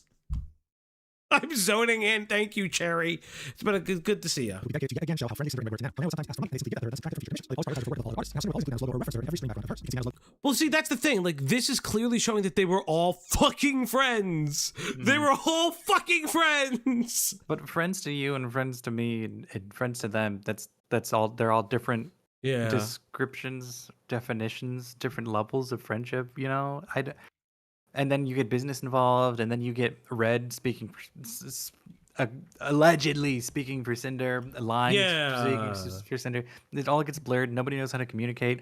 Nobody can. He's managing a very well, a very well. How am I trying to word this? A very successful business through Sinder, but also completely failing on social aspects as Sinder. Like, it's fucking. Bro, mind your pauses. What this is Nanoless's OC. This I remember. This is Nanoless's OC. So here, the symbol will be present in all of Sinder's backgrounds. This again is an effort to show that she was a business partner. She was a close friend to both of them. By 2023, Sinder had grown quite a bit. And this again, a lot more attention since she was the one who designed her model. She started receiving more attention requests, and eventually Silver. Yeah, like they are close friends. I'm not even gonna fuck around. What is that? Even an anime girl? I don't fucking know. Anime demon girl. Yeah. Now the one who messaged Silver, I think concretely about it, but now it's able to happen. Now it's up to Red. Oni girl. She's on my client. I'm sorry. Which Red would say it's okay. Red, that's fine. They have forced now to call Silver. So and he and Sinder didn't even realize at the time. At the end of the day, though, it's up to you to decide whether that's a fair thing. I know it's Cinder's enemy, but still my client. I'm sorry.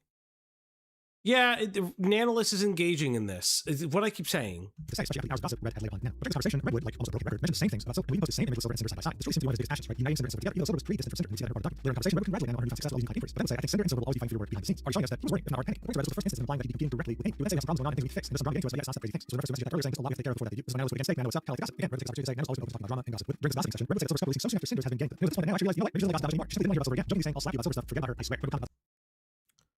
I'll slap you about the Silver stuff. So saying now about hearing about drama around Silver else is the city. Redwood's sisters getting tired of this and would try to explain his logic. Saying that Silver recognized Sinder as an equal to a friend and would be actually endorsing her copy. So we have to mental her, especially they share a lot of the same values too. In his mind, they have to fight for that audience's wallets with their cups and figures. But that's fine. It's not even about the money. Red just wants to see them get along. Of course, the marketing potential needed to make the team up would be crazy. This is something that Red was really passionate about as well. Overall, the situation is a shame. Getting a couple games, especially back then, right, in the early days, was a very big deal. It seemed like Red and Sinder could never celebrate anything. They would also their accomplishments in comparison to others, especially Silver. And at the end, they say comparison is the thief of joy. In this particular, Thief really enjoyed hanging around Sinder and Red. After this, the next 9 pages would show the difference between Red and now. Then the difference between Sinder and now. And they prioritize working with her over being an artist, change their plans to accommodate. And choose to wait for her whenever she says that she can't work on things at the moment. They also took pages that was directly pasted from Val's document. In any case, by the 2023, even though now was getting way more popular, all the demands for admissions, Red and Sinder would remain very loyal to her. They would always come to their models, never hire someone else. That saying this might have been to soften the blow for the very controversial thing that Red ended up saying next. Because this was revealed in Nano's document in April 2025, the art community and the Vtubing community was absolutely baffled at how somebody says two artists. It would be saying not discrediting his work because everything he worked on is top line incredible, but when everyone's a Nano baby, it feels less special to anyone, if that makes sense. If you reiterate this point again as a comment on this document saying this is about supply and demand, and the perceived value of Nano's models feeling scarce. Like I said above, this was not discredit quality of work or talent of artists. I would recommend you say this to any artist you know. You'll probably punch some balls. An artist lives to create, right? They want to do as many beautiful things as possible to impact as many lives they can. To attribute this action as a cheap supply and demand business tactic is genuinely, in every way, an insult to their work and their entire reason for being. But I can see that. You're thinking about business. This was Red essentially trying to gatekeep Nano from others, all for the sake of making Sinder appear more special. Some people call it manipulative, but that's up to you to decide. Regardless, Red would reiterate that both him and Sinder love now. It's just that right now everyone wants to Nano out, and it's good because we want money and eat. Well, the stuff is not special. Do we make that same point? Now it's actually hard running because next year I'm getting my own house, which Red says housewarming party went. Now this point, both Sinder wants to make a 3.0 model to be Red by 2025, right? So the end of 2023. Now say, look, some book till June 2024 so far, whenever it's possible to confirm some models, I'll stop the models, but for real, and focus on yours. Red says talk to Sinder and talk to blank again, and then say, like I said, would be an art keeping Sinder's mama, but she wants to go for a blank. It is what it is. I'll take it personally. The reason why he's the end of there is that Red can say her saying it is what it is almost sounds like it's just business. This is a reference to something we'll see later that makes Sinder look bad. Rather than say something along the lines of we take pride in calling you her artist. But he specified he didn't say this because it was about him and Sinder owning Nano or keeping her from working with anyone else. Specifically because Nano style becomes synonymous with Sinder's brand. Rather than start to vent about all the new exciting things he's working on, which also led to how unhealthy his and Sinder's work-life balance had become. And now say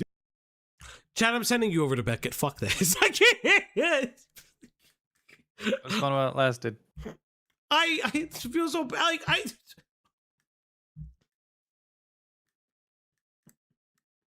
can't.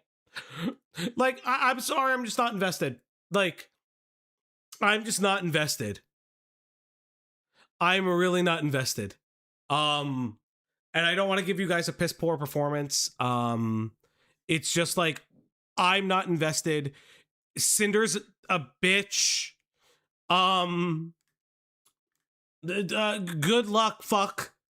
Show bonk art? Yes. Before we leave, I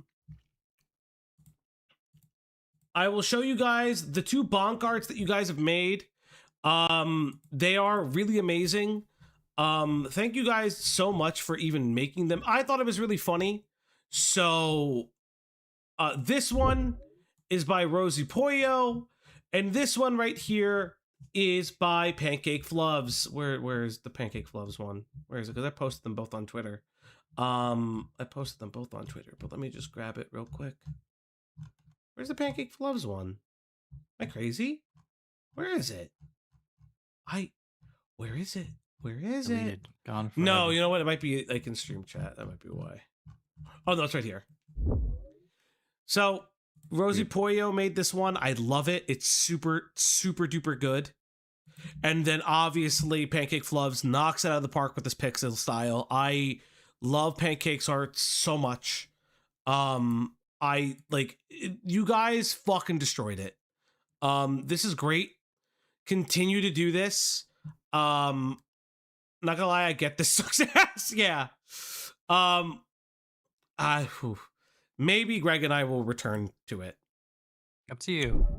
Maybe for another day. Donegal.